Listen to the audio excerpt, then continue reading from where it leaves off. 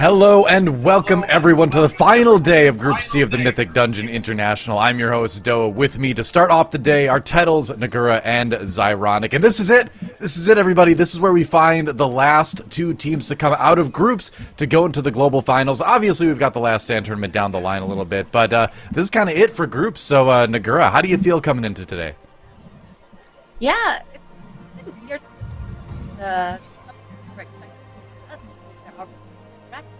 And a team like Sloth are really showing up with these strategies that we have never seen before, performing out of this world, but then also in other dungeons not performing that well. So I do think this group is the most interesting group when it comes to Sunday, because I really don't know who's going to make it out of this one.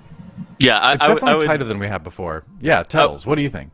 So, I mean, we talked about like Cup A being the group of death, and we were wrong. It's definitely been Cup C. It's like one of those things that basically all four teams realistically can make it out towards the end of the day, and I wouldn't be super surprised with a lot of different combinations. I do really think that this is the most competitive Sunday that we've had so far. Yeah, well, here's our bracket, how it's kind of laid out since Friday. Donuts and Despair are going to be fighting it out first in the upper bracket semifinals. Then in the lower bracket, we've got Womegalol versus Ethical. Obviously, the loser of our winner semifinal will face the winner of our lower bracket semifinal, and eventually we'll get to the grand finals. But the thing is, our first match of the day, Donuts and Despair versus Sloth, winner goes to the global final. So we're already going to crown one of our, sub-champions, if you will, in our very first series. And, obviously you want the prestige, the cash about making it out as a first team in your group, but just getting that global's final spot is, I think, what everyone's kind of really here for, huh? Yeah, absolutely. I mean, Donuts and Despair have already called their shot. We had a few of their members messaging us, wait until you see us in the finals against Echo in global finals.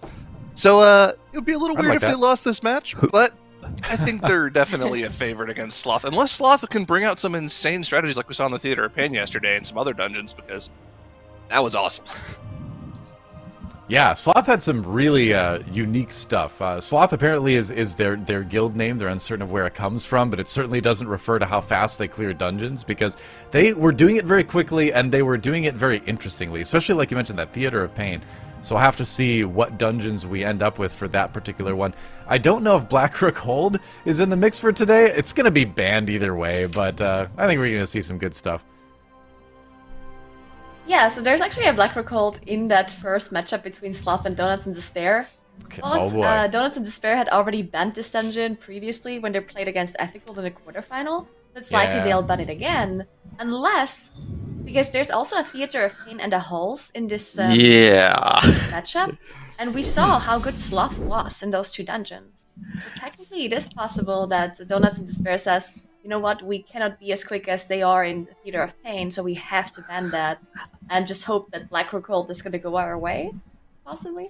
I mean, this map pool, from what we've seen from Sloth, obviously we don't know what Donuts and Despair can do potentially time-wise in these dungeons, but if you're looking at some of the maps, these are not exactly super friendly maps for Donuts and Despair. So first off, Necrotic Wake, I think that's always going to be Sloth's kryptonite, but the Halls of Atonement and Theater of Pain, oh man, those are tough dungeons to let through. That's kind of Donuts and Despair playing into Sloth's strengths a bit. Yeah, I mean, it's really going to come down to, I think, that first dungeon, right? Because Sloth did have a very difficult time on Necrotic Wake when they faced MMDT. They ended up with 18 deaths. They still won the dungeon, but it was a messy affair, to say the least. So we'll be looking for a little bit of a cleaner run this time around. But I don't know. We'll see. That Halls is going to be spicy too, isn't it? Yeah, definitely. Man, I don't know. Donuts and Despair, like they have to 2-0 this series, I feel like. Like if this goes to a Theater of Pain, I think Sloth is pretty much going to take the series. That is a nasty thought to look at. Like with the ban for Donuts and Despair, you're pretty much choosing between banning Blackrook Hold or Theater of Pain, and you're choosing to ban either a dungeon you know your opponent's really good at, or you're choosing to ban a dungeon that you probably haven't practiced in like 4 years. That was a rough choice that they had to make, but man, this is going to be a banger series. So what's really interesting is that the two first maps we're going to play are the two maps that Sloth 2-0'd Mythic Meme Dream Team on in the very first match on Friday for them. And Necrotic Wake, like we said, was a little bit messy, but Halls was really good for Sloth. They had 0 deaths. They got it done in 14:47. It was pretty fast. So, as long as Necrotic Wake goes well, yeah, I mean, Sloth could be in a pretty good spot, but it's all like if Necrotic Wake goes well, Yeah, and I mean, honestly, that dungeon's kind of Sloth's kryptonite. So they've been. Yeah. This is like the third season that this squad together has been doing the MDI, and I think that there are 3 separate instances that stick out in my mind where they have just ran it down in Necrotic Wake, like 15 plus death fiascos, and it's like, this is always a dungeon that they can be good at, but it feels like they're so inconsistent from time to time. Something like maybe a 30% win rate on a dungeon that they probably should not have a 30% win rate in. So it's like, they take a lot of 50-50s, and they run a lot of volatile strategies, which can work out for them. It normally doesn't pay off in Necrotic Wake, but if it does pay off, it can look pretty good. But we need to see them be consistent here. Yeah, for sure. I mean, we've got 2 experienced MDI squads here, at least on the Donuts and Despair side.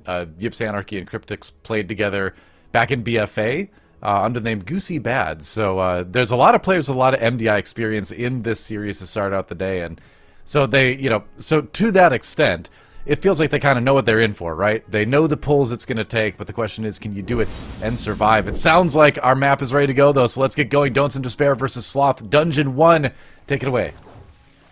Alright, so this very first pull that we're going to see from Sloth is going to be incredibly important because they are pulling Blightbone on top of all of this trash, and they don't have the Goliath orbs just yet because it takes a while for that Steward to actually activate it. And it looks like Donuts and Despair also pulled Blightbone on top of their pull as well.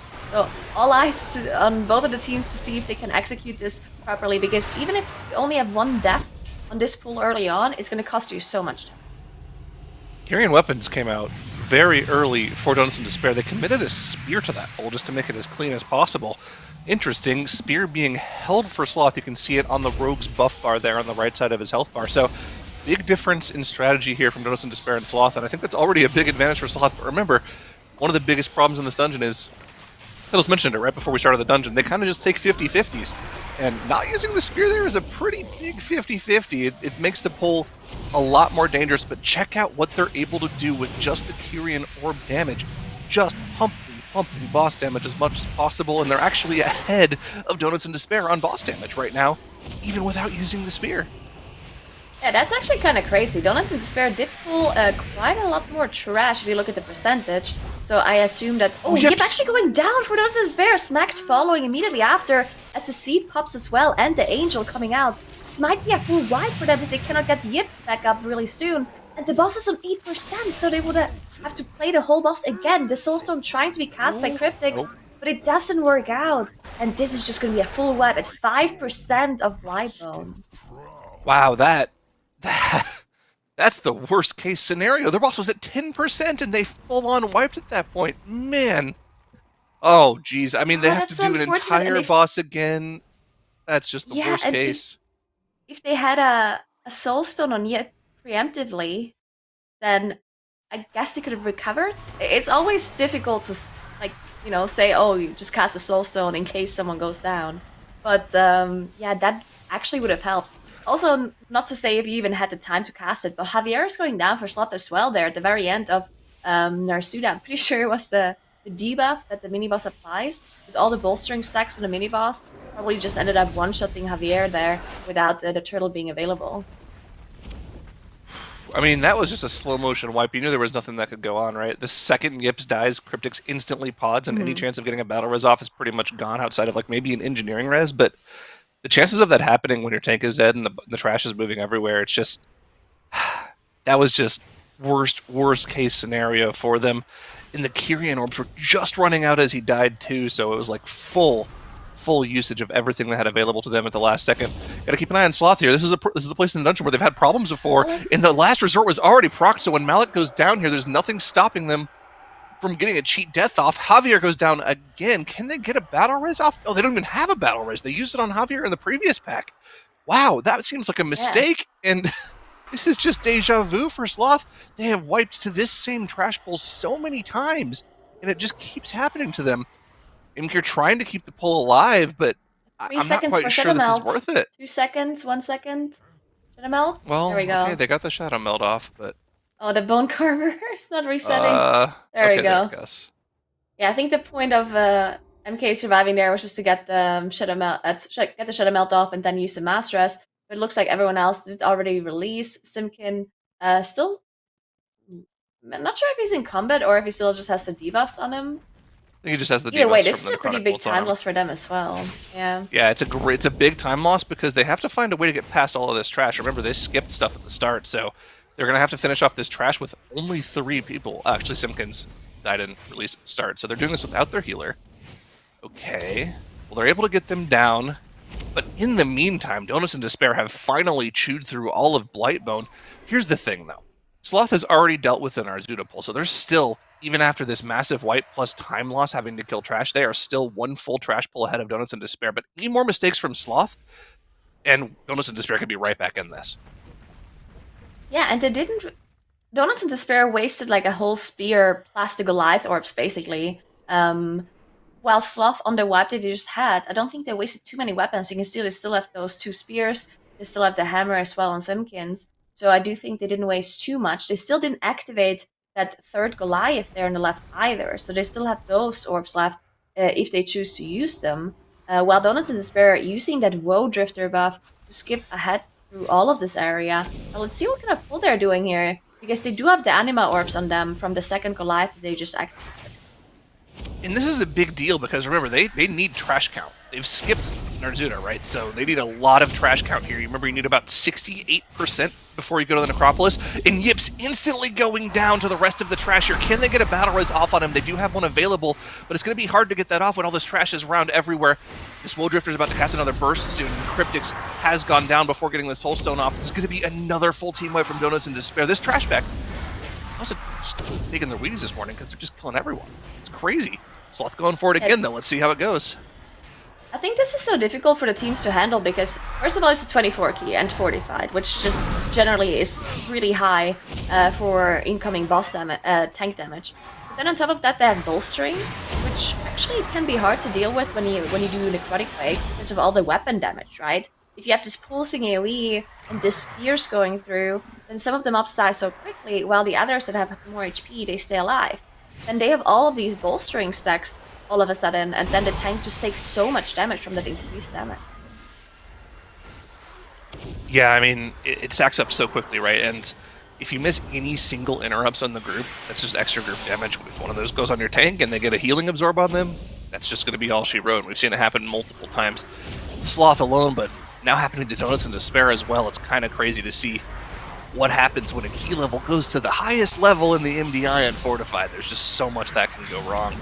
Looks like they're going to have Anarchy come back and knife the healer here. Yep, use that engineering battle res. This is going to be their battle res, but I believe it's better than everyone running back and having to commit potions and shrouds because they're going to need those later on. And check out the little time save here from Anarchy, getting the res off, and now they're going to go start the boss RP2. A little bit of time, but we need to focus in on Sloth here as they're going for another one of their massive pulls. Trash on top of the bod. Rogue instantly goes down at the start. That is one of their spears available if they were planning on using it on this pack. They still have 4 of the Kyrian Orbs available, though. Hopefully those can help them out. You can see that Dark Fate going on Simkins, using the wall to make sure he doesn't go down to it. Can they get through this pull without the Rogue, though? Yeah, so you can see a lot of the mages are casting those Frost Pulse Volleys onto the left.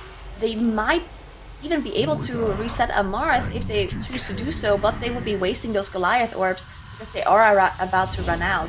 It looks like they're deciding to just continue without their Rogue being alive, and they should, now that all of the trash is dead, they might actually just be able to finish off this boss, and it's not tyrannical, so they might be fine, but still, just having one less damage dealer in the fight is going to cost them quite a bit of time again. It's going to cost them a lot of time for sure.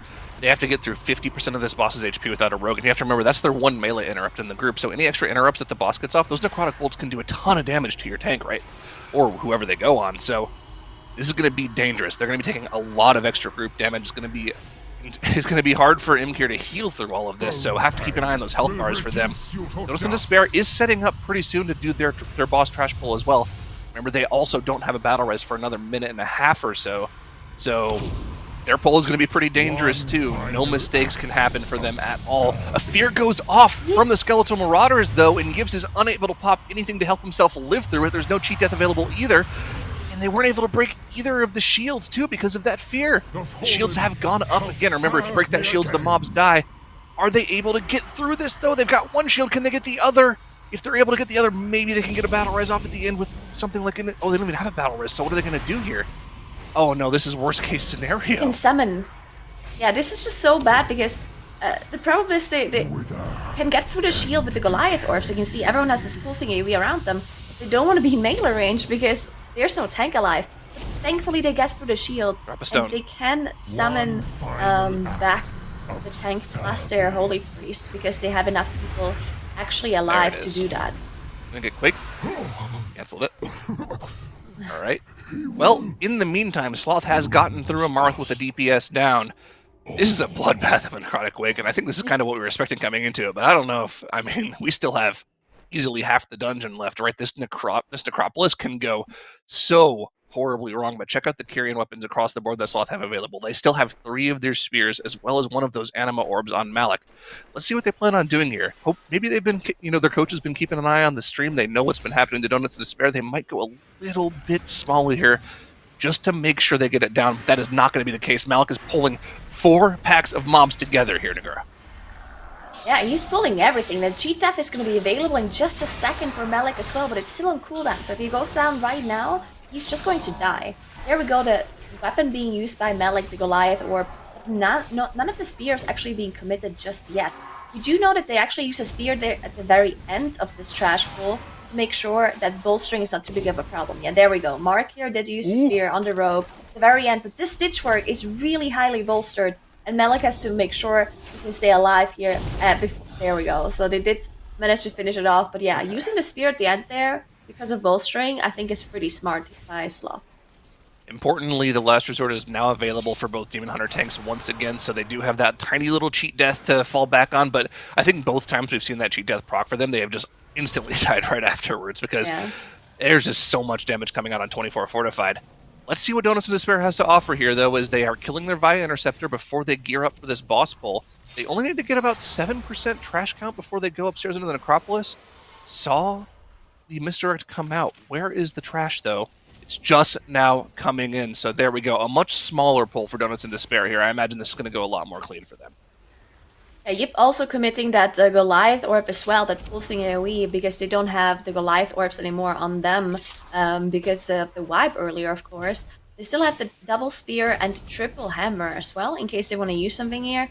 But I do think that the 2 spears at least have to be safe for the next 2 bosses. On a 24, not having any spears for Stitch Flash and the last boss is really dangerous.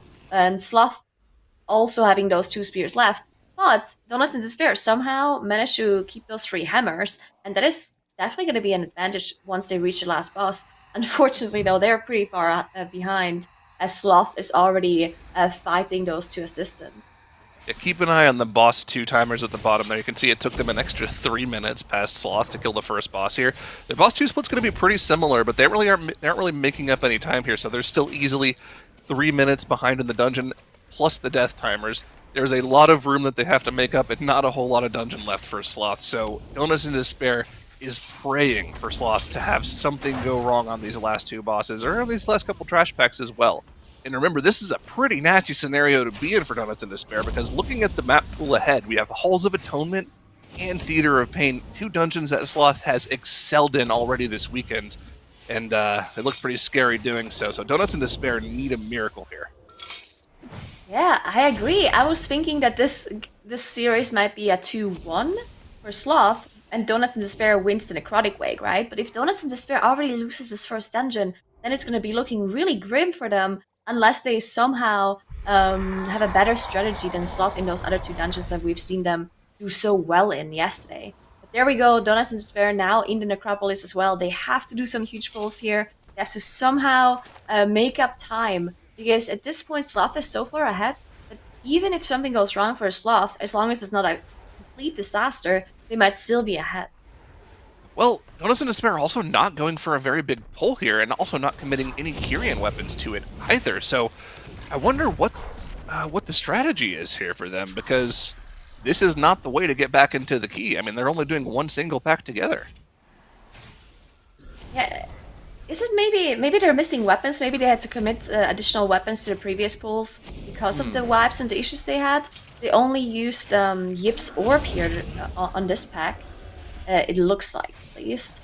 Yeah, as you said, they're really just not pulling much. And Yip already has to kite now with all the bolstering stacks on these creations, while Sloth is dealing with some of the last few trash packs before a Stitch Flash. Yeah, meanwhile, Sloth has dealt with the Gore Grind pack, which means they only have the one final trash pack left to deal with, of course, Rot Spew. Once that is done, it is just 2 final bosses left that they have to deal with. Great view of you there. Of the Throw Cleaver being broken out by the Voidwalker. Off-tanking it. That's really Off-tanking cool. the Flesh Crafter. I like that strategy. Pretty solid. That's really It's nice. actually really interesting because one of the biggest problems you have when you're not running a mage specifically is being able to actually use Flesh Crafter consistently. Of course, mage is really good for polymorphing, breaking out with Frostbolt so that it doesn't have an igniter or anything on it, and then repolymorphing once the Throw Flesh goes out. And you can do that every 15 seconds perfectly. You can't really do that without a mage in your group, but Sloth is showing us how you can using a Warlock Voidwalker. Pretty cool. Yeah, this is actually really nice. And Sloth is really showing up this weekend with all of those like cool little tricks and ideas that they're coming in to those dungeons with. So I really, really like that. As Mark here, unfortunately, is getting hit by one of those cleavers, not being able to get it into the leftover trash there, and therefore proccing the cheat death. So they have to be a bit careful with that. And honestly, even though it is a really cool tech, I think they might just not want to risk it, honestly, because they're so far ahead, they just have to finish this dungeon without any sort of mistakes. And you don't need the Flash Crafter damage to kill the trash, right? So I'm kind of on the idea that they should maybe not do that. There we go, they are now engaging Stitch Flash. The first hook on the boss has been used, and the spear also came out already from the Hunter. Let's see how fast they can finish off this boss. Well, should be pretty quick. I mean, the biggest problem is that their last boss is going to take quite a while to get through, right? They only have the 1 spear and 0 hammers to deal with it. That boss can get a little dangerous if you let it live for too long, but fortunately for them, they do have a Flesh Crafter to help them do a little bit of extra damage to the boss. Kind of surprised they're still using the Voidwalker here, too, on the boss to break it out. Seems a little bit difficult to do properly, and you can see this Flesh Crafter is just out and about. Hopefully they don't accidentally kill it off, because that would be pretty unfortunate for the final boss damage. They're in the second phase of Surgeon Stitch Flesh here. Oh, wow. That Flesh Crafter coming in, doing a nice 8% chunk to the boss, and it's going to be a very easy Surgeon Stitch Flesh kill for Sloth, and we're heading up to the final boss here, Nagura. Looking pretty good for Sloth. I mean, in the grand scheme of things, this is probably one of the cleaner Necrotic Wakes that they've had. Yeah, and I'm really impressed by this, by the cleaver as well, just being used onto the boss there, because you have the 2 creations and the boss and then the cleaver, and you somehow manage to aim it into the boss anyway, even though there's 3 targets on a tank. That is pretty impressive. And we do see the Flesh Crafter not immediately snapping up to the group, though, hitting, I assume, the tank through the floor. There we go, the Flesh Crafter is now upstairs, and they did commit the Bloodless as well and use the spear, so now they're going to be nuking the boss as much as they can while also using those cleavers. And the Gateway has been placed as well, so the first Exile cast could possibly be Gatewayed and avoided, because they do have 1 Battle Rest available they can use. Yep, there's the Gateway, Dark Exile, and the Simkins, and remember the way Gateway works is you just go to the end of it regardless of what happens to your character when you're mid-Gateway, so it prevents the Dark Exile from sending you downstairs. And he will die at the end of that Dark Exile debuff you see on his character frame in the top right of your screen. Like you mentioned, they have the Battle Res available for him. There's a good chance that they might just kill this boss before that even happens, though. Look at the boss's HP, already sub 25%. Fleshcrafter does go down a little early, but that's not too big of a deal in the grand scheme of things as long as they have the damage to finish the boss off here. Yeah, this is pretty impressive, even though they did have some mistakes earlier and wiped to that same pool that they already wiped to yesterday. I still think that their strategy is really impressive, and they executed it pretty cleanly outside of those mistakes. So yeah, I mean, Sloth really showing up again today with, I'm mostly just impressed by all of their ideas. There we go, Simpkins going down, but using the Soul Stone immediately. And Nalthor is going down. That means Sloth is gonna go up in the series 1-0 against Donuts in Despair. Indeed, a victory for Sloth here in the first dungeon, and you know, sometimes you get over Kryptonite, I guess. Sloth won. I mean, it wasn't clean. It wasn't the super cleanest run we've seen, but honestly, one wipe, an extra death, you know, here and there, not bad for Sloth. And I think at the end of the day, that is just a really, really, really hard dungeon. I mean, yeah, 24 fortified. I mean, that is a very high key level and a very volatile dungeon that these teams are. Like, they did it with one, like, Sloth did it with one full team wipe, and it was still 18 minutes, 42 seconds, just to put it in perspective. That is still so fast. Obviously, the Kyrian weapons do a lot of heavy lifting in this dungeon, at least in regards to mitigating some of the timer, but it's one of those things that, like, Sloth didn't have a perfect run. I think Donuts in Despair could have capitalized on it. Donuts in Despair had problems of their own, though. It's like, this wipe on Blightbound. Such as this wipe on Blightbound. Wiping on this boss at 5% HP is brutal. It's like almost impossible to come back from, because like the difference in their boss 1 split over that of Sloth was like something like 3.5 minutes difference separated the two teams, just on boss 1 alone. And that by itself is basically going to put you at just like a massive deficit. I thought that there's maybe going to be potential for Donuts in Despair to come back whenever Sloth had a pretty... this wipe was really, really bad for Sloth. So like once Malik dies here, basically the whole entire party's gonna die, because like the fear's gonna go off. There's like a lot of bad stuff that's happening once Malik ends up going down. And I thought that this was gonna be like a potential opportunity for Donuts in Despair to jump back in, but Donuts in Despair just had more problems of their own on a similar pull. Like this pull is very dangerous, and I think that like if you don't do the MDI, it's very difficult to conceptualize just how difficult a pull like this is, especially on your tank. Because like that is a ton of mobs that they're dealing with on that Vengeance Demon Hunter as well. And yeah, Sloth actually did something that was very interesting. They soloed the Marth. I'm sure you guys were talking about it in the cast. They basically 4-manned the Marth. That was I thought that this was going to be another wipe for Sloth. Whenever Marky went down so early, he's like 80% HP on the boss. I was like, oh no, they're going to wipe again. But Sloth was able to overcome this. They didn't have too many more issues in the dungeon, and were able to take down this first map. Oh, this part was great. Oh, this is a good clip. Look out, Javier. Yep. Well, there you go, Necrotic Wake Sniper. You gotta watch out. That was almost like a carefully crafted flesh cleaver to take down Javier. But hey, the dungeon was won in the end. Exactly, yeah. But it was interesting first one. But the thing is, now Donuts in Despair may be despairing a little bit, because we're going to Halls, and that was a really good dungeon for Sloth earlier in the weekend. So this is going to need to be Donuts in Despair at their absolute peak if they want to keep the series going. And I think they definitely could. I think the series isn't over yet, but it is a situation where they kind of have to beat Sloth on their maps now. And that is going to be a little bit tricky. If only they hadn't banned Black or Cold, right? You know? Yeah, the good thing though is that we haven't seen Donuts in Despair do any of these dungeons of this map pool at all, right? Well, we saw Sloth do Necrotic Wake, we saw them do Halls, and we saw them do Theater of Pain. So even though we think that they have a really good strategy and a really good route for those two dungeons, it's possible that Donuts in Despair just has a better one, right? They know which timer they have to beat. They know exactly, okay, Sloth clears Halls of Atonement in 14 minutes and 47 seconds, so we have to be faster than that, right? So if they somehow manage to do that, then yeah, we'll see. Because they have the potential for it, for sure. I mean, you're totally right. In a sense, like Sloth kind of gave them a blueprint as far as like what they need to know to try to adapt and go a little bit faster. So, you know, if Sloth does the same route, then yeah, theoretically, Donuts in Despair should come into it prepared to have a route that goes a little bit quicker if they can, you know?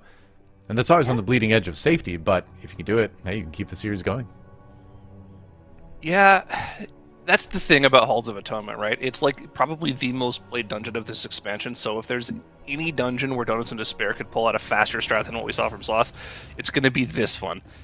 The problem is, you've got that Theater of Pain looming right behind, and we saw what Sloth can do in that dungeon. Like, it's kind of crazy. Still, would love to see a competitive Halls of Atonement here, and you can check out 21-minute run, fastest run on live. That's pretty fast, but when you consider what we saw yesterday, 14-minute run, it's pretty crazy. I mean, it was 14:47 for Sloth on day number 1 of the weekend. That'd be Friday, and then yeah, we did just see another really quick one yesterday too. We saw who was it? trying to remember. Maybe it was Friday that we saw that one. I Okay. think Ethical, Either way. I think Ethical had a good Halls of Atonement at some point. So 52 Def one, do you mean that one? That is was not the one. I don't think that's the one Are we're you thinking sure of that right now. wasn't the Yeah. Maybe. But I think overall, like, I think Donuts and Despair has a pretty good chance of being able to take down this map if they have a clean run.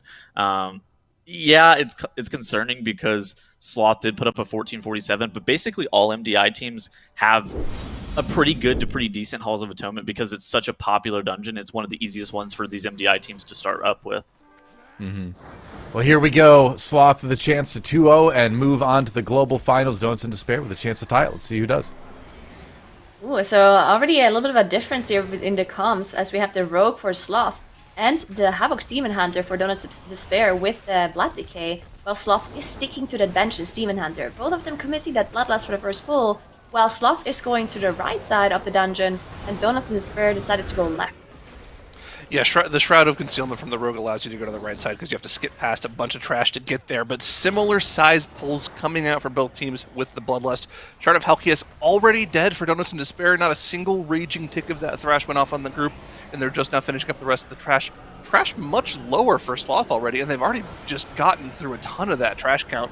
That's definitely part of the, the line of sighting around the corner is going to be the thing that helps with that, but similar size first pulls for both teams, going pretty solid so far. Donuts and Despair going to head on down to that second shard of Halkias while Sloth rejoins them on the shard that Donuts just dealt with. Yeah, Sloth going for that single shard pull there, not risking any double pulls, obviously. It also looks like maybe even both of the Warlocks are playing Venthyr potentially for the curse application whenever they use that Covenant ability. Looks like Sloth is dropping pretty low when that shard is casting the AoE, but no problem. And I guess another positive thing about Sloth's composition is that they have two Rage Dispels, right? One on the Rogue and one on the Hunter, while Donuts and Despair only has one on the Hunter. Well, that's the thing, right? I feel like if you're going to die to something from a mob, the raging is also just kind of overkill in certain scenarios, right? Like, as long as you're getting the Shard of Halkias Thrash Raging Dispel, you should be totally fine. As long as you're dodging out these rapid fires from the Houndmaster, you should be totally okay. But I guess it's another extra tiny safety net. And of course, the Rogue Dispel is pretty long cooldown, right? So it's really only going to be used once in a pull, too. And that is definitely true. We also do see another tiny difference, of course, with the racials as well, because Demon Hunters cannot be dwarves, so that means that Yip is going to be playing dwarf on the Blood Decay, while Malik does not have that option, so has to stick to that Shadow Melt. But Donuts and Despair now moving on to the right side of the dungeon and killing off that shard that Sloth had dealt with at the very start of the pool. Let's see if they can pull it off, because that's actually a lot of trash that they're gathering up here, and immediately line of sighting around the corner, while also mind controlling that Stoneborn as well. Alright, here we go. Line of sighting around the corner. All of the trash is now funneling in. They have the Infernal available. All of the cooldowns are used. Notably, Metamorphosis not being used from Anarchy here. That is an interesting choice, or it might be off cooldown. I think we saw it. We had like a spectator reset there, but here we go. Have to make sure we get all of these interrupts off. Any curses that going off are going to be dangerous because they only have the one curse dispel from the Resto Shaman. Is he even going to use the dispel on himself? No, he's just going to keep healing the group and eat the damage there, chunking out for half of his HP. But most of the trash is now dead. The second Thrash coming out from the Shard of Halkias, which is still pretty healthy here. But as long as they get the Raging Dispel off before any further Thrashes, they should be fine. Yeah, there's so many details that go into these pools, and because both of the groups only have one curse dispel, they have to be very careful, because these circles that we talked about that Timber didn't dispel on themselves, if the Shaman uses the dispel for the curse, then there's no dispel left for the actual magic debuff. Unless the Warlock plays the Imp to make sure that they can dispel it. Then they don't have an interrupt for the mobs, which is also a problem because there are so many casters in there that need to be interrupted. So it's really just like a kind of balance between which utility you want, because you can survive the circle debuff if you have a defensive ready. But look at Sloth, I mean, they're so fast. They're already fighting Halkias, and 62% already on the board, while fighting even more trash on top of the boss. Donuts and Despair now gearing up for a boss pull of their own, but like you said, already 50% behind on the boss, and we know what Sloth's route is later on too. They pull trash on top of the second boss, and then they commit their second Bloodlust to try to one-phase Inquisitor Cigar. If they can pull off both of those two things cleanly, there's no way for Donuts in Despair to come back in this dungeon, so they need to get a huge boost of damage right now, but I'm not really sure the Demon Hunter DPS difference is going to be that big of a damage, but he is doing a lot of damage on this pull. Yeah, definitely is doing a lot of damage there. Could be the Stoneborns as well being mind-controlled, because Anarchy is the Venthyr Demon Hunter in their group. But Sloth having one death there on Javier, that means they have no more battle rest left on their side. And they also proc both cheap deaths on their Vengeance Demon Hunter and their Rogue. So definitely very scary moment for them from here on out until they have a battle rest back up. And they did pull more trash into this corner. And this is just very risky for them to dodge that team. Yes, and their healer is going down. Javier is just sitting in Turtle, trying to survive. We do have an Ankh Arrest Shaman. Not sure if they're safe to use it in their position that they died. Well, he was able to get it off, so that's good. He's at half HP. They're still not out of the woods just yet. Everyone is incredibly low here. And there we go, people just now starting to get topping off everyone but himself first, and the boss goes down, back into safety. If anyone dies at this point, they can just release and rejoin with the group. They just now got their Woe Drifter buff as well, so they'll be able to skip to the second boss and do their trash pull, as they did last time we saw them this weekend. Donuts in Despair now going for a similar trash pull to what we just saw from Sloth, pulling the boss into the corner, trying to obtain that Woe Drifter buff for themselves as well. Looks a little bit safer, and also their boss is just dying much, much faster here as well, so much cleaner execution, and they'll be able to finish off the trash here as well. Did they get their Woe Drifter? There it is. You can see it just now coming out. There's the buff, giving them the damage reduction. They kind of caught up a lot on that boss, Nagura. Yeah, they definitely caught up, and now we'd also see Sloth just having to wait a little bit because we know they pulled trash on top of this boss. But I assume because they had some issues on the boss previously, the patrol maybe was in a bad spot, and now they had to wait before Malik could actually aggro this. So they lost another couple of seconds there, in addition to the 10 seconds death penalty timer that they have on the board. Donuts in Despair though, they are moving into the boss fight. They don't need this extra trash that Sloth had pulled, and they're now already on Echelon without any deaths whatsoever. So I do think Donuts in Despair is now slightly in the lead. This trash needs to die for Sloth. Once that meta runs out for Malik, he's going to be pretty dry, and there's no cheat death to help him out, so they need to finish off this trash incredibly quickly. The Urbuff will keep him alive for another 10 seconds pretty easily, but this is getting pretty scary with both of those Dark Blades. Sorry, the Dark Blade and the Obliterator both getting into raging territory there. Looks like they're going to be safe. Most of it's dealt with. They got the Vi Interceptor as well. Remember, that's one of the benefits of pulling that extra trash pack. They get an extra set of relics to help them with boss damage.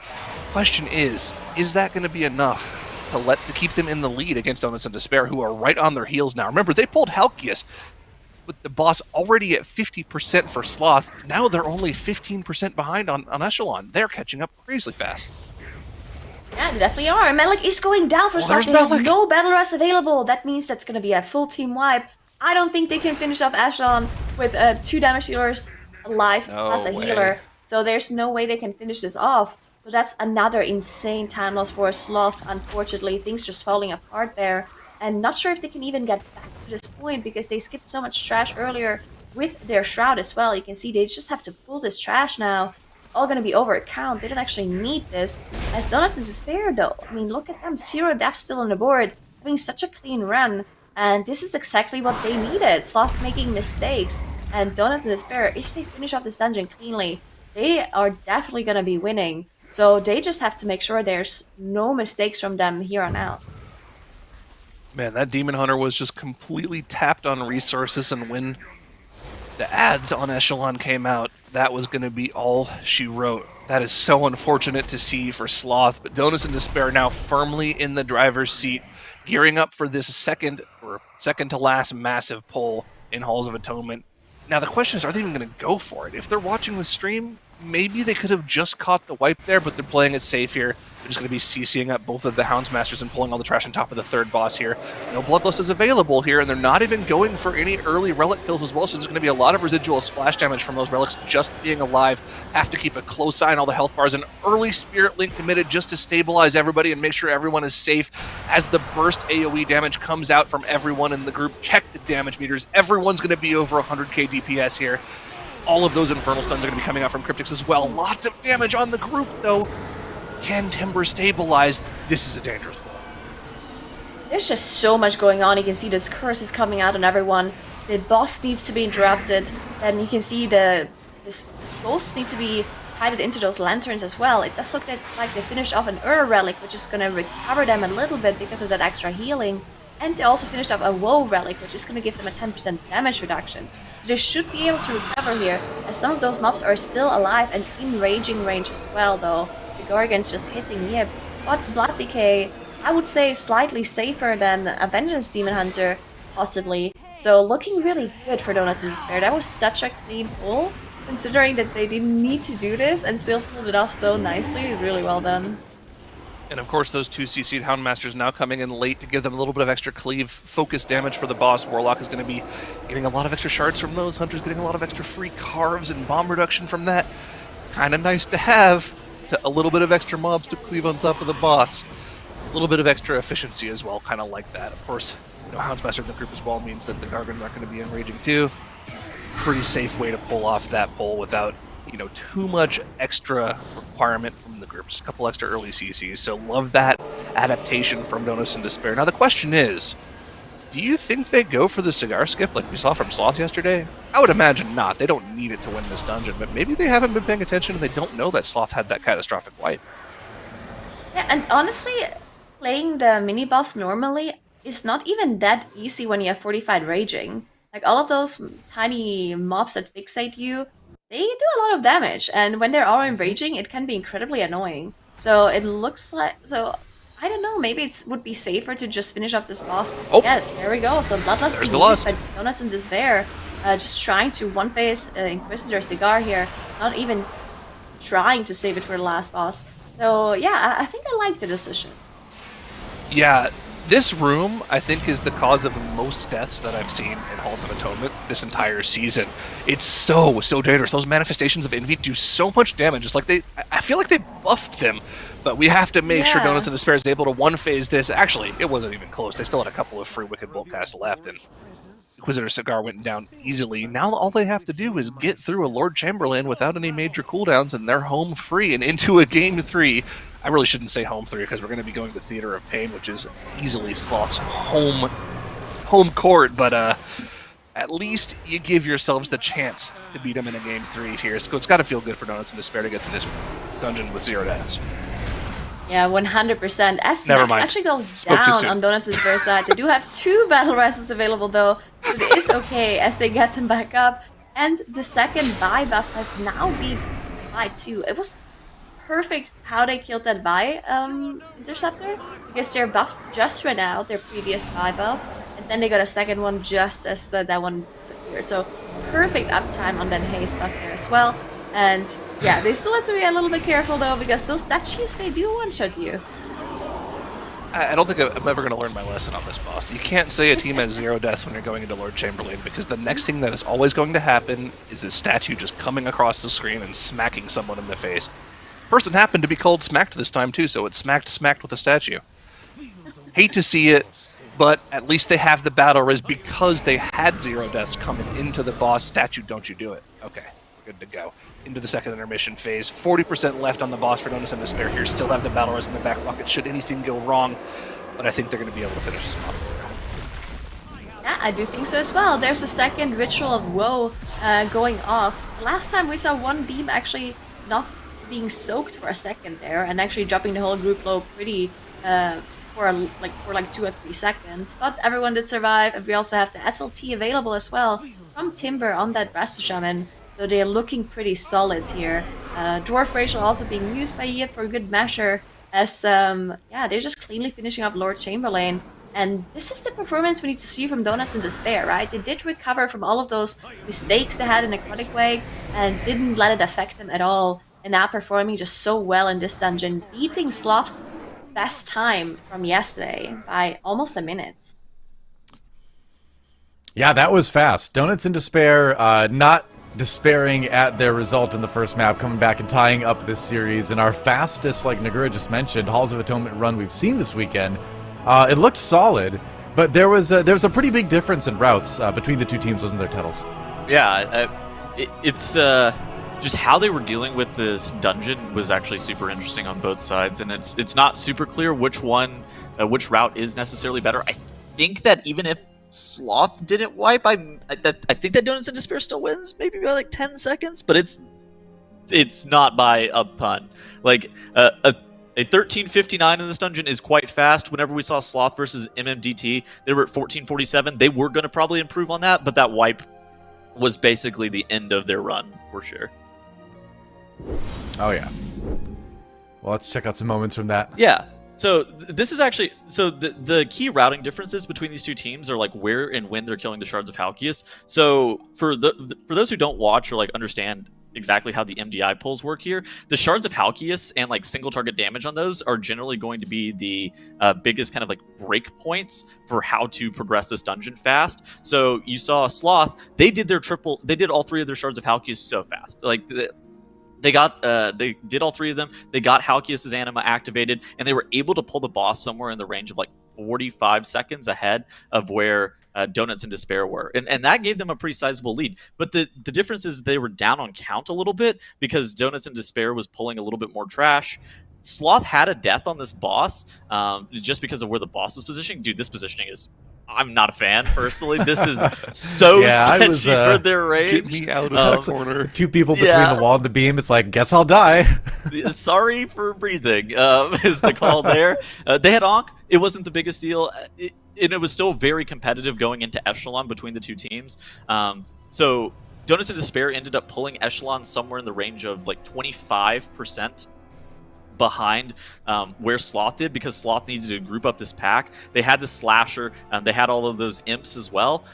I don't really like that Slasher pull. It makes Echelon a lot slower and a lot more dangerous. Normally I'm not worried about like the survivability issues, but just like the survivability issues of having that Slasher come back to bite Sloth here. You do see Malik, he ends up just going down on the boss, which is like it was just a weird time, honestly, too. He didn't have the Last Resort available, and then like once they have the tank deaths are the most costly thing in the MDI by far. Once that happens, it's basically a full wipe. Sloths runs over. Donuts and Despair are able to kind of clinch it with making sure that Inquisitor Cigar doesn't get a heal off. They Bloodlust this pull, which makes a lot of sense on this dungeon level. It's 23 fortified. Like this mini boss is basically one of the hardest mobs. There's also explosive too, so you're not going to kill off all of those ads on the pew. It's just not going to happen. You don't want to deal with the explosive there, so it makes sense to blow your lust plus a Stoneborn there. I think that overall, though, I did kind of prefer Donuts and Despair's route, even though the Sloth pathing with the Shards of Halkias, at least on paper, seems like it should be faster because they got a Halkias engaged sooner. I don't know. Interesting routes by both teams, though. Well, speaking of interesting routes, we can look ahead to Theater of Pain, which is going to be our third dungeon in this series, and this is kind of looked like Sloth's playground at this point. They have been very fast. It is their home turf, as Ironic mentioned, and I'm curious, though. Obviously, we know Sloth is good on it. It's still one of those dungeons, especially on Tyrannical, that can cause some random deaths here and there, so this series is far from over, but, you know, this is all kind of the quote-unquote plan for Donuts and Despair. You know, they just got to beat Sloth on their own maps, don't they? The scary thing as well is that they can go a lot faster than we saw from them yesterday. They had 5 deaths in that run. They had a couple of extra trash skips that didn't quite work out for them. They could probably easily go like a minute to a minute and 30 faster if they have a clean route. But that's kind of the if there. Can they have a clean route? Not too sure. They did say that they could pull off some of those skips 10 out of 10 times in practice, and they had stage jitters when it happened, so I would love to see a clean run from them here to show us what they can actually do. But, I mean, this type of routing in the MDI is the thing that makes me love the MDI so much. This is a dungeon that's been part of the dungeon pool for the past, like, year and a half, and they're still finding ways to just come up with new ways and exciting ways to make it go faster. It's so cool to see. JB had a really good tweet. He was like, Sloth's Theater of Pain is why I got into the MDI. And I think that's like... Yeah, that's cool. Funnily enough, I actually do think that we talk sometimes about teams looking at top team strategies and adapting them overnight, and very infrequently does that happen because you don't normally have enough time. But I think if there was ever a time for that to happen, it's Donuts and Despair going into Theater of Pain and kind of ripping some of those strategies, and I think that implementing maybe like the Zavwing champion skip, or the Zavwing like champion pull into the boss, that seems like the most easily doable, at least on like a shorter time frame for Donuts and Despair. So I'm kind of interested to see if how their route has maybe evolved over the past couple of hours. We haven't seen them play it, but I'm interested to see how this goes down for both of these teams. I want to see Sloth actually pull off the platform skip in the spooky wing. They were so close, and like we were saying earlier, they said they've done it a lot of times, but it's very intricate. It's very difficult to do correctly. But I'd like to see it happen once. I want to see Sloth at their maximum with this route. It should be sick, and we don't have to wait anymore because here we go. The dungeon begins. Who wins this dungeon? Who makes it into the global finals from this series? Let's find out. Yeah, so much on the line in this dungeon here. The winner of this Theater of Pain is going to get into the global finals, being qualified as the top 2 from Group C. Both of the teams are pulling some trash into that first boss and committing the Bloodlust as well.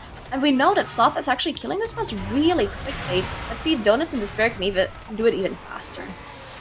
All right. Big damage coming out. Now they're running similar group comps, but the Windwalker is just blasting for Donuts and Despair. Looks like they're actually going even faster than what we're seeing from Sloth, and they're both going for a similar pull size. They both have that 7% trash count on the board. So, man, this is just raw DPS difference here. Now, notably, Sloth does have Sathel a lot lower. Donuts and Despair doing a much better job of keeping the HP bars at the same level on their side, though. Yeah, there's a little bit of a difference between the Windwalkers and the Hunters, though. You can see the Hunter for Sloth just absolutely doing insane damage.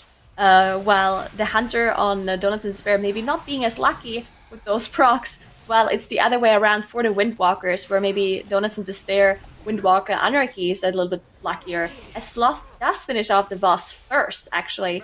And we'll see a boss split in just a second. There we go, 3 choose 1 as well. Congrats to our Achievements admin. popping up.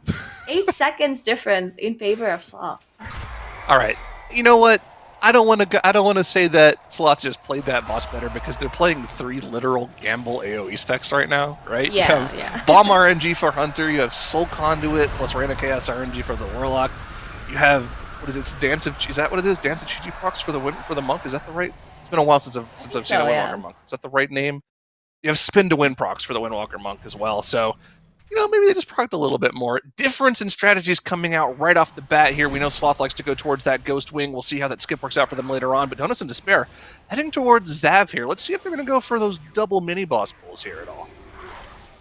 Yeah, that might be what their plan is, and they also might want to just control Undead on that champion as well, so they can move that champion throughout the dungeon and get that extra buff.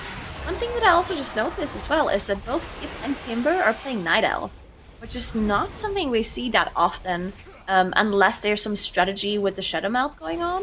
So I wonder if they want to do something with that later on. We're going to keep an eye on that, as they are not pulling double mini-bosses, just going with the 1. Going with the 1. Interesting. Okay. So one of the differences in strategy we saw from Sloth yesterday was specifically in this Zavwing, and we got to hold on because Donuts and Despair were actually just going to the Zavwing to get themselves a nice little Woe Drifter buff. They're also heading to the Ghost Quarter now too, skipping past every single one of these Shackled Souls. Might pull in the last few into the Portal Guardian in a bit here. Let's see how many they pull, though. It's probably just going to be these 4 on the very end, but here we go. Onto the Portal Guardian. They were just there to get a Mind Control and pull it on, just like you said. Yeah, and now Sloth is engaging one of their platforms. They do this so-called Vengeance Demon Hunter pull, where they pull the whole platform of the mages from the left and the right into the middle Guardian, which can be incredibly dangerous because you need perfect interrupts to make sure they all stack up. And not only that, they don't have a curse to spell. So you see that the debuff on both Marky and Simpkins, that increases the shadow damage taken by, not sure how much, but it's actually really unfortunate if the Guardian casted AoE that does shadow damage and you still have the debuff on you. So somehow they did manage to survive through that debuff and all of those bolts as well that the Soul Binders are throwing out. Yeah, as tanky as Warlocks are, that curse plus the Soulstorm will still kill you. So you gotta play it really safe there. Notably didn't use the wall to live through it, so that's pretty impressive in its own right, but Donuts and Despair gearing up for their big pull here. Let's see who that curse goes on. It is on the Warlock, doesn't have the wall available, so I have to keep an eye on his health whenever that Soulstorm comes out. It's going to be doing a lot of damage. Fortunately for them, it is a 21, it is tyrannical, so it's not doing max DPS possible, but still, it is going to be a lot of damage just in its own right. And Donuts in Despair very consistently just one pull behind Sloth here, as they should be, because they did go to the Zavwing and do one pull of their own, so pretty similar Skip. progression right now. Here's the skip from Sloth. Can they pull it off? Remember last time this cost them 2 deaths. Good. Are they in combat? We don't... Is the last person in combat? No. Perfect skip from them. So that was the skip we were talking about. They said they pulled that off 9 out of 10 times in practice, and it was just a fluke that they accidentally got in combat last time around. All right. We're through. That's one of the biggest mistakes they made last time around. Cost them a ton of time, had to get the res off, cost them 10 seconds of death timers. We are on to Koltharok for them. The Imp is out for Simkins, helping his healer with the Dispels. Here we go. One Reaver also going down for Donuts in Despair, too. Yeah, so Sloth is now going to be pulling those shackled souls onto the boss, which is another point that can cause deaths randomly, because the shackled souls, first of all, are evading when they come up, so they could be hitting random targets as they're there. And additionally, we also have Raging as well. And even though there's one Raging Dispeller on Sloth's side with the Hunter, cannot dispel all of them at the same time. So if it's an unlucky overlap of a boss mechanic plus the Shackled Soul focusing you with one of their abilities, then it can easily one-shot you or kill you really quickly. Yep, absolutely. Donuts in Despair now also getting into the boss as well. And the one extra trash pack they're behind has set them behind 50% on the boss, but they have a little bit of extra trash count, and they're going to be gaining a little extra trash count too as they pull Shackled Souls on top of the boss, like we just saw from Sloth as well. So good funnel damage coming out for them here. They're going to get pretty quickly blasted down once they stop doing their little evade bugging, of course, when they snap up. It can always happen whenever you snap mobs. Fire Interceptor also coming out for Donuts in Despair. So very similar strategies coming out from both of the teams here. Again, only major difference is that Sloth skipped that trash rate. Yeah, very interesting to see that Donuts in Despair is going for that Woe Drifter buff first. And I guess it's also nice to not have to deal with this later on, because you can basically, if they get another Woe Drifter buff now, they could technically just move all the way to Xav. You don't have to deal with this arena room anymore. While Sloth, we do know they skipped this mini-boss earlier and then somehow do Xav without actually having dealt with the mini-boss, so just standing in the arena. I still don't know how they managed to not aggro that boss, that mini-boss, but we'll see later on. As Sloth now is pulling those last couple of Shackled Souls, but the boss is already pretty low, so they might actually waste some time here with the boss being dead already and the Shackled Soul still being alive, possibly? Okay, it's not looking too bad. No, it's not too bad, and they have the Woe Drifter buff as well, so they'll finish this off here and be able to run very quickly to the next wing. Same thing happening for Donuts in Despair, going to be getting that Woe Relic and finishing it off with the boss. Is it the Woe Relic? Looks like they're going for Okay, here's the focus single target damage. Might have just been residual AoE damage on the Shackled Souls. But still, I mean, it's the same thing both ways here. Donuts in Despair just going to be one pull behind Sloth until they get back to the Zavwing. Keep an eye on the Priest here as he's running ahead with that Woe Drifter buff on the opposite side from his team. Shackled onto the Sludge Spewer, and they're going to be skipping past into Gorechop's room. This is one of the make-or-break pulls of this dungeon for Sloth. Everything on the bridge is going to be pulled into the boss here. Once everything gets situated around the corner, the cooldowns will come out and they'll pull into the boss. Can they pull this off? This is really scary. And this is just such an insane pull. They have the gas bag, they have 2 butchers and a horror in this pull. And there we go, Gorechop also being engaged. This is going to be so much damage on Malek, on the tank. Let's see if they can somehow survive. As the first grip is coming in, they still had a little bit of the Woe Drifter buff on them, providing a 10% damage reduction. But Marky actually getting hit by the hook, and somehow is still being held alive by the Holy Priest. But yeah, that is something that cannot happen often, as they only have 1 Battle Rush available and running out of defensive cooldowns at this point. Well, that's about as clean as it gets. You'll take 1 hook, because I think last time around they had several deaths here that they were able to battle res up and get back into, so you'll take that. That was very, very clean. Still 0 deaths on the board for them as well, and all of the trash is dead. The only thing left are those mobs that they crowd controlled at the very start of the pull. They'll have to deal with those separately on their own here, but the major thing is just to make sure you get the Withering Discharges from that Sludge Spear. As long as they get those, they should be totally fine. The chop from the Butcher can also do a lot of damage as well. Getting eaten by the Hunter there, if you're not ready for it, can do a lot of damage, but you were ready for it, it seemed there, and they're doing a very good job of keeping it safe. on their end. Donuts in Despair going for a similar sized pull. A lot of the trash coming into the boss. Looks like Cryptix did get hit by some bleed there, but able to live through it just fine, beating the Unending Resolve to staying alive, and they're doing a good job as well. Only have that Butcher left, so both teams going for massive pulls and being able to pull it off cleanly. Yeah, Donuts in Despair doing just the exact same pull there on their side. Possible that they saw Sloth do it and then adapted to it themselves, which is really cool and really impressive to see. Yeah, Sloth obviously being a bit ahead on that boss damage because they had engaged the boss quite a bit earlier. Javier didn't get hit by something. Hooked, yeah. Did use the Dwarf Racial to get rid of the bleed effect though. So really nicely done to be able to just get rid of that bleed and there's no more danger left. As Sloth has to do another big pull as they come out of this area though, because remember, they had used the Woe Drifter buff to skip all of this trash. So now they're gonna have to play it when they come up. And remember, we're going to have to keep iterating this until we get to the Zavwing. It looks like Donuts in Despair is very behind on the boss percentage here, but they did deal with the first pull in the Zavwing. So once we get to the Zavwing, we'll be able to see just how close together these two teams actually are. And it's been pretty neck and neck both ways. Even on Gorechop here, 2 hooks for both teams. For Donuts in Despair, it was both on Cryptix. For Sloth, it was one on the Hunter. So just kind of evening it out across the board. You know, one of each class has been hooked at least once, so it's been pretty even. Yeah, we do know that the last time Sloth played this dungeon, they had a 17-minute 30 clear, but they had 5 deaths on the board. So that means that they're only gonna get 1 more Bloodlust here. So they're gonna have to save it for a good moment, and I do think they use it on that Xav pull, where they just pull all of this trash into the boss. And we're gonna see it happening in just a second. They are now skipping through this area. You saw Malik did engage some of those Arbalists already. Now using Control Undead on this Captain, and now they're gonna pull Wreck as well, that mini-boss, into Xav. So there's gonna be a lot of incoming damage coming out of this group, and this pull needs to be executed perfectly for it to work out. And if it doesn't, it's gonna be a huge time loss and a huge disaster for them. Getting the Erdis Mantler buff to help them with a little bit of healing here. It'll go down amidst the AoE. Everyone line of sighting around the corner, getting all this trash stacked up. Once a wreck and those Arbalists are in, they'll be pulling it into the boss. And here we go. Bloodlust is available and active. Infernal and all of the cooldowns coming out. You have to absolutely blitz this trash down. The Erdis Mantler notably going down very early. That 10 seconds of healing will help them out tremendously on this pack with any residual damage going out. The big thing, though, is you want to make sure you deal with all of this trash before the very first duel goes out, because once those 2 DPS players goes down, with all this raging trash still left alive, it could be very dangerous, but it looks like the only thing that's going to be left alive is going to be Wreck the Hardened there. Warlock gets taken for a lot of damage, but not going to be too big of a deal. He's a Warlock, he lives through it, and notably, Warlock staying upstairs, very, very useful as well. We'll keep the Infernal rolling and be able to continue with damage on top of the boss here. But can we get a POV of the other 2 players? How did they stay out of combat with the mini-boss downstairs?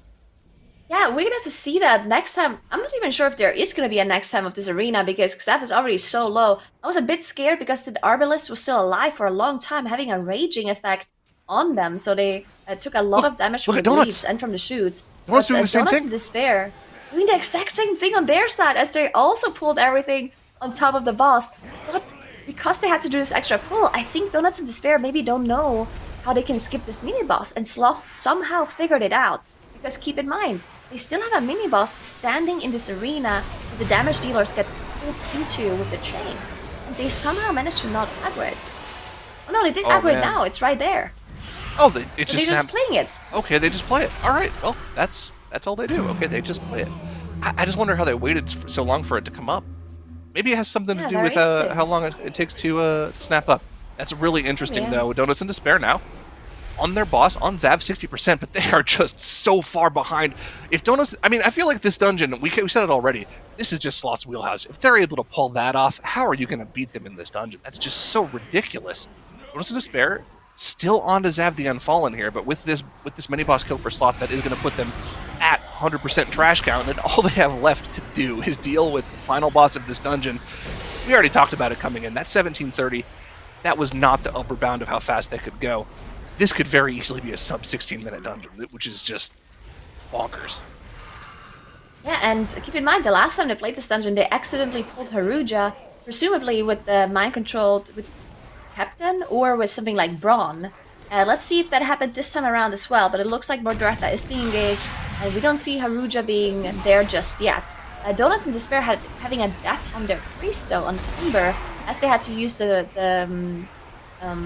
battle rest to get them back up. They're fine, but I mean, look at the difference, just how fast Sloth had killed the boss.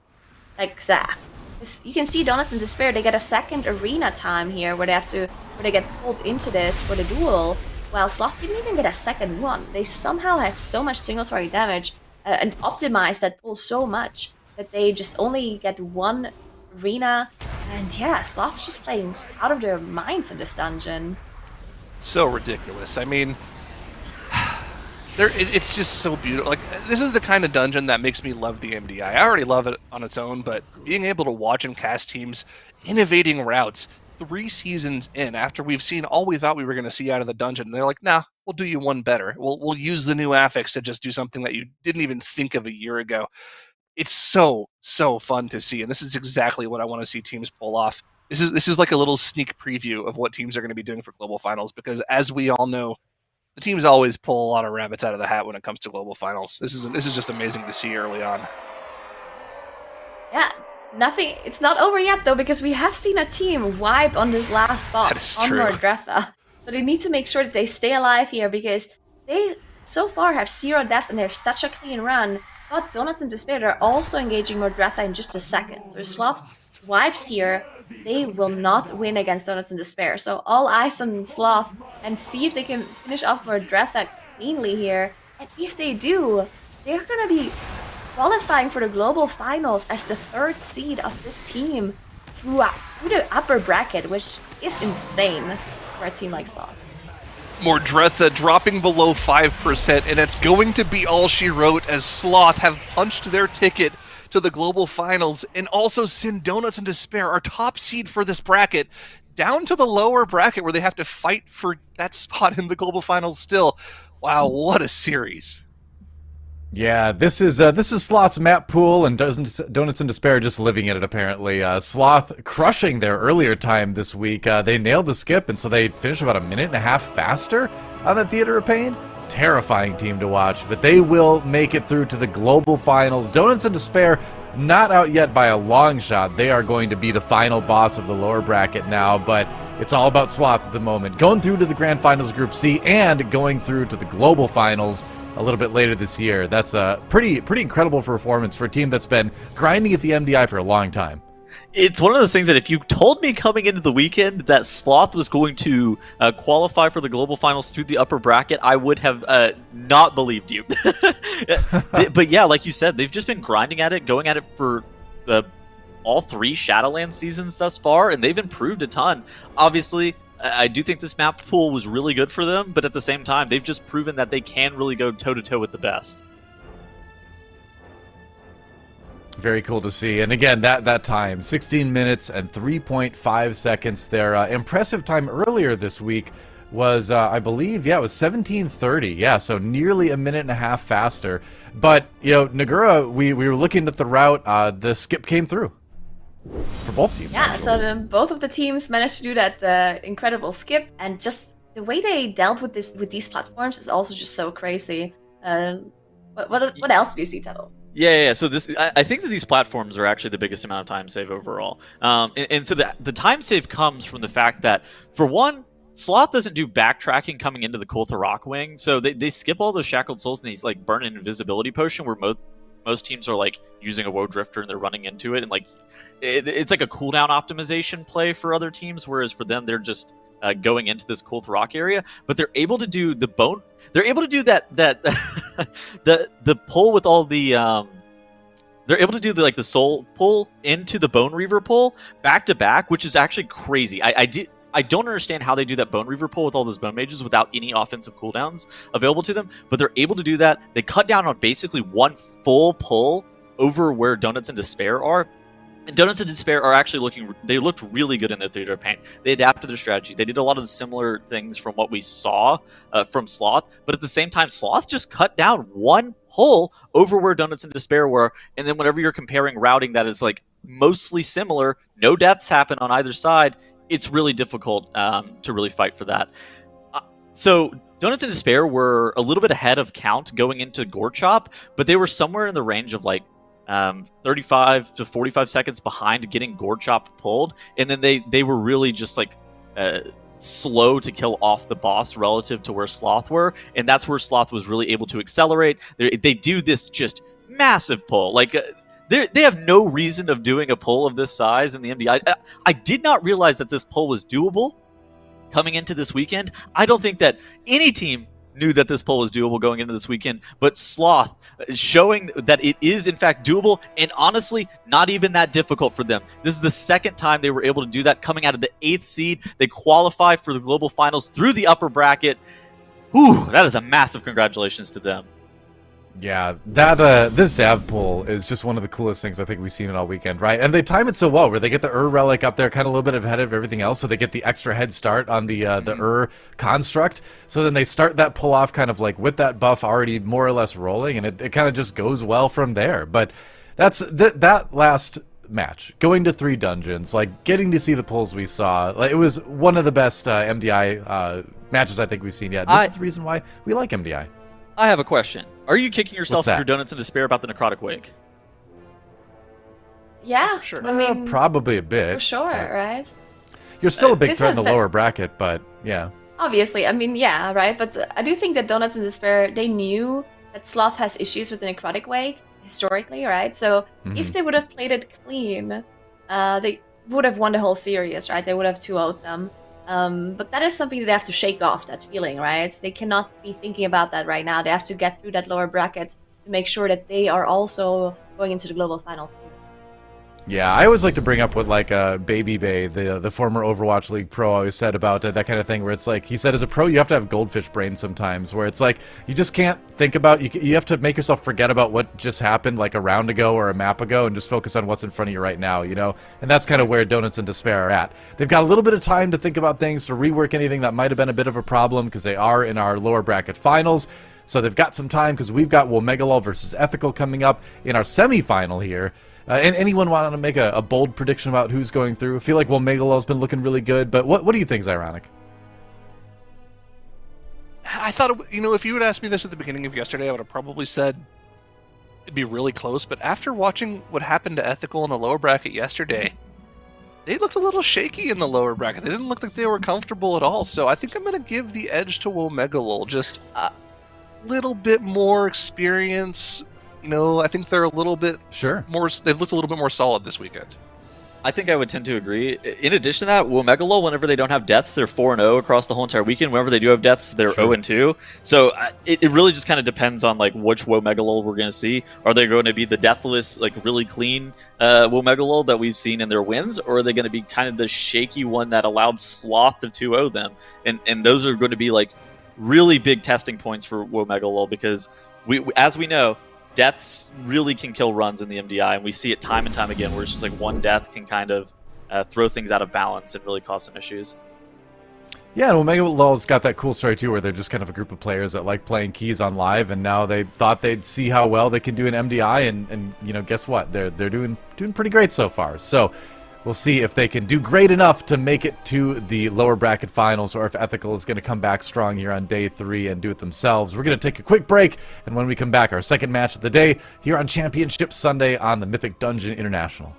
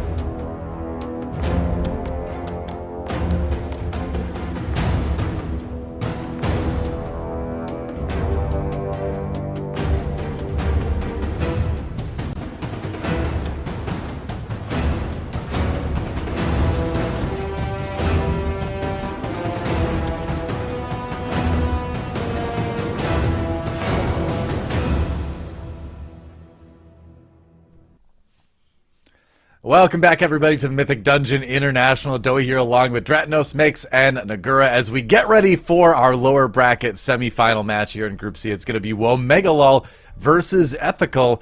And, Makes, yesterday, Womegalol looking good, Ethical looking a little bit shaky here and there, but, I feel like it's kind of an any given Sunday thing where any team could make it through. We did just see Donuts in Despair knocked down to the lower bracket by Sloth, so... We'll see. We'll see what happens. Yeah, I mean, to be honest, we did see Womegalol in that Spires, which is going to be the very first key that these teams run into. And they had a very good time of 21 minutes and 6 seconds, I felt like. We haven't seen much Spires this weekend, but I felt it was a good time against Alpha Brawl. So I'm curious what Ethical brings into this. And then, of course, the big story is going to be whoever of these teams will, or how will the winner of these two teams feed against Donuts and Despair, who are waiting for them in the lower finals. I'm so surprised by these bans because Ethical had previously banned Sanguine Depths against Alpha Brawl, and Sanguine Depths is actually not in any other match today anymore. It's not in a lower final, and it is not in the upper final anymore. So it's interesting to see that Ethical... or that either of the teams just leave Sanguine Depths open, because that's a dungeon you technically don't really want to practice if it's only in this map pool and not in the other two, right? So maybe there was a little bit of a mind game going on, and Ethical and Woe just decided, you know what, maybe the other team is banning Sanguine Depths, so we can just ban our map that we're not super comfortable. Yeah, I mean, Ethical did lose at the other side yesterday, so maybe that's kind of fresh in their minds, and they just don't want to deal with it anymore, Dratnos. Well, I think the reason Ethical are banning the Plaguefall is because Womegalol came in there with the 17-minute 0-death run against Team Weekend, which was also a run where they did that weird thing where they held Lust for more than 10 minutes as well, so potentially indicating that they actually were slower than what their theoretical best could be through there. So that may be a scary run if you're Ethical. If you're looking at that and your Plaguefall is like 1830 or something like that, you're kind of obligated to tender that ban. But of course, Spires of Ascension is going to be our first one here. 23 fortified, bursting storming, likely to run over that 20-minute mark. We know it already has for Womegalol on a 0-death run. The question mark is Ethical. Do they have a faster strategy in here than that? Yeah, 21:06 was the time for Womegalol yesterday in their match against Alpha Brawl. And like you mentioned, Dratnos, that was a 0-death run. So we'll see if Ethical can meet or exceed it as we get things started here in our lower bracket semis. Yeah, and we're going right into it. There is a difference in the team's setup. We're seeing the rogue come out for Womegalol, whereas Ethical has decided to run that monk again. And I have to say, I really like bringing the monk and Spires. Nagura, how do you feel about that? I love the monk and Spires. I think it makes so much sense, especially with these affixes too. You have the Ring of Peace, which helps for Spiteful, and it also helps against Necrotic as well. And also you have the AoE stun, which also helps against Necrotic. So I just really, really love the Windwalker Monk, especially because there's also just so many AoE pulls that you're doing. And even on the boss fights, where you would say a monk usually doesn't shine as much as a rogue does on a single target fight, but most of the boss fights in this dungeon do have some other targets that you can pull on top. The first boss, of course, has all this trash that you pull on top, and it's 2 targets anyway. And then on the other bosses, you can also pull something on top if you choose to do so. Yeah, definitely. I mean, especially on a riff run, something we've seen a lot, just teams kind of chain pulling into it, adding a lot more AoE.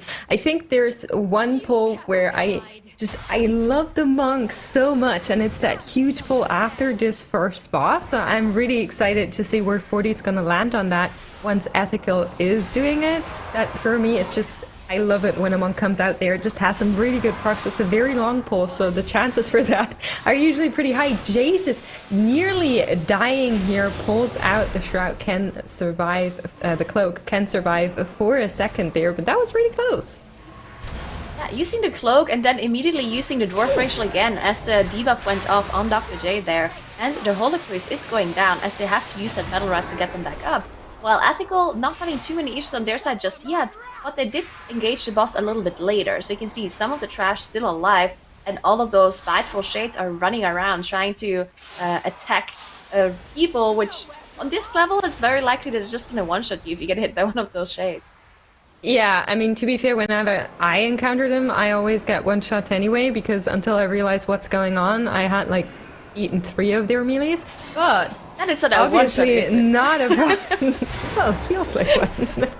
They will be able to finish off the Goliath in the background. Now there's 2 more Spiteful Shades that they need to deal with. Shape, as we speak, getting hit by one of the barrages, has procced Deceit and will come back there. Fortunately, should be safe there. He is back with the team, but Womegalol is still fighting with that Goliath and the Vi Interceptor.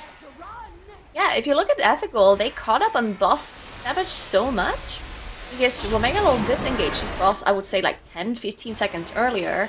And now Ethical is at 10% lower on the boss. So whatever happened to Ethical, they somehow pulled out a lot more damage here. Also possible that the delay of the Vi Interceptor kill by Womegalol, as you talked about, maybe cost him quite a lot of time. Because now they're going to kill the boss in just a second, and I assume that the Vi buff is still going to be up. So they didn't get the full usage of that buff into the boss fight. Yeah, I think it's really unfortunate with this Vi Interceptor, especially on this boss, because Kintara and Azulus, they're like always moving around, and so is that Vi Interceptor. So if you get just a little bit unlucky, sometimes it can happen that Vi always jumps into the opposite direction of where you really are, making it super hard to cleave onto it. But now we're going to pull some kitty cats for both teams here, and it looks like both of the teams have decided to not bring any of the Javelin boys into this pack.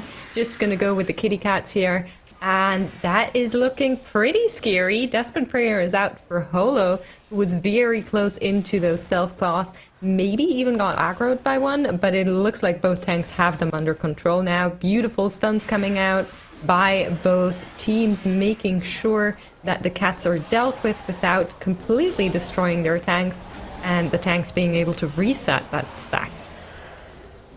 Yeah, really well done by both of the teams. Now they have to finish up those shades as well, or see them somehow, because they cannot use the Kieran Angel if they're still in combat. So there we go, are finishing off all of that, but Ethical being a little bit slower on their side.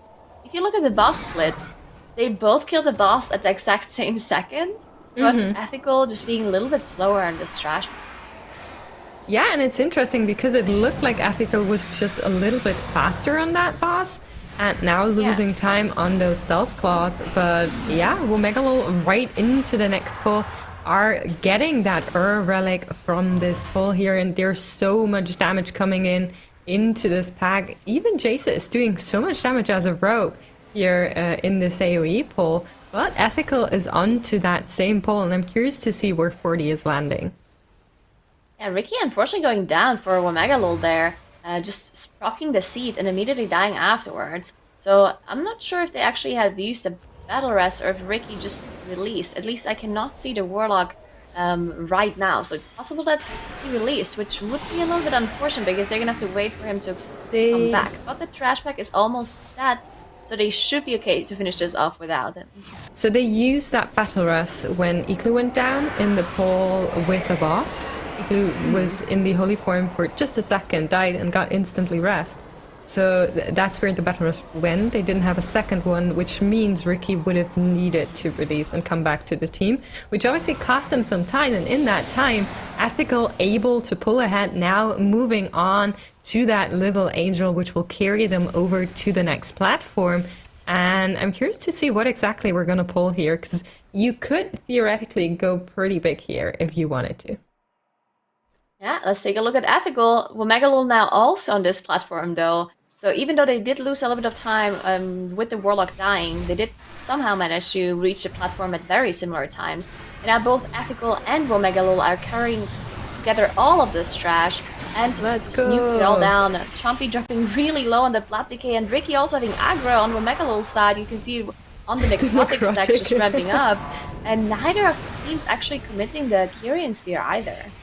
Yeah, and you could just see there was one more of these little javelin throwers on the outside that just got gripped in by Chompy, but Jack actually goes down here for Ethical, will not be able to survive this. There goes a Battle Respite 40 now also down. I'm not sure if it's just the Spiteful Shades or if it's the Dark Seekers that are coming out of these mobs. They're really having a tough time on this pull here. Yeah, so the problem for them was that the position of the Ether Diver Patrol was not in the perfect spot. So they'd already done all of their AoE damage, and then the Ether Divers came in late. You can see they're still all alive because they were just coming in so late for them. And then all of these, the ones that throw the spears, I forgot their names, like the Praetors and the Skirmishers, they just jumped out of the pack. So they didn't actually die with all of that AoE damage. And then they were just throwing spears on everybody, and they just ended up going down. So yeah, very unfortunate for Ethical there, having the pull fall a little bit apart. And this is kind of the risk that you commit to if you're not using a Kyrian Spear for this pull. Yeah, absolutely. I mean, at least they still have the woe buff to move on over to Ventanex here. Would have been a whole nother level of complicated if that had run out during this pull. But very unfortunate, like you were saying. Womegalol, in the meantime, has moved on to Ventanex, is dealing with that Vi Interceptor. There is a little bit of an issue with the overlay, which should be getting fixed in just a second, so we can track what's going on. But Vi goes down. This is the moment where the damage comes out from the team, the recharge, still firing off all of those orbs. The orbs have been placed far enough so that nobody's getting in too much trouble dodging these, just doing a little happy dance, and they're able to get through this. Now on to 40%. It is Tyrannical plus 23, so having a boss down by over 50% just puts you so much into the lead here. Yeah, Ethical did now manage to reach that boss as well, but quite a bit later, as you just mentioned. And we had a little bit of a scare on Jack, Tokyo Jack, on that Survival Hunter, because they did get in combat, had to use Feign Death to make sure that they can drop it again and dismiss the path. Yeah, did manage to drop the aggro. And Womegalol now going through that second recharge as well from Ventanex, and a lot of single target damage, and this is the boss where you really don't want to put trash on top. And then that's where the Rogue is probably going to shine in comparison to the Windwalker, if I would have to guess. But if I look over at Ethical's damage meter, the Windwalker is actually doing a lot of damage. Yeah, to be honest, I think there's an issue with the Omni CD because we had been reloading that, so I'm pretty sure Jace has actually used those Shadow Blades, and the single target damage has gone into the boss at least once, depending on the cooldown timing. So I would have thought that Rogue does more here as well. Just look at 40's damage. I guess some of it is cleave on the Red Lake boss as well, right? Like, if you use your cooldowns immediately as a Windwalker and also the Warlock as well, the Destro Warlock, you're just gonna get some AoE damage from cleaving, which the Rogue probably does not gain, because you would rather just single target instead of cleaving. So yeah, I guess that's definitely something that they have to take into account too. Yeah, I would agree with that. I think they cleaved a little bit. Although actually using the Guardian Angel here to make sure they don't die due to that bleed. It comes a second time, no defensives available this time around, just pure HPS going on to that squishable little Holy Priest, but will be able to survive it here. 8% remaining on Ventanex, and they should be able to finish this off quickly enough. Although getting jumped a third time, I'm very sorry that this is happening to the Priest. They're not the most survivability class, so if you get that debuff 3 times in a row, you're gonna have a bad time. Is able to survive though, and they will move on. But on the other side of the screen, Womegalol has already pulled quite a bunch here and is going into a huge pull. Yeah, this is such an insane pull. There's 2 Helions in there, there's a Goliath, and there's a bunch of Justicars too. They are committing the Kyrian Spear, but the Helions, they need to die. They're the ones to pulsing AoE damage on the whole group. The buff, though, being finished off by Womegalol is such a nice strategic kill, because the healing that is coming out from that debuff is really helping them to survive the rest of the Helions being alive. Now Ricky is putting down the gateway to make sure those usurpers are not being pulled immediately. They're really nicely done by Womegalol here. Yeah, that was really great execution. Like you said, I love the use of that herb of coming in there, giving them just a little bit of extra healing when most needed. Now they're gonna pull those Usurpers together with a Rifrion. That shouldn't be too much of a problem. And their percentage also looking pretty good. Need just a little bit more, I think, as they are moving towards that pack back there, which we've seen teams pull into the boss quite a lot of times. So that should add them up to those 87 point something, which allows them to move up. Ethical now doing the exact same pull that we saw previously on the Omega LOL side. See if they can execute it properly too, as they use that Kyrian Spear, but they finished off the Woe relic instead of finishing the one. So we'll see if they can do it. It is still a 10% damage reduction, but not quite as nice as having that healing. But it looks like they actually finished off those Helions really fast, even quicker than Omega LOL, so no issues on their side either. But to be honest, I think like it makes sense to grab Woe here because you're moving across. But we just saw Omega LOL do that skip with the Warlock portal, and you don't go into this invis form as long as Spitefuls are around. So they just had to stand there and DPS those Spitefuls while they could have already been moving. So even though it's just like 3 or 4 seconds, that was definitely lost time on the side of Ethical here that they could have played just a tiny bit faster. Yeah, I definitely agree. It's interesting tiny differences that these teams have in their strategies and what kind of choices they make with the relics too. As Omega LOL now killed off that relic while already having the Vi buff on them. And Orifrion is just standing on top of all of the strategy they pulled in. They have to make sure they're not getting hit by those shades on top of everything else. Yeah, really nicely done. Just getting the last couple of percentage that they needed before going up to the Triple Angel pool. Yeah, exactly, and I would assume we're going to see the exact same thing on the side of Ethical. They're now finishing off Vi, gonna get that buff here, and will move on into the Justicar Warden pack that is waiting back there. Now we go into it, and cooldown should be getting slammed into this pack.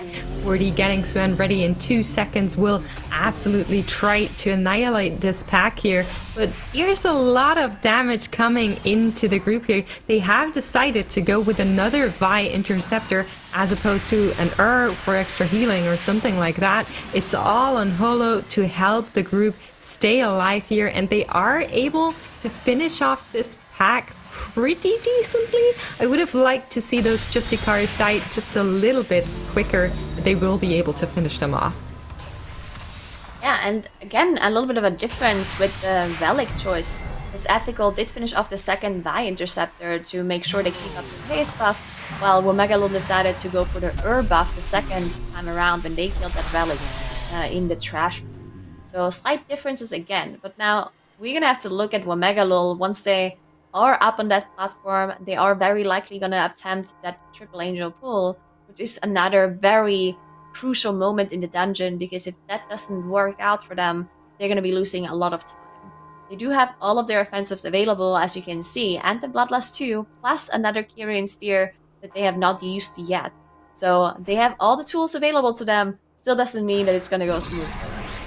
Yeah, I mean, it is going to come down to, are you pulling it off? I would definitely like to see them pull all 3 of them. I think it makes sense to just use all of your resources, and down they come, all 3 together. Bloodlust is getting popped here. It is tyrannical. The last boss takes forever, but these angels are just so much scarier to deal with, and they will full send everything they have to deal with them properly. Here comes the Kyrian Orb, just adding that extra stun, making sure nothing is coming their way. I really like the timing, not popping it instantly, waiting just for a little bit for the first spear to come down, and then once cooldowns are actually ramping, using it to make sure you get much more use out of it. In the meantime, Ethical is trying to catch up here, but they still have 20% boss HP to chew through, while Omega LOL is nearly finished with this pull here. Last couple of percent that they're dealing with. The spears are firing relentlessly in their direction, but so far the group seems to be stable. Igloo is now popping him as well, making sure everybody stays alive. Yeah, very nicely done, finishing off all 3 angels at, it looks like the very exact same moment, so it wasn't even close to get any of those heals off. So really nicely done. As they now do engage the boss, we'll see what relic they choose to kill. We've seen a pretty nice strategy by some other teams previously, where they would just finish off the Spy Interceptor, not actually finish off the mob before the second phase. Because the first phase of Devils is pretty short, and then you would rather just have the buff for the second phase, which is quite a bit longer to get the full duration. And we also do see Riki did change the pet to have that extra dispel on the debuff, which is also always nice to see for those Warlock players. Yeah, definitely. I do think it makes a lot of sense to kind of kill the relic first, and then once the spear or carry phase is over, you actually finish it off, especially keeping in mind you used all of your cooldowns on those angels, and they won't be ready right away. You're just doing kind of basic single target damage rotations until they come back up. So having that Spy Interceptor in that exact moment where they then are ready just makes so much sense to me. But Ethical now has also arrived at the platform, and nothing is over just yet. Womegalol still has to play this boss here. As you can see, the Spy Interceptor is dropping lower and lower. The spear is going to get sent, and the boss will come back down right as the buff comes, exactly like you explained it, Nagura. And Ethical is doing the triple angel pull as well, trying to catch up. Now let's take a look at Ethical, see if they can execute that angel pull as well. They were waiting a little bit for some cooldowns to come back up, eat up some food buff as well, and dropping another set of health stones from the Warlock. But there we go, now the spear has been committed, and we'll see if they have even damage. The good thing about having the Windwalker here is that they actually have the Touch of Death, in case there is one angel that is a little bit higher HP than the rest. So they can use that to even out the damage. And it's looking really clean, and actually a little bit quicker too, compared to how Womegalol dealt with it. But Clotus actually healed to full! So they did not manage to get the damage properly, and this is just... I'm not even sure if they can finish off this mini-boss, because look at how many debuffs they have, and how highly they are stacked up. Yeah, I mean, that is just the worst thing that could possibly happen on this pull. One of the mobs just not getting as much love as the others. 40 goes down, no Guardian Angel available as it has just been used on Holo. They are trying their best, but Holo's gonna get killed by one of those Spear Orbs coming through. Shape now also in the seat. But yeah, I don't think they can finish this off. This is really, really unfortunate for them. It is now all on Womegalol to just finish off Devos and make sure that no oopsies are happening in their court. But to be honest, there isn't as much that could theoretically go wrong with this boss in the first place. Yeah, it's all eyes on Womegalol. It is going to be them making sure they get the last spear onto the boss to start the last phase. We do have a bunch of offensive cooldowns. Actually, they have no defensive cooldowns available, but as you said, this last phase is not too bad, 17% on the boss. We actually just have the PI come up from Igloo, immediately being used on Riki, on that Dastro Warlock, making sure they smoothly get the rest of this boss fight done. And yeah, with only 2 deaths on the board, it definitely is going to mean that Womegalol is winning that first game against Ethical, but still, I think this is a really close race between those two teams. With Ethical not making those mistakes, they might have even been quicker than Womegalol. So yeah, really gotta watch out for this series here. Yeah, definitely, I would agree with that. Keep in mind, the best time Womegalol had was 21-6. Looks like they will be just a little bit faster this time around, with 2 deaths on top of that. The 21-6 they had with 0 deaths, but there it goes, 1-0 for Womegalol. Yeah, it was a close first map, but in the end, Womegalol just going a little bit quicker, straight up, a little bit less deaths. But we may have a tight series. We'll see. Everyone jumping off on the ethical side of things. They know that one's over. But Womegalol comes into it with a 1-0 in Spires of Ascension.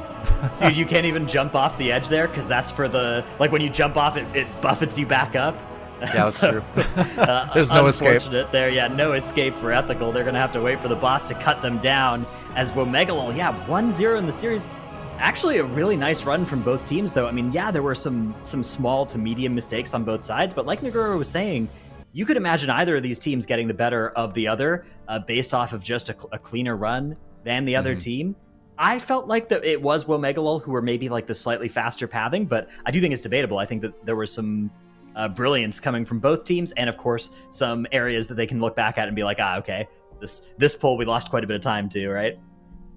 Yeah, I mean, I think one of the really telling things as we look into the replays was that Womegalol did have the faster time than they did previously, even with 2 deaths. But let's check out some of the moments from that dungeon. Yeah, so this is a very aggressive pull, right? This is the whole platform on the right-hand side all together with the, with the necrotic stacking, with the spiteful shades, all that kind of stuff. And so you can see actually it looked like he was just in the edge there. Ricky in the Slam ended up going down, costing Womegalol a little bit of time there. Wasn't too much time, though. This was really, really brutal for Ethical.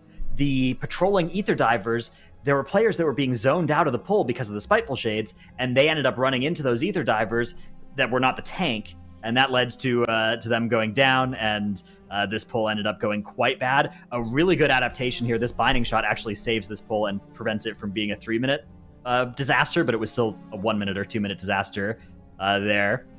Then, of course, this pull, every time we see it, I'm always on the edge of my seat because it is so dangerous. You can just see people's health bars. When they get hit by something, it's down to like 20%, 10% fairly often here. There is the Kyrian Spear. It does make it fairly safe, but there is an unbelievable amount of danger in this pull. If it lives past the Spear and past the AoE stuns, and more than like half of those mobs are alive, it is unbelievably dangerous. So credit to both teams for getting that taken care of.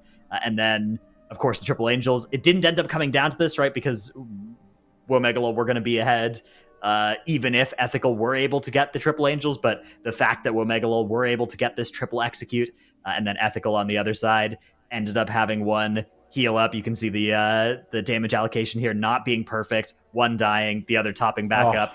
Even with the Windwalker available for the Touch of Death, just not quite having them close enough in health to make that work is something that would have cost them the series if they hadn't already lost the series to the couple of minute 30-second mistakes earlier. Yeah, like you were saying, it would have taken like a pretty major wipe on Devos from Womegalol to give Ethical a chance again. Like, even if they had finished off the Angels like they wanted to, still would have probably been a little bit too slow. But again, like, very slim margins separating these two teams. And as we go into our next map, which is Gambit, it's going to be interesting to see who goes through, is if it's going to be Womegalol with the 2-0, or if Ethical brings it back. I'm trying to go back and look through. Ethical did ban, let's see.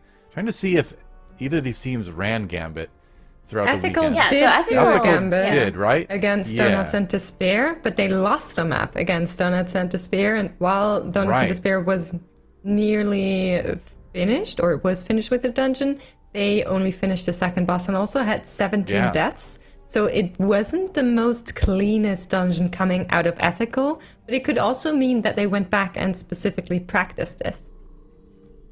True, you'd hope so. I mean, they did go ahead and ban Plaguefall, so that means they essentially chose to go to Gambit second, providing that Womegalol didn't ban it. So it seems like they're saying, all right, we're ready to do better this time, maybe. Yeah, dude, looking at this map pool, actually, it kind of looks pretty rough for Ethical, because I think you could make a strong argument for wanting to ban Plaguefall, Gambit, and Sanguine Depths in this map pool. And I think Womegalol actually have figured that out, and that's why they banned the only map that wasn't one of those three that they could.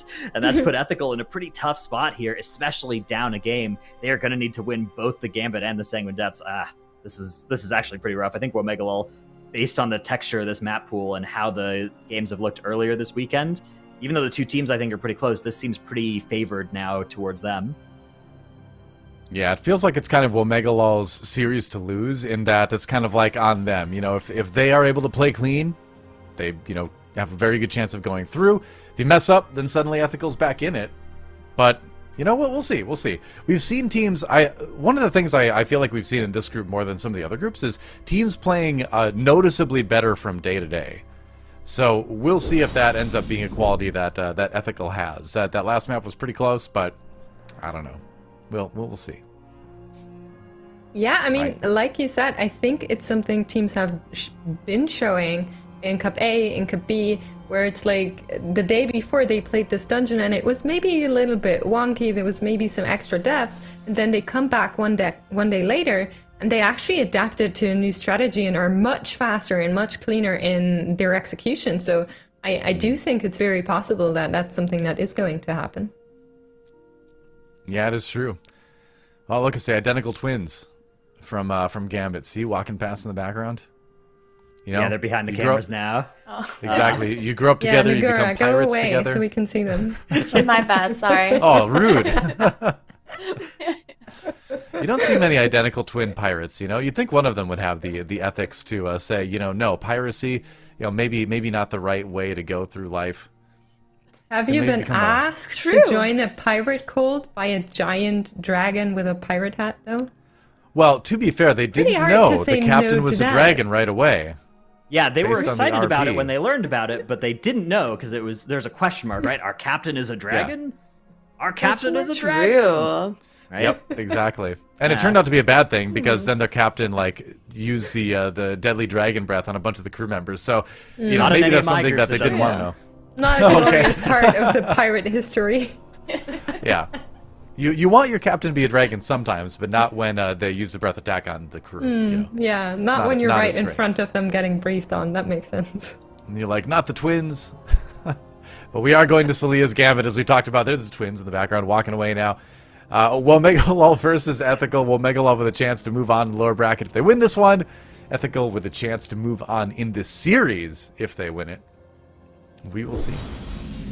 Hey, Yeah. the Yeah, captain's let's a dragon. take a look at what those two teams are going to show, as both of them are in the dungeon now. Womegalol is playing the Blood Decay and the Havoc Demon Hunter, while Ethical is playing the Vengeance Demon Hunter plus the Windwalker. And both of them are gathering up a pretty huge pool at the start of this dungeon, while Ethical is holding on to the Bloodlust for that second boss area, as we know that they want to do. And they actually didn't change up their strategy at all. They still think that their strategy with holding the Bloodlust for later on makes sense, and they are sticking to it.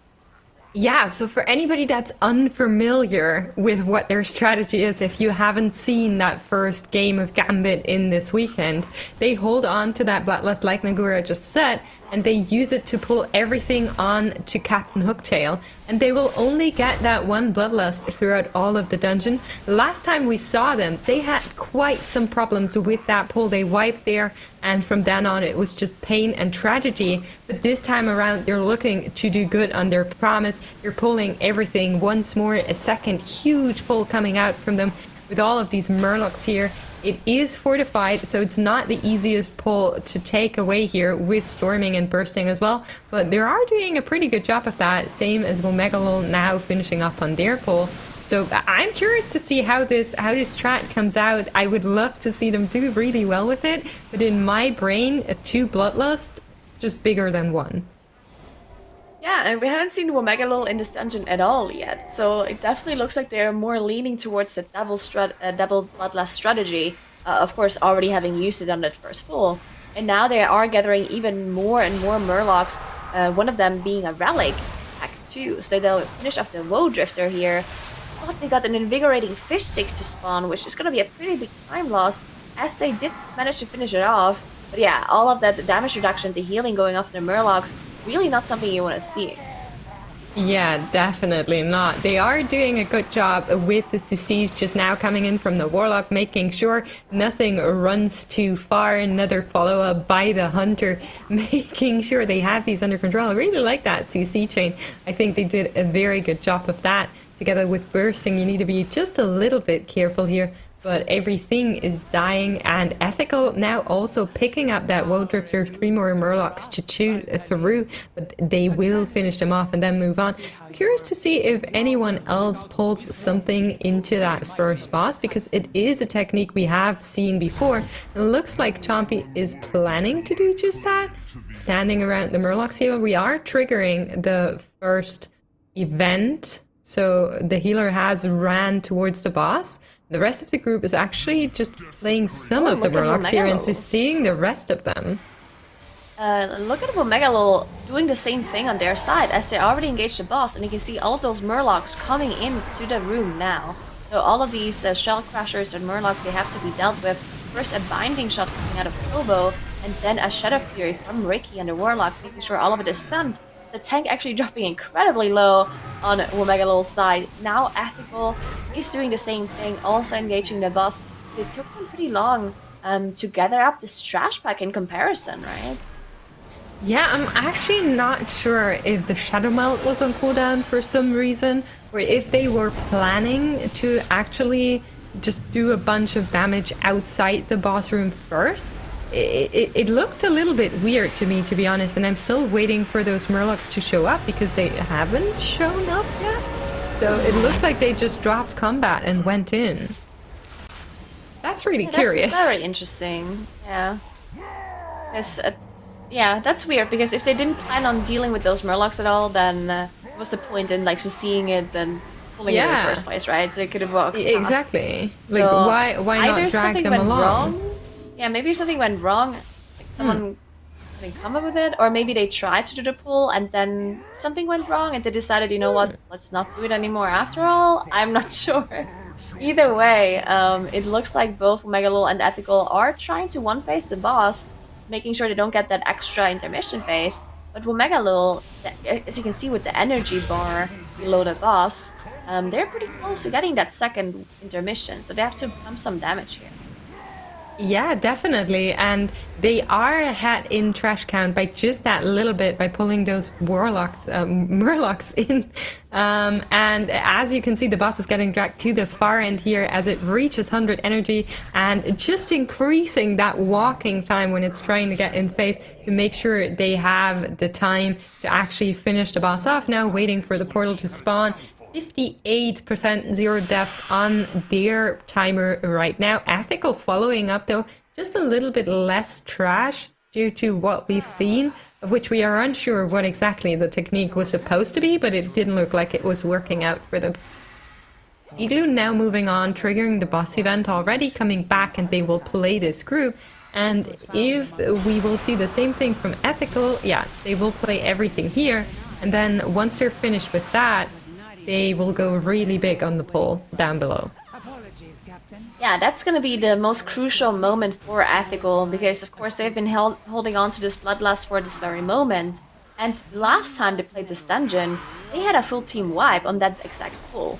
So it's a lot of risk, but also a lot of reward. If they manage to finish up this whole trash room with the boss in one swoop, then they're going to be making up a lot of time and possibly being going to be even jumping ahead in comparison to Megalol. Yeah, definitely. I mean, I would really like to see them do well with it. Like I said, I don't know what the timer or how much it is shaving off the timer as opposed to using those two bloodlusts. I have not seen this technique play out perfectly before, so I'm really hoping they can do it this time around, but it is incredibly scary. So let's look at their setup. Shape is already putting down a gateway, making sure that there's movement abilities in the background as they are pulling everything together with the boss. They are popping Bloodlust. There are stormings in the melee camp. They need to be very careful. They have Woe and Vi relics triggered, and now Vi is shooting around behind them. Pretty good spawn for that Vi beam right behind Shape, who was able to just see it and step forward, and they are finishing off on that trash. 40 topping those meters, 180k DPS peak. Really, really good procs on that monk there. But look at the party frame. There's so much damage coming in, and they really need to make sure they survive this here. Holo is doing a pretty good job. Still has that Divine Hymn if needed to top up the group. And Hooktail is also melting right in front of their eyes. I think they did a very good job of catching up here. I think so as well, and they did completely recover. I was worried that they still might have some issues with the rest of this boss fight, because obviously dealing with all of this trash is pretty chaotic, and then some of those brutes, some of the mobs that you usually try to kill with that frontal from the boss, they didn't manage to get finished off. There were a lot of them just walking around everywhere, but it looks like they did recover really quickly now, and now the Vi Interceptor is going down as well, so they'll get that extra haste buff to finish up the boss. While Megalol had an issue on that trash pull in his boss room, with Dr. J going down on that Havoc Demon Hunter, did manage to just use a Battle Res and get him back up, and now they are fighting the boss. But yeah, definitely Ethical in the lead now, but look at the trash percentage, right? 6% in favor of Megalol because they did this Murloc pull, and Megalol is going to have a Bloodlust at the very end that Ethical does not have. So this is going to be a really close one between those two. Yeah, exactly. So I think maybe if the Murloc pull had worked out for the side of Ethical, they would have been on equal trash counts here. Womegalo also having that 5-second penalty timer on their hands due to a death, but they are a little bit behind on this boss. It is fortified, so it's not going to matter as much as on a tyrannical key, but 15% boss is still something for Ethical to work with. And now it is going to come down to how are they pulling in that final arena around Solia, and how much trash can they actually use to efficiently kill off. Yeah, let's look at Ethical as they're now in that last boss area, immediately engaging that relic pack on top of a Star Seeker as well, it looks like. So they have to watch out for all of those interrupts that need to be done, the unstable rifts, the healing that gets cast as well, plus the pool stars that are being spawned by the Star Seeker and the frontals by both the Dismantler and the Star Seeker too. So lots of things to watch out for on these kind of pulls. Ooh, that was really close. Both of the reinvigorates were nearly getting a cast through, and they're actually chain pulling here as they finished off that pulsar. One more drifting star is going to come and seek out the team members, but they are able to dodge this, doing a really good job to keep the trash in check here. Fall Devastation coming out of Chompy, making sure he can survive for just a little bit more as they deal with this trash. A lot of bolts now getting through. They're not as important, but if possible, we try to interrupt them. There was a leg sweep, another reinvigorate getting kicked by the group here. In comes the Ring of Peace. There's just so much, another fear coming out of Holo, making sure they can deal with this. The Warlock following up as well, but they are able to finish off this trash. And then on the left side of the screen, we see something very similar, but there's so much damage onto the group already, and Igloo really has to top the group. Yeah, Igloo going down there on the trash pool, having to commit another battle rest. That means they have 10 minutes cooldown on their next battle rest. They're not going to be able to get that back up. So any sort of death that is happening on the boss is going to be disaster for them. They really have to be careful, as Ethical is now engaging Solia with the rest of the trash, while Womegalol is trying to recover a little bit. Now Solia is also being engaged by Womegalol. And keep in mind, they have the Bloodlust that they might be using either for this trash pulling the boss, or they wait for the second phase to have that extra single damage. But this is just going to be so incredibly close, and the 10 seconds death penalty in favor of Ethical might actually just make the difference too. Yeah, exactly. I think if they wouldn't have these 10 seconds, Womegalol would actually be in the lead right now, knowing that they still have this Bloodlust. You can see Igloo just slowly stopping into this is such a bad as there's so much damage onto the group. The Mind Soothe helping quite a lot here, but they need to leave it at that. The rest of the damage will come in once it runs out, and Igloo needs to prepare for that. Everybody will probably stack up, and it is a Darkness and an AMZ. It's actually not a Darkness, just the AMZ, making sure they survive this damage as it runs out. This was really, really unfortunate, like you said, but they dealt with it beautifully. They did such a good job of managing that moment. They are now dealing with the Assassins, and Ethical is into the second phase of the boss just now. Yeah, Ethical really just getting a lead here. The That Mind Bloodlust Soothe, that man. Womegalol has saved up, I'm not sure if that's gonna make the difference. As again, they're trying to not pull the Star Seeker that they have left up on Womegalol's side, just trying to kind of move around it a little bit and try to... Oh, this is a bad... Using Fade and to make everything. sure not pull it. Good job. Yes. You did not actually aggro. It's Well like, done. how And now much the can a Bloodlust is gonna priest come in. bring? Look at that. Let's see Wow. if they can catch up on the single target damage in comparison, because that's the difference, right? Having that extra Bloodlust here.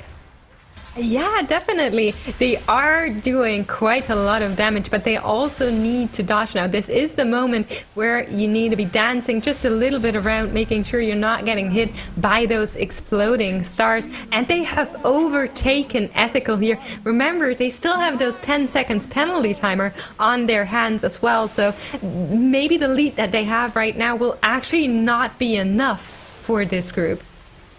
Yeah, it's gonna come down to the wire as Ethical now finished off that last percentage that they need. They are now on 100%. You can see Shade just resummoning the Imp, while Solia is immune, getting hit by those relics. But yeah, Ethical has to make up quite a bit of damage onto the boss here, as Womegalol's already down to 20%, because they had dealt with the trash beforehand already, so they could just use the Bloodlust and all of their damage for full single target while Ethical just had to pull this extra trash. Oh no, They pulled the Starseeker. Igloo is down. They don't have a battle rest here. This might be the turning point for Womegalol. Darkness coming out. They need to deal with these stars as well. Pulls are going through the group. They need to kill this as quickly as possible. Ricky in the pot tender. They cannot wipe here. They need to survive. It's only 7% on Solia. I'm pretty sure they can do this, but they need to watch their feet now. Drifting Star coming out of that Starseer. They are 15 finished with the seconds on the boss board. with 15 seconds. Oh no. Ethical is gonna make it with the 0 deaths. They don't have those penalties. No. And it is gonna be Ethical finishing off the boss and Ethical winning that second game. Wow. So we're gonna go to a third game in the series. This was just so close. Oh my god. That was one of the tightest dungeons we've seen yet in MDI, but it is Ethical that's going to take it. Man, I was kind of rooting for Womegalol at the end there with the Bloodlust usage. I thought it was very good, but it was just a couple deaths too many, and they almost handled that Starseer perfectly. That was a great dungeon, but congrats to Ethical for tying it up and sending us to dungeon number 3. Dude, we saw like 5 things this dungeon that were that kind of like, oh, this is so cool. You know, I've never seen this before. This is an incredible strategy. So definitely just a really, really exciting run. Both teams had so much good tech that they busted out there. Really though, impressive from Ethical, keeping it to the 0 deaths. Exactly what they need in this series, and yeah, bringing us to a game 3. Whew, these teams are both so good. Here's that first pull of the dungeon, as you mentioned, the Bloodlust here from Womegalol. The Bloodlust commitment here means they will get a second one in the dungeon, but they won't get one for the second boss, which is what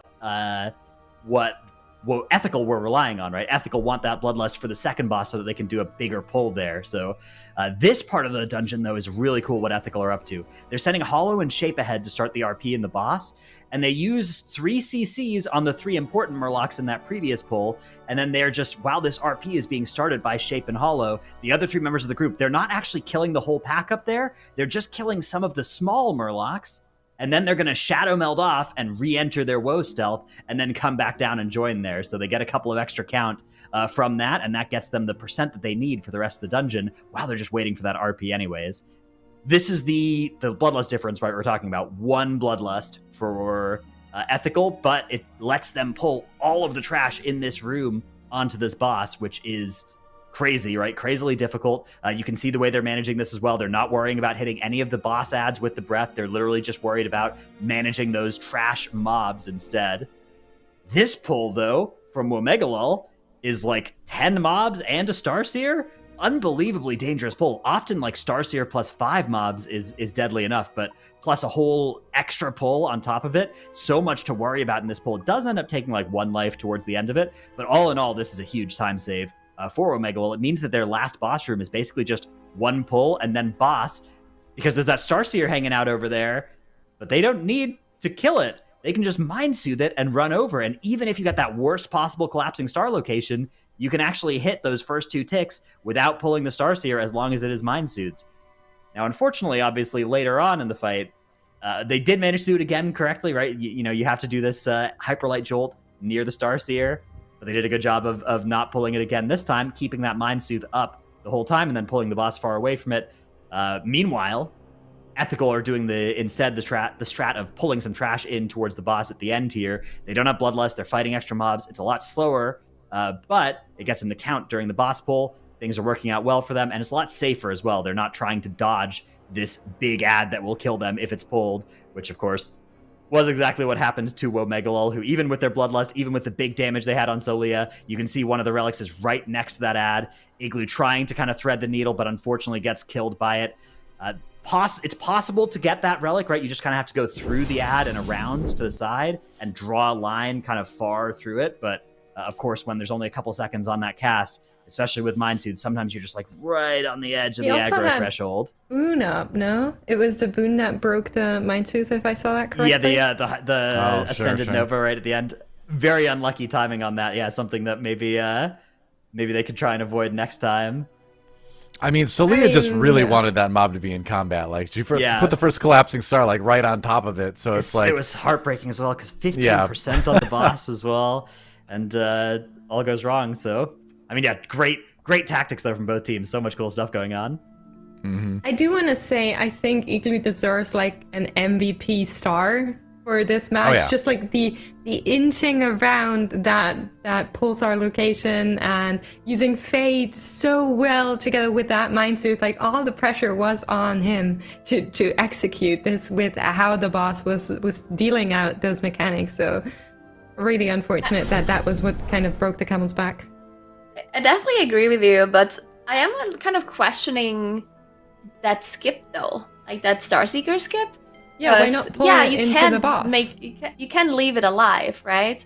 But why? Like, is there really no other? Because it's kind of efficient to pull the Starseeker onto another trash bag, right? I don't think it's that. But they were able to do one Starseer with all the rest of the trash in that room, right? So just leave the second that's Starseer. True, and, but like, yeah, you could do it with the boss. I don't know. It just seems. I mean, just for seems safety, like such a risky thing for yeah. not too much gain, probably. I don't know. That's To be what honest, MDI is just all for- about, you know? Yeah, just for safety, I would have liked to see them kind of taunt the Starseer as soon as the patterns happened in the way that they happened, and they knew it was going to be really, really risky.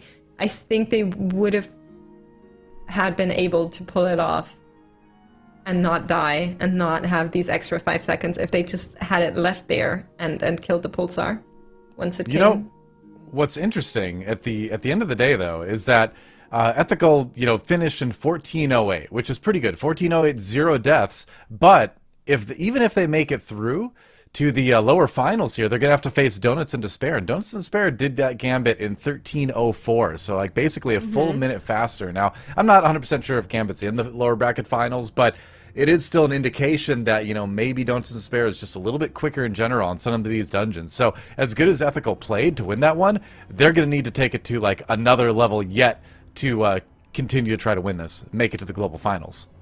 Yeah, 100%. And the coolest thing about this matchup now is that we're going to go into Sanguine Depths, which is a dungeon that every team has tried to avoid as much as possible. We've only seen it one time, and it was MMDT that won that key in a 21 minute 34 clear.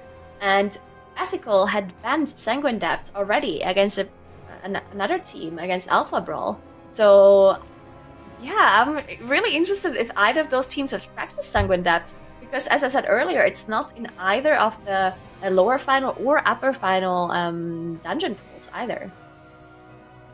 Well, we're going there now.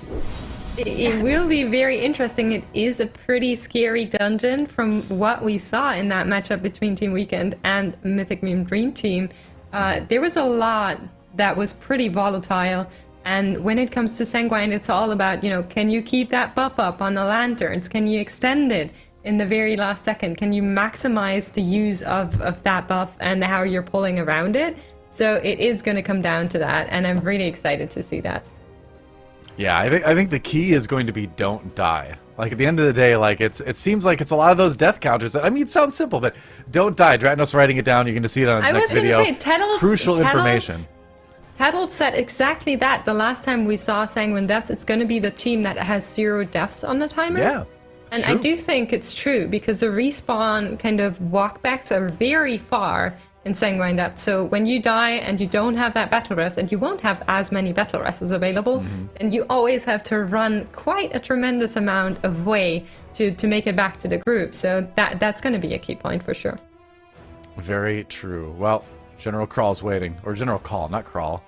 She doesn't crawl, she walks. She sometimes flies. Well, Megalol versus Ethical, the winner moves on to the lower bracket finals versus Donuts and Despair. So, even if you make it through, the final boss is waiting, right? The final boss of not the dungeon, but the lower bracket.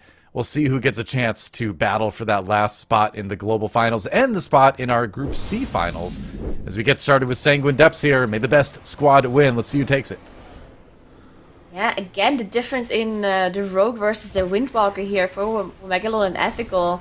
Just Womegalol really valuing that Rogue, while Ethical thinks more AoE damage. Good. Let's bring the Windwalker in. How much AoE classes do you want to bring? Yes. So we are seeing them kite back into the lanterns here. Both teams doing exactly the same thing. Guardian Angel has gone out for Ethical. Chompy needed it to be a little bit more stable as the frontals came in, but was able to pull it off. They are now getting those beautiful stacks on the lantern. 10 are there for Ethical, and Womegalol now also reaching those 10 stacks. And those will be one of the key things to look out for throughout all of the dungeon and see if they're actually dropping those, and then if they're dropping those, how quickly can they get them back up. And one interesting thing here is it looked like that the Mist Dancer wasn't focused quite as well for Womegalol as it was for Ethical, even though the Ethical team technically has a more AoE heavy comp, while with the Rogue you should have more focused target damage for bolstering, which is of course the affix in this key. But Womegalol now already engaging the boss with the whole kind of hallway of trash here. So there's just going to be so many brutes and interrupts that need to be done on the boss, but also on those ticks. And Ethical doing the same thing on their side. Yeah, and every time I see this pull, I get kind of excited, because the first time I saw them pull everything onto Crixus, I got, it was like one of the best feelings, like Reaper all over again. Reaping, and they are able to pull it off here. One more brute surviving, but that will be it. And there's actually still the relic pack for Ethical in the background here, but Womegalol has already dealt with it. So I think they will pull this still and either use Woe possibly or use Vi to go into the next pull, no? Yeah, it's very possible that they just left it on purpose to get a Woe buff to do a skip later. So we're gonna have to see what Ethical does with this relic pack. But yeah, Womegalol having those 2% extra trash count on their side, as they now did pull even more trash into the boss. Crixus is going down. They still have to deal with a brute and those 2 ticks that are alive. Keep in mind, it's bolstering, right? So that brute got 2 bolstering stacks again, because their focus target damage maybe not as great. Of course, the brutes have a lot more HP than a tick, so it's hard to really focus it perfectly.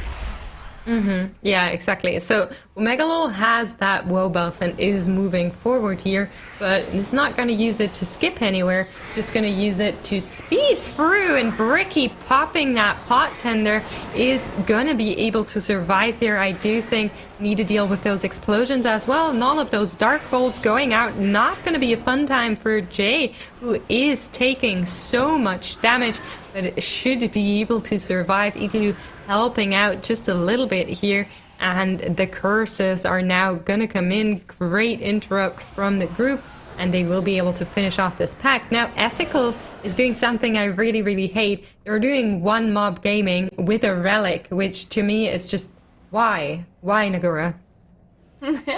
Yeah, why don't you just pull everything with the boss, Ethical?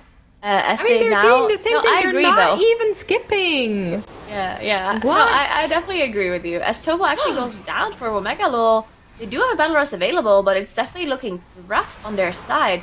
As they did the mini-boss pull, it looks like, with the Overseer.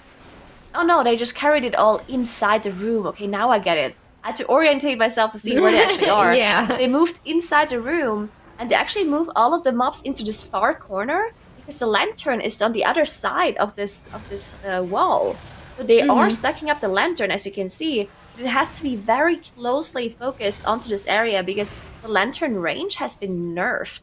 So they have to make sure everything is dying directly in that corner, as close to the wall as possible. They are able to pull that off though. 9 stacks for them, and still another Woe buff to just skip through here. A technique we've seen before, where they pull everything together with this pack here using that buff. I would have liked them to go on to 10 stacks, but it just wasn't in the cards for this time around. And now they want those scribes to just move a little bit closer. Maybe, a grip can help here, or even a Shining Force, but they are able to get them in. And Ethical on the other side is finishing off a similar pull. They have the lantern stacked here and are now gonna pull everything out, in contrary to what Womegalol did before. Chompy's just running to the rest of the group, making sure they're coming. Everybody else's line of sighting at 40 and Shape go down. Yeah, that is very unfortunate, because not only is this pull going to be really hard to finish off with their healer being dead as well, but that means they also lost all of their stacks. They're not going to have any more landing stacks as everyone is dead now except Chompy and the Blood Decay. And all of those mobs are still alive, just channeling AoE and pass on everything. They might be able to recover if everyone manages to get back, but Chompy just trying to hold on and didn't manage. Someone else did manage to get in combat, so the trash pool didn't reset. The Lantern has closed now. They're not going to be able to stack up the Lantern buff anymore, and all of these mobs are bolstered pretty highly. This is devastating for Ethical. That's exactly what you do not want to have happening in your Sanguine Depths. They lost so much on this pull. Not only did they ramp up penalty from dying, but they also, like you said, lost all of that buff uptime. They lost all of the mobs. I'm not even sure if anything really died just looking at the nameplates through the wall here. And they now need to do it one by one and are still missing out on that buff. That is really, really bad. Yeah, 100%. Something did go wrong for Womegalul as well, though, as they did try to extend their Lantern buff on their side, but just Quiet just barely didn't manage to refresh. So they dropped their Lantern buff and they had to stack it up one more time.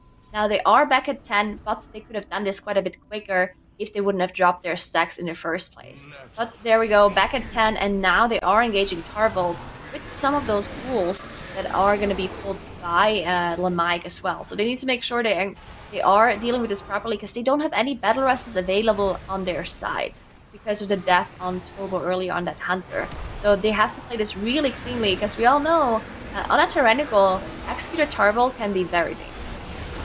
Yeah, 100%. I think that boss is so brutal, and it's so good that they got that buff for hopefully all of the fight duration. It's still up around 50% of it has gone out, and the boss is under 50% already, so it should last them long enough to deal with everything here. The cooldowns have been sent, everything is going into that boss, and they now need to deal with one more of these manifestations. Thankfully, this goes on Ricky, who should be stable enough even without the Dark Pact, making sure they can survive here. And Tarvold does not to give them as many problems, as it's completely melting in front of our eyes. 7% remaining. You're doing a fantastic job with this boss. Yeah, they're doing an amazing job. You can see Jay also using that Cloak of Shadows at the very end there to make sure the damage is minimal on the group. And now they're still going to have to deal with some extra trash. You see the gateway already being set up preemptively, which is really nice. Just a tiny little time save there for the movement that they're going to have to do. And now they are moving, it looks like, to the last Lantern. And the good thing about their comp, right, is that they have the Rogue that is a Venthyr. The Rogue is opening the Lantern. While for Ethical, since they don't have the Rogue, it's actually the Warlock that has to be Venthyr. And you don't want the Warlock to open the Lantern. The Warlock wants to ramp up damage, wants to spend those Ring of Fires, right? So that's a little bit of an advantage for Womegalul as well. There's also a difference in builds, right? So Ricky is on that Night Fae Warlock, whereas, as you said, Shape has to play Venthyr for the group. So not only that, also getting forced into that Venthyr Warlock build, which I do think is better for AoE, but then again, I'm not a Warlock science brain, so we'll have to wait for somebody to explain this to me. You actually do play Warlock, no? Yeah, I definitely think it's good for AoE. I don't think it's like an insane difference. Okay. I don't think that Shape is necessarily losing out anything for playing Venthyr. It's not like an insane loss. Okay. You also get these curses applied as well on all of the mobs, which can be useful too, right? Having a Curse of Tongues on all of those casters. But yeah, I think the bigger problem is having to open the Lantern. Because it is quite a long cast, and as I said, Warlocks just want to be ramping whenever there's these huge pulls happening. Okay, yeah, that does make sense. So in terms of Covenant, it's actually not that big of a difference, but again, because of where you would want to be ramping, you need to be casting. It's very unfortunate. Okay, so Womegalul has moved on to Brillia, is pulling everything onto that boss here, and I do like that. Now they need to be just a little bit careful when it comes to those orbs. Ricky just super speeding through everything, making sure he's insanely stable here. Rest of the group, some of them dropped pretty low, especially Jay and Igloo, but they were able to survive, and now finishing off on all that trash. Looking pretty good from them here. Brillia is under 70%, but Ethical is looking to catch up. 11 deaths on their counter, of course, not going to make this easy, but Tarvold is not giving them too many problems. Manifestation should be dying quickly. Holo getting targeted by Tarvold's Castigate here. The Desperate Prayer coming in last second, making sure they're able to survive, but that was really close. Yeah, Holo actually went down at the start of their pool there, which was very unfortunate because he had lost the 7 stack of the Lantern. So having had some trouble there to heal this boss because of that, but it looks fine. They still have 30% to go through though, and the buff has run out now for Ethical, so we'll see if they can finish it off. While Womegalol also has lost their Lantern buff. They used the 3rd Lantern to get the buff for the Berelia pool, so they pulled all of this trash on top of Berelia, making sure they really make use of that Lantern buff, that last one. The Holo and Shape going down for Ethical, and the boss is still an 18%. So this might be very hard for them to finish off because they don't have the battle resist, and I'm pretty sure there's going to be one more manifestation spawning. So at that point they just have to finish off the boss and just let it is. pass, maybe. I don't know if you can do that. It is a 22 Tyrannical. They should be dealing with the manifestation first. It's going to give them so much trouble like you're seeing right now.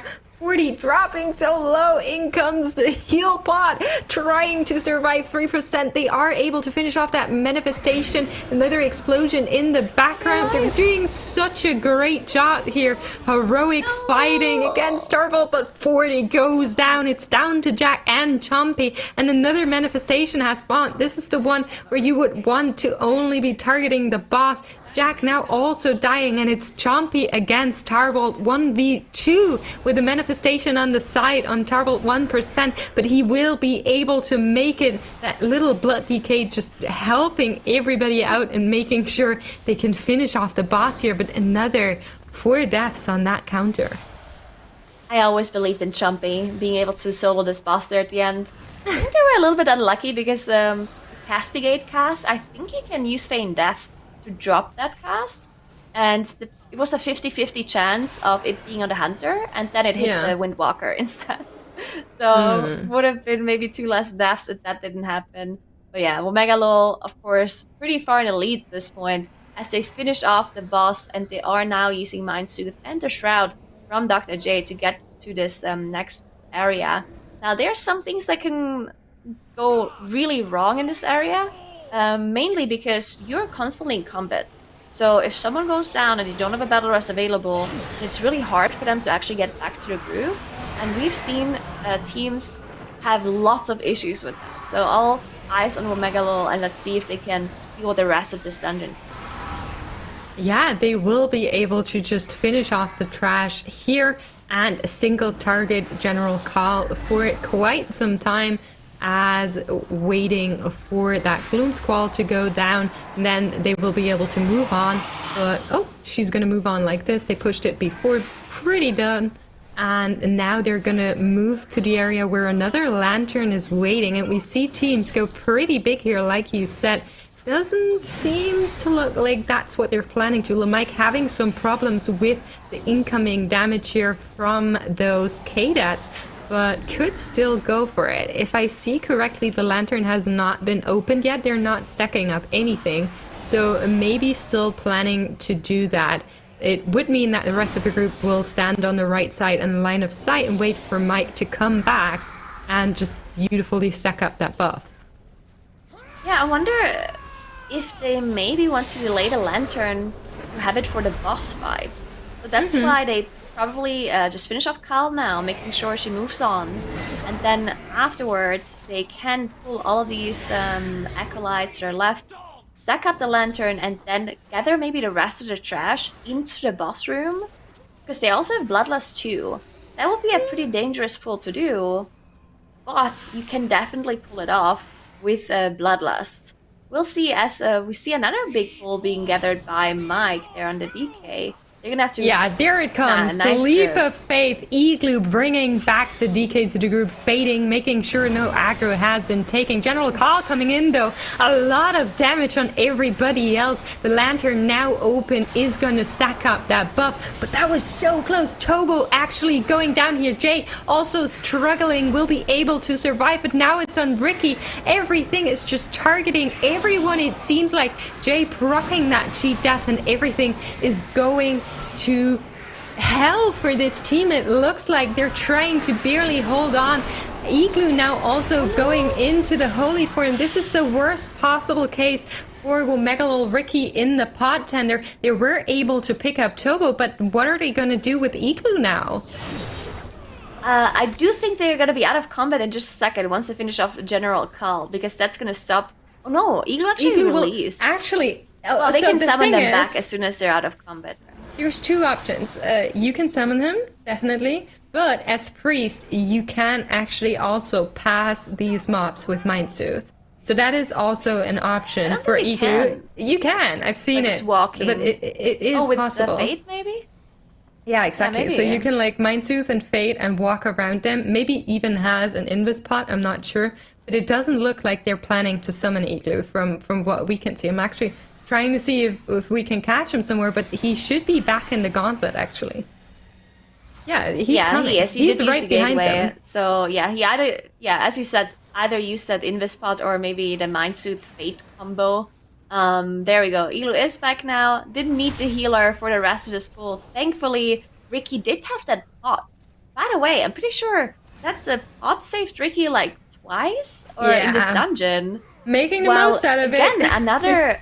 Yeah, but it's another advantage again, because Ricky Yeah. is being able to play Night Fae because Jay is True. the Venthyr, while Ethical does not have the pot tender on their Warlock, right? They don't have that available because of the Venthyr Covenant. So another pretty nice advantage for Womegalol.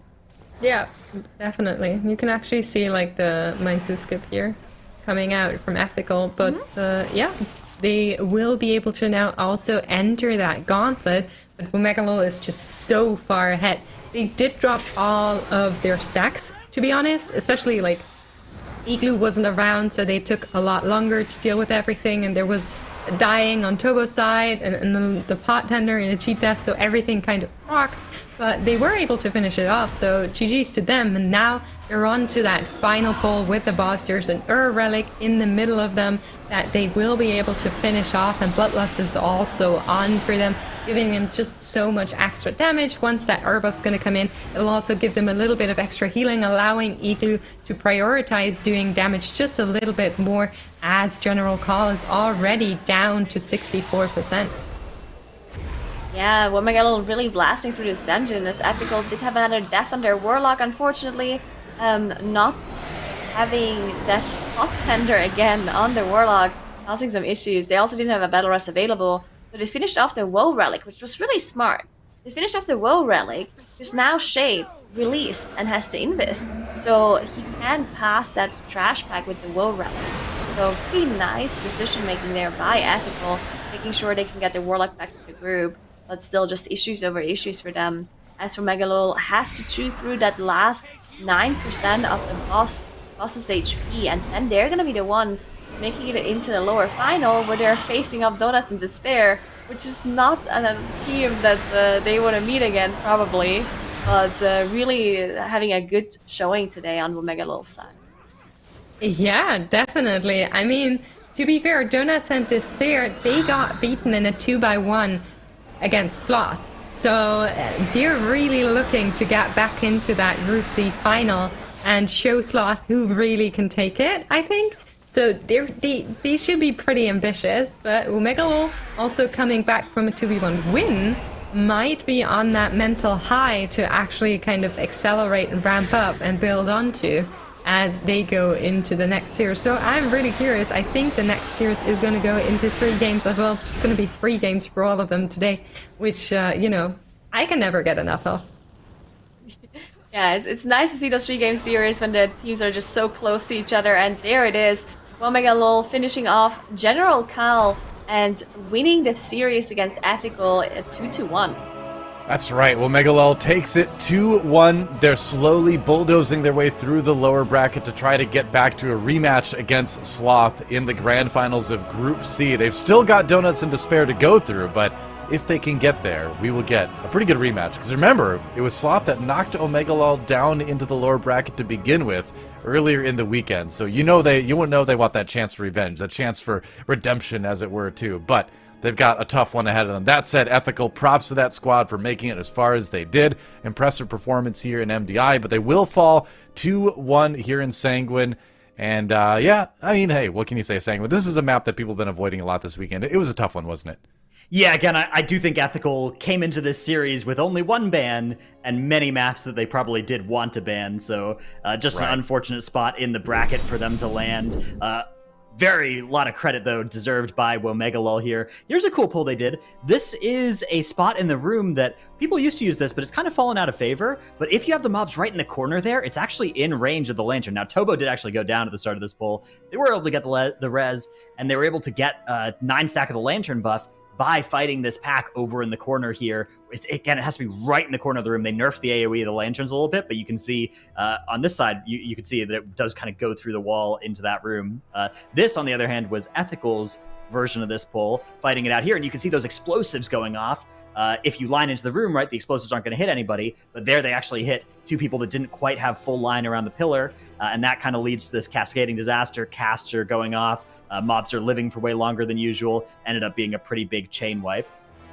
One thing that Womegalol did that is really cool, the lantern buffs in this ring, we often think of using them and then using them to help execute the second boss, the Executor, Tarvald, right?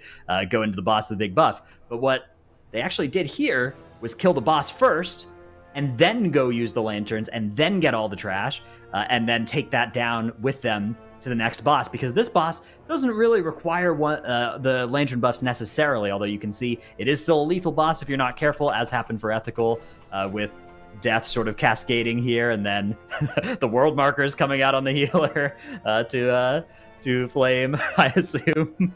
And yeah, okay, so this is with the lantern buff, right? You can see coming down with Womegalol, that lantern buff that they just picked up, coming downstairs onto Grand Proctor with 7 stacks. And this boss, again, you don't necessarily need a lantern buff for the boss, but if you want to do it with a bunch of trash, and you want that trash to not live for very long, you want it to die in these AoE stuns, that is exactly a great idea that they've had there to kind of just swap around that sequencing a little bit and really rethink how to use lanterns in the dungeon. So I really like that out of Womegalol. Yeah, they had a lot of cool stuff, and they had a lot of clean stuff, too, basically. A couple deaths here and there, but overall, they were able to kind of like... And one of the things I think that Womegalol does that impresses me is they have deaths, but then it seems like they're able to kind of like keep the momentum going anyway. You know, they're very good at recovering, they're very good at kind of keeping the speed going, and they're going to need all the speed they can going up against Donuts and Despair in the lower bracket finals. That's going to be our next series here at Mythic Dungeon International. Coming up in just a few. There's our bracket again, as you can see. So, Donuts and Despair versus Womegalol in the lower bracket finals. The winner of that goes on to face Sloth. We could get the rematch from earlier in the group, Womegalol versus Sloth. We could get the rematch from earlier in the day with Donuts and Despair versus Sloth. But either way, interesting thing about this is we've got the 2 highest seeds in the group in the lower bracket finals. That's kind of unique. Yeah, that's crazy to see a number 1 seed and a number 2 seed having to fight each other in that lower final. That means only one of the teams is actually going to make it into the globals, right? So having the number 3 seed already qualified through the upper bracket is just craziness to me, especially because both of those teams, the number 1 and the number 2 seed, have already lost to Sloth, as you mentioned earlier. And Sloth has all of this time to prepare for the grand final as well, while these other teams have to battle each other in the lower final. Now, we did have some predictions earlier in the weekend to maybe revisit those. Yeah, let's check those out again. Yeah, all right. So I feel pretty good about mine right now. A dark horse that's a top my rated predictions team. are we're about to see that both of them play in the next series. Makes his dark horse is already out of the tournament and has been for a full day. So pretty embarrassing. Because it was a real dark horse. I'm sorry, none of you know what a dark horse is, but I'm pretty sure Sloth it's is a dark okay. horse. No At one this point, expected them pretty to win. sure. I mean, at this point, Dark Everybody Horse did. is just a blessing, you know? No, what? Dark Horse is a blessing that we bestow upon a team that helps them like win groups and events, it seems like, at this point. Feels like I'm casting with 5 Tettles. I don't even know. Or maybe you're It's the caster bless. Yeah, that's true. Because I know if you what look a around a dark horse casting desk is. and you don't see a Tettles, it means you are the Tettles. Is that what you tell yourself? He's out there somewhere. He'll be around later today. But yeah, prediction wise, me, Nagura, Zyronic. I feel like we're all feeling pretty good about this one. Yeah. Decent. Yeah. feeling good. Sloth Indeed. How do you feel, Dratnos? Okay, look, Sloth have looked so unbelievably good. Like they have Yeah. looked. I don't want to say this lightly, but like really? Echo caliber in some of their Would you strategies. say they Ooh, look wow. like they're not a dark horse, The problem maybe? with Sloth they totally as are. a team is that they have like half of their runs look just like the best things you've ever seen, and then half of their runs have 40 deaths. And it's just like which team are we getting in any given series? Sounds right? like dark horse material. Sometimes to me, you just but, have to risk it. Yeah, Well, they certainly we'll do woke some. up earlier today, so can't wait to see them again. We'll do some delving in the dictionary during the break. Don't go anywhere when we come back to the lower bracket finals here on Mythic Dungeon International. See you in a few.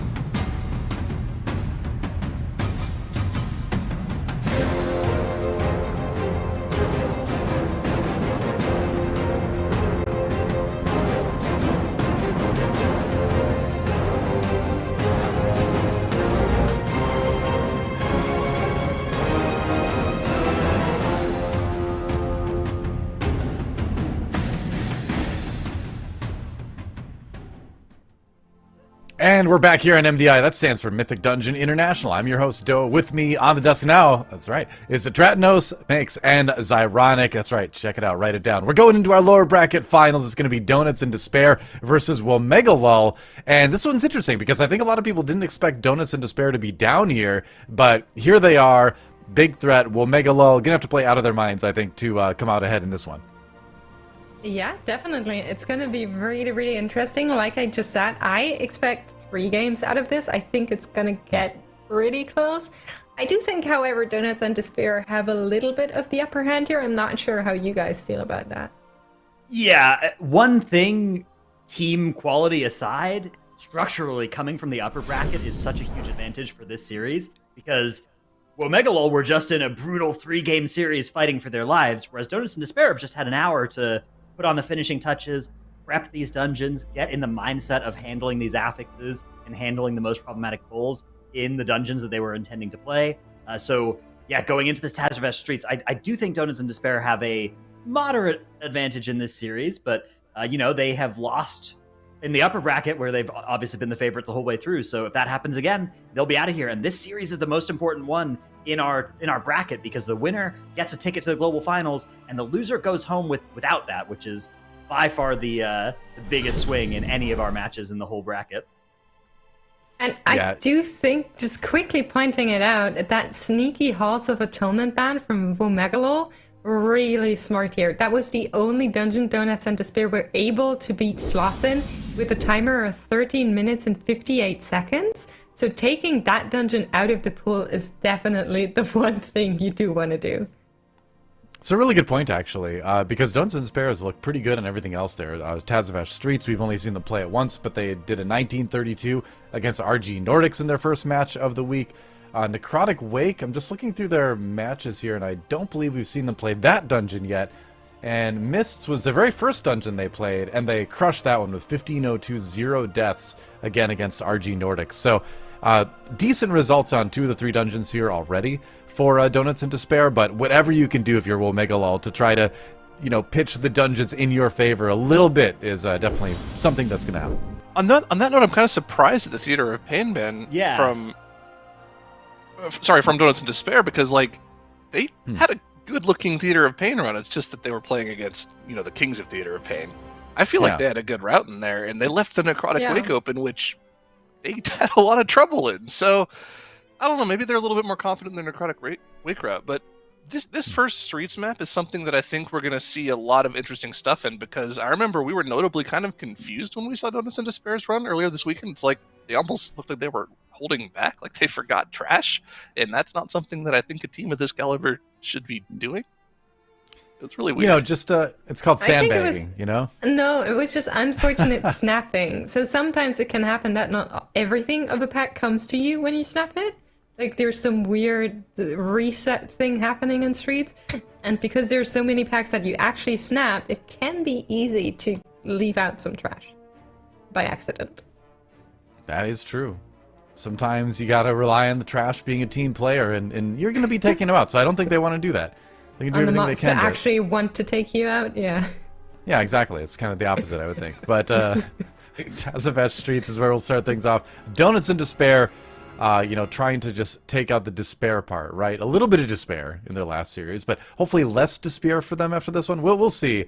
But, Womegalol has been such a fun team to watch all week, too. And, I mean, hey, they love the Woe Drifter buff. I know you love the Woe Drifter buff, Dratnos, so maybe cheering a little bit for them. All about the Woe Drifter. This is a great map for it as well. A lot of the strategies we've seen evolve in Streets of Wonder in the MDI have used that Woe Drifter to great effect. We are going to get underway, however. Both teams obviously starting off with this mandatory pull here. As soon as you kill that Gate Warden, the door opens, so a lot of damage is going to be focused into that mob, and they can kind of leave the security to mop up afterwards. Yeah, I mean, looks like a lot of Rain of Fire is coming from Cryptics here, but I don't know. Looks like it was the Infernal. No, you know what? No. It was the Infernal committed. They committed the Infernal to this first pack, whereas Ricky has saved his Infernal, so presumably Womegalol are going to be going for some massive pull right off the bat here. Let's see what the plan is from them. And Tobo used Coordinated Assault, whereas Smack didn't. So one team committed the Warlock cooldowns and saved the Hunter ones. The other team, the exact reverse. Donuts and Despair are starting off with this pull. Generally, you do think of Infernal as kind of the bigger pump in an AoE situation, but we'll see exactly how that lines up, as they do have quite a bit of trash here, including that Portal Guardian, I believe. Yeah, you can see those Rift Blasts coming out. Womegalol also doing a fairly large pull here. They have it in a slightly different spot in the room. Both teams killing that Earnest Mantler at exactly the same time as well. Wow, this is so cool. An almost perfect Sanguine management from Donuts in Despair. Very little Sanguine healing coming out for them, but up on the side of Womegalol, that one Overseer healed for almost 500,000 health, so that's going to be in this first pull and is going to drop a Sanguine pool almost immediately, so they need to make sure they have some sort of knockback or kiting in place. That is not a very well-timed Chaos Nova from Dr. J, though. Look at these mobs just casting in the Sanguine healing as they've gone over the top, and it's still going as well. Actually, I think fortunately that Specialist was just outside of the Sanguine pull, but it's not a great way to start the pull. You can see it set them very far behind right off the bat here. Already 10% on the boss of advantage for Donuts in Despair, and all the trash is dead too. Yeah, Donuts in Despair have done such a good job of mitigating that Sanguine Affix. Yips here, veteran of the MDI, I believe going back all the way to Legion, at least a Keystone veteran, back to the Legion days, so familiar with managing these sorts of affixes and doing a really good job of keeping that Sanguine healing from becoming too much of a threat. Legend has it that the great Yips Warlock himself got so tired of playing with tanks that didn't know how to deal with positioning mobs that he said, you know what, I'll do it myself. Exactly. Yeah. All right, so Donuts in Despair with the boss reaching around 38% health are going to move into this next pull. This is a very standard thing we see a lot in the MDI, pulling this pack towards the end of Zopex and getting a Woe Drifter to let you then run all the way to your next area of the dungeon. Womegalol doing, of course, the exact same thing. There's no Woe Drifter that Donuts in Despair will take that Womegalol won't also take. It would go against their contractual obligations. Igloo going down for Womegalol. You see Angel there, instantly canceled, and the res comes out, so they are down to battle res for the next 8 minutes. Not a great way to start the dungeon, but if there are any teams that can get through it, it's going to be Womegalol and Donuts in Despair. Fortunately, Donuts in Despair doesn't have to worry about that because they don't haven't committed the battle res just yet. But man, things are going great for Donuts in Despair already off the bat. Boss dead, trash extremely low, already have the Woe Drifter buff ready to go. And they're going to be moving on to the next section of the dungeon here, whereas Womegalol is still kind of flailing around on this boss, down to 15%, but still plenty to chew through here. And a kind of annoying thing here for Womegalol is that Woe Drifter is timing on, like that is active on them, right? The Woe Cypher. You don't need too much duration on it to skip past the mobs, but it's nice to have a pretty long duration on it when you finish the fight so that you can go and start all this RP and not be running at regular speed or having to mount up to get back to various pulls. So Donuts in Despair, they had about 15 seconds of wiggle room. I think Womegalol will mostly get all the value they need out of this Woe Drifter, but they are going to be cutting it a little bit close. Yeah, there might be a little bit of running back after starting the RP that Igloo's going to have to do without the Woe Drifter buff, so we might not be able to join the group right away. But might be just enough for him to get back nice and clean. Take a look again at the Sanguine management for Donuts in Despair. Whenever you don't have a Sanguine Icar healing meter popping up there, you're doing a pretty dang good job, and they've kept it below 200k, so I'd say that's a win for Donuts in Despair here. They've just finished off the trash pack that Womegalol have just started to engage. Yeah, so Donuts in Despair have created in these first 4 minutes of the dungeon a 1 trash pack advantage. It's not massive, but it is still, of 2 teams that are this titanically powerful, quite a big advantage to create without there being like a wipe for the other team, right? Dude, I love this picture we get for Donuts in Despair. Yeah. You can see Timber starting to do the RP here with the Woe Drifter buff, just running away from all of these lackeys, doing his best that he can to not get hit by anything. Now we have a Strong Arm in there, going to be a little scary. Those melees from the Strong Arms do a lot of damage, about 50% of his HP. Probably going to do this last part of the buff and then start running back towards the group as the Woe Drifter buff times out. Yep, going to go rejoin the group right now. Was that enough to get the password? I think we saw 2 of them. We might have gotten the 3rd one as well, so they might be through the RP already as Timber now rejoins the group outside of the Postmaster group. Yeah, meanwhile, Womegalol are opting to have their Demon Hunter rather than their healer do this. This is a little bit safer because, of course, your healer is able to heal your group while doing this, but it's a little bit less damage because your damage dealer isn't there to do damage. Yep. So a little bit of a difference in strategies there, but Womegalol are able to get the Demon Hunter back fairly quickly. It's also a little bit quicker to do the RP in terms of like the RP finishes sooner if you have a Demon Hunter who can zip around and get a couple Fell Rushes, Vengeful Retreats in that area, but All in all, two strategies that are pretty similar in terms of time, just slight preference difference. I do think that if you can execute it safely 100% of the time, the healer doing it is probably slightly better, but I'm not 100% sure even on that. Check out the elemental management from Donuts in Despair here. They had a little bit of a mishap at the very start of the pull where they had Sanguine right in the front doorway of this room, so they had a little bit of extra Sanguine healing. But remember, those elementals give you a massive haste buff for about 15 seconds or so if you can save them for the boss and get those buffs chained, it'll help you get through this boss so much more quickly. You can skip some of the more dangerous phases later on in the boss. Or hopefully, the idea is that you only have to do one of these briefcase throwing phases, right, where you have to throw the mail into the mail chute. I don't know how else to describe it. But if you can skip the second one, that is fantastic. So let's see how it goes for them here. They're going through the first one pretty quickly. I like the setup here. Having your priest stand very close to the chute, and then everyone just tosses your books at him, and he throws them all in for you. What a support player Timber is. Yeah, very well done there. And also going to soak some of this volatile liquid as well. Make sure that the part of the room doesn't get too polluted before returning to the group, sending out the Master Spell to remove that. And yeah, as you said, that male elemental you can see right next to the group here is about to die. Now, you do have to be a little bit careful. That bubble is like 10 yards across. The Sanguine puddle is like 8 yards across, so you can see they are grouped up right in that sliver of space that they are within the haste buff, but not obviously bathing in the Sanguine. And getting a bit of extra damage there, but you can see Sanguine, or Tornadoes actually, Storming Tornadoes, have something to say about that. Meanwhile, Womegalol has gone for a Postmaster pull of their own, and they were able to pull it off and catch up pretty quickly to Donuts in Despair. Only 20% behind on the boss, have slightly less trash percentage, but making good time on their own and keeping themselves within striking distance if anything goes wrong for Donuts in Despair. Yeah, Donuts in Despair sort of half committing here. They did some of those early briefcases, but they didn't worry too much about throwing the later ones in that phase, because those, of course, have more lenient timers because they appeared more, further into the fight. So they were able to get that done without having to do all of the briefcases. Now they're going to be starting off with a big pull in the marketplace area here. This is 4 Peacekeepers and a Spark Caster, plus a set of relics, of which they're going to select the Woe Drifter, of course. The Woe Drifter, really powerful in this whole area. It's going to be the most common relic you're going to see for the rest of this dungeon, except for on boss pulls themselves. Just moving around all around the place so much more quickly as a result. And I wonder where Donuts in Despair are going to head next. It could be either way. Opting to go towards the Oasis. I think the more typical strategy we see for teams is to head towards the Menagerie, I believe it's called. Yeah, I remember. That took me a while to remember it. But yeah, they're heading towards the Oasis. Both teams actually heading towards the Oasis. Interestingly enough, Womegalol not opting to get the Woe Drifter buff in the middle that Donuts in Despair does. But remember, they do have a little bit extra trash count that they're going to have to get at some point. So I imagine they'll probably be going back and killing that same trash pack that we just saw Donuts in Despair dealing with and getting a new Woe Drifter buff of themselves at that point.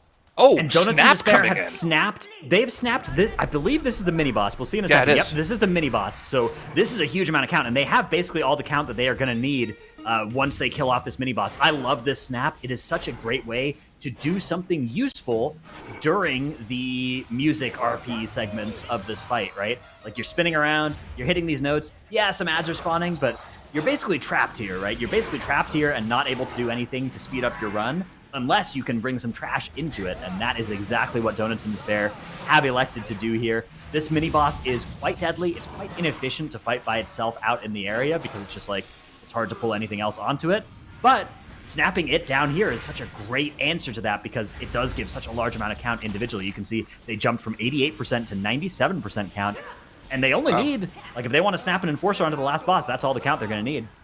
Yeah, so they're essentially done with their trash count at this point, where Womegalol still has a lot that they have to deal with. I mean, Donuts in Despair, this is kind of the route that we were expecting them to show off at the very start of the weekend, but I'm kind of surprised how much it seems they were sandbagging before, because this route looks so much faster than the last one we saw from them. Yeah, but well, especially in this new exciting MDI world with a ban format, you do really want to hide your strength from teams that you're going to play later, right? So if you think you can get away with a 5-minute slower route in the first match of the Friday, it makes a lot of sense to do that, and that may be the exact mind game that Donuts in Despair have played here and have got this ace up their sleeve that they got to surprise Womegalol with in Streets of Wonder. Yeah, I remember that route that they went up against RG Nordics with earlier this weekend. That was a 1930, whereas right now I think they're on pace for pretty easily like sort of a mid-16s key level, yeah, which is 3 tyrannical bosses still that stand between them and the end of the timer, so we may see the number going a little bit above that, but Zogron, the boss that they're about to fight here, even on Tyrannical, is a very quick encounter. In fact, it's so quick that it's one of the few bosses that you can just kill the Woe Relic that spawns with the boss and actually still have that buff after the boss dies. Very few bosses are like that, but this is one of them. Well, notably, it has less HP because it's the end of a third RP session, right? And then also you can infinitely stack that rage buff, which is a damage increase plus haste buff, every single time the boss sucks everyone into the middle. If you time your extra action button perfectly and face the right direction, you can very easily extend that buff. Let's see, does everybody in Donuts and Despair get the extend? Yep, all 5 players across the board got that extend, so they're going to keep that damage buff rolling. That's exactly how it's done. Well, Megalol also doing a great job of extending their buffs. They are about 30% ahead on Zogron's health, but they are 17% trash count behind and 1 death. So, you know, we talked a lot about how great Donuts and Despair are looking here, but Megalol really are not that far behind, right? That is just 17% count. If they can find a quick, efficient way to do that, maybe pulling some of it into some of the bosses, I think that they can still absolutely take this, as they are now making their way towards the Menagerie. Donuts and Despair hot on their heels, and of course don't have anywhere near as much trash that they need to do. Yeah, exactly. Like you mentioned before, they have no trash left that they have to do. The rest of their dungeon is boss killing and travel time, and that is it. Now, the only remaining question I have for Donuts and Despair is how they plan on getting to the final boss consistently, because they don't have any need to get a second Woe Drifter buff like we saw from the Echo strategy earlier in our Shadowlands season here. I imagine they'll just probably Mind Soothe their way through the trash to get to the last boss, and of course they've already dealt with the mini-boss, so they don't have to worry about skipping past that. Yeah, Mind Soothe is unbelievably powerful for getting through this market area. People, you look at Mind Soothe and you're still kind of scared about getting close to mobs, but I swear, it's like a 5-yard aggro range around mobs when they are Mind Soothed. So as long as you remember to Mind Soothe all of the relevant mobs, you can cut through almost anywhere without pulling stuff. Wow. Big pull from Megalol, catching them up in the trash count, and that was during boss RP, so it's not like they lost that much time. Donuts and Despair will engage the boss a little bit earlier, but Megalol definitely doing good things to catch them back up to Donuts and Despair. They'll be pulling the boss roughly, I want to say 20 seconds after Donuts and Despair, so this is going to be a very, very close DPS race at the end here. Megalol are not far behind at all. Yeah, again, 1 death on the board, so that is 5 extra seconds, but that is not very much in the scheme of things. Although, with how tight these two teams are playing, that may end up making the difference, actually. I could see it coming down to that, as you can see both teams working on the first of 3 bosses in here. This one is usually the least mechanically intensive, right? You see blue stuff on the floor, you walk out of it, problem solved. But this fight starts to ramp up in intensity now as we make our way into the second part, and you start having all of those orbs you need to dodge all around the room. Yeah, and of course it's going to come down to the efficiency of the damage buffs that you get on your group as well, and who it goes on. I think the number 1 choice is probably going to be Demon Hunter, because they have the most consistent damage of the group. They're always doing good damage with that Sinful Roundup time, and then of course you want to pass it off to either your Hunter or your Warlock when they have a little bit of their excess resources available, maybe some red bombs, maybe the coordinated assault, but that's not going to be off cooldown for quite a while for either of the teams, so it's just going to come down, I think, to Demon Hunter damage. And honestly, what do you think about giving it to the DK? Even after the nerfs, they have pretty consistent single target damage. The DK and the Demon Hunter just tossing it back and forth between each other makes sense. I think potentially Demon Hunter and Hunter would make even a little bit more sense to pass it between, but definitely, I hate giving it to a Warlock, because even though the Warlock, this is not just my usual I hate Warlocks thing, this is like, the Warlock, you know, they get a damage buff by eating all of those orbs, right? But they have to move to do it, right? And I believe that inefficiency is not as good, even if they technically get more DPS out of the extra damage buff. I think you do want to just pass it between your mobile melee specs. And yeah, I think Havoc and Survival are 2 great examples of that. And you can see right now, Survival is indeed going around, grabbing those, and Anarchy and Smacked are kind of standing right on top of each other, making sure that that buff is going to just jump between them always. We also saw Cryptus just completely getting out of dodge there and porting away from the buff just to make sure that he didn't accidentally get it. And yeah, as a Warlock player myself, can guarantee you, I'd much rather just sit in the middle and turret than have to worry about soaking those orbs. Let them get the damage buff. Let them get their time in the sun. I'll do my AoE damage later on. Yeah, it's like, look what they need to mimic a fraction of my power. Oh, Ricky got touched by one of the orbs when he didn't have the buff. That's not exactly ideal. Remember, if you don't have the buff, that's a negative buff that it gives you. Not good. Yeah, I learned that the hard way, because I just thought, oh, you take the damage, but you still get the damage buff. But no, it's a damage decrease if you touch an orb when you don't have the consume. So definitely something you want to avoid, unlike what I was doing when I thought it was a damage buff, which was soaking it and saying, heal me. Oh, Cryptic's hitting the residual buff right at the very end. Very, very nice. But boss goes down early for Donuts in Despair. They still have secured themselves a pretty significant lead, so let's see what the route is going to be here. Probably just hugging the left wall by mind-soothing all of the available trash mobs here. Still have to be a little bit careful because that is kind of a tight squeeze, but they have Cage, the though, Imprison that's available out of too. combat, yeah. The auto-combat CC, Cage and they are and Sap. through. Those are the only two CCs where you can like walk next to stuff and not pull them. They watch like, Cryptix won't here. see. Yeah, all right. So he's going to deploy the demonic circle and jump down.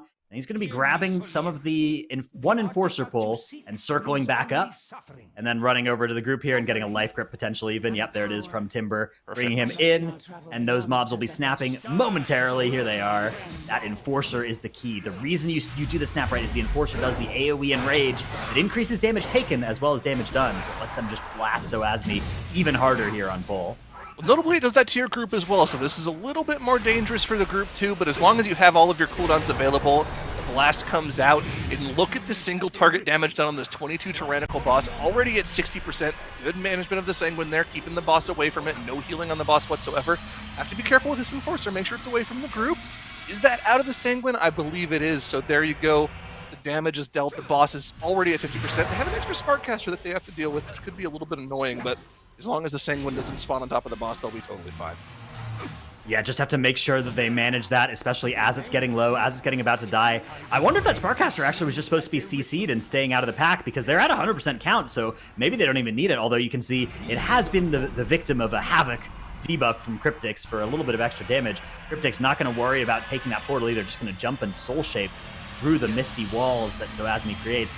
And this next double technique here, they let it get right next to the end of its cast before actually sending that second interrupt, just to avoid. Close spawn. Oh, the personal portal into the dodge, Great instantly move. getting them off. What a great move from Cryptix there. Perfect execution.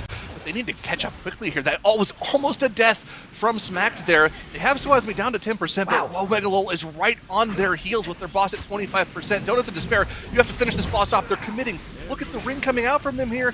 Are they going to be able to finish it off? Oh, they have to make sure they don't get 2% Sanguine on healing the as well. boss. There's a mob No boss Sanguine dying on the healing. boss, but they've done it. Oh, boss goes Wow. down. Donuts in Despair taking Game 1 over Womegalol. What a run from them.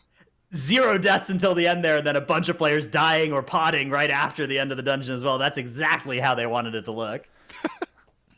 Wow, that was amazing. That's what you call committing, right? From Donuts in Despair, like that's when the person in Discord call says, Yeah. "All right, just commit," and you're like, "Oh, I don't know, but okay."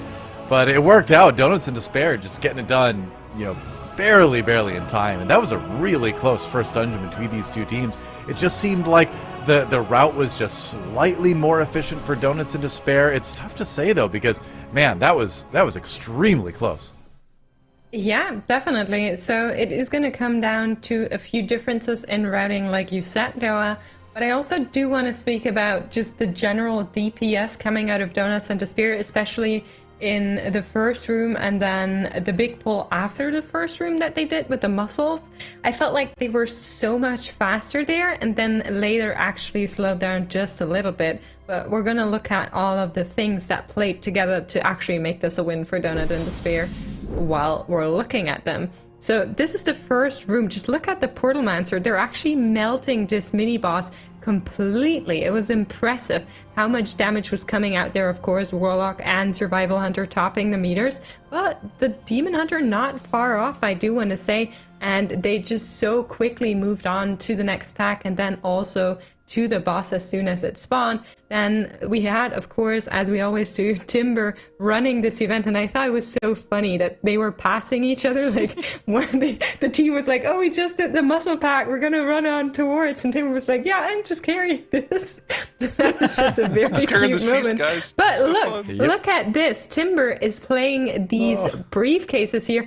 And that was so close, putting that Guardian Angel on themselves to be able to survive. But the team knows no mercy, just throwing more and more of these briefcases. And then in the end, Timber was able to finish them off. Then we had what to me was the biggest difference, I think, Yip bringing so far into this boss fight. I really like that. I really like having extra trash here, especially if it's that mini boss, because it gives you so many mechanics, but you can easily deal with them while doing the pre-event. And then this was the routing difference for the other team, who pulled everything onto the corridor here, waiting for the menagerie to open, which I generally like as well, because you have to wait for the menagerie anyway, and they did a fantastic job of doing this pull here. They were very quick and very efficient with their damage, dodging everything. Like with that frontal there, I was very scared for a second, but they were able to do it. And then it came down to Zoasme,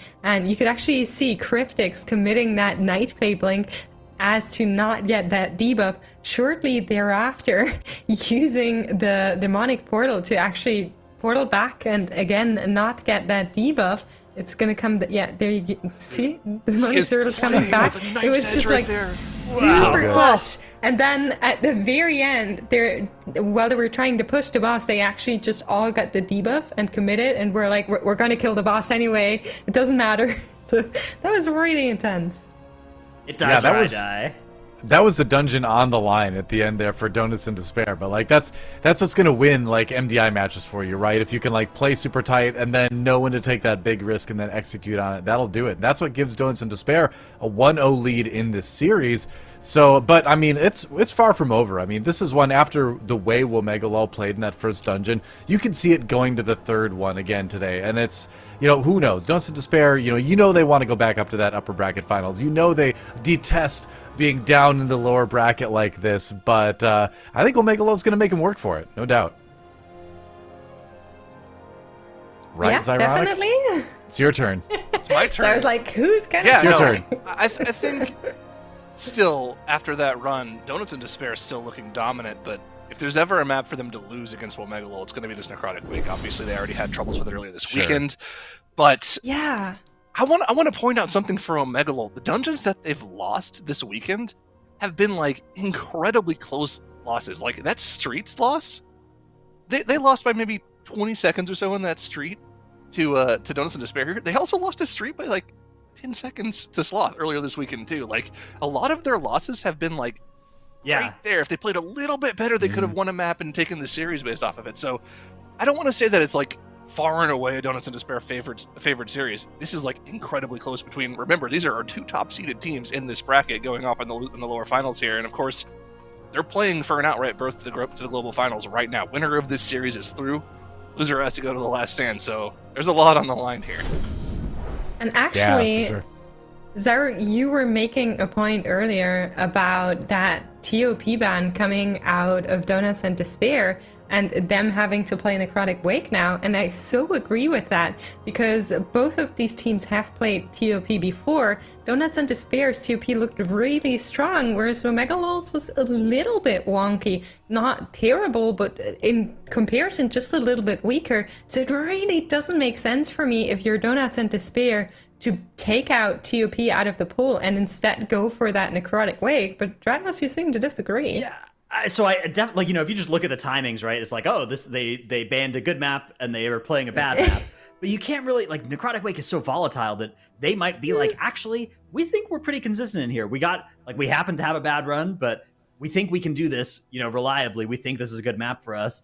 We want to go here again. And especially if you've got that competitive spirit, right? It's like, oh man, I want to get that one back, right? I want to do that pull right, and show everybody that I can do this dungeon, right? Okay, and that it's something we can do. 0 deaths, 12 minutes, get in, get out, get a 2-0, get my ticket to global finals, redeem myself in Necrotic Wake, right? Because Sloth had pretty much the same thing, right? Sloth had a scuffed Necrotic Wake on Friday, come back in on Sunday and just they still won, though. Right? Yeah, they still won. That's true. And that's obviously nice that's how they stay in the upper bracket and Donuts and Despair end up in the lower bracket, right? It's like what the other team does when you have a bad run. But yeah. I do want to point out also as well that both of the wipes for Donuts and Despair and Necrotic Wake were started off by Yipstein. For those of us that know Yips as a player, he's a very consistent player. Him starting off those pulls with deaths is like very out of character for him. So, now that I think about it, I think that could be the case that we just happened to see the worst of them in one run in multiple different scenarios, and normally they're pretty consistent there. So I could definitely see that being the case. Okay, fair. Sure. Well, we're just moments away from getting into that necrotic wake to see, who's end up going, who's going to end up taking it, right? Because, like I said, there's lots of things on both sides, but at the same time, every dungeon is different, right? And that every dungeon has those moments where you just have to adapt. You have to react in the heat of the moment. Some kick gets missed, some mob paths in a way you're not expecting. You need to be ready, you need to be the best, and that's what these teams need to be if they want to go to the group finals against Sloth. Get that spot in the global finals, and it's all about Donuts in Despair possibly getting that 2-0, or Womegalol tying up the series. Let's see who does it. All right, we are underway here. Both teams heading around, setting up a nice large pull, getting that Kyrian Goliath activated are Womegalol as they are pulling right into Blightbone. So are Donuts in Despair. The Kyrian Goliath, though, still not activated for them, so they're going to save that for a little bit. You can see Timber heading over to the side there for that boss frontal and then going to activate the Goliath. So they're going to have their Goliath and the Anima Orbs a little bit later than Womegalol will. And notably for both teams, it looks like the Kyrian Spear was used for both of them just to make this pull go that much more cleanly. Remember, it is bolstering, so if you use it at the very end of the pull to finish off the rest of the trash mobs, it makes the pull that much safer for your tank. Your tank won't go down.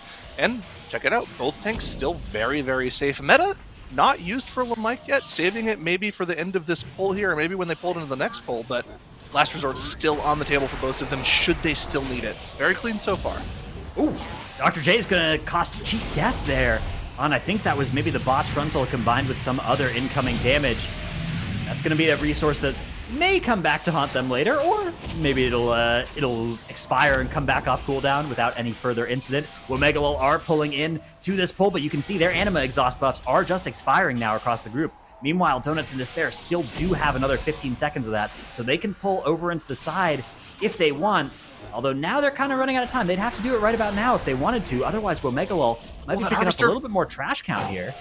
That Mortal Coil was that was seconds away from being in a very, very bad spot. If that Necromancer was pulled, I think we've seen everything that could possibly go wrong for Donut in Despair in this dungeon in the past 5 hours. But fortunately, the Mortal Coil running out just as it's about to get into social aggro range. But check out where Womegalol has gotten themselves here. They're through all of their trash pulls. Donuts in Despair, notably, though, pulls much more trash with the first boss. And from the previous runs, we know that they like to skip Narzuda with the second trash percentage.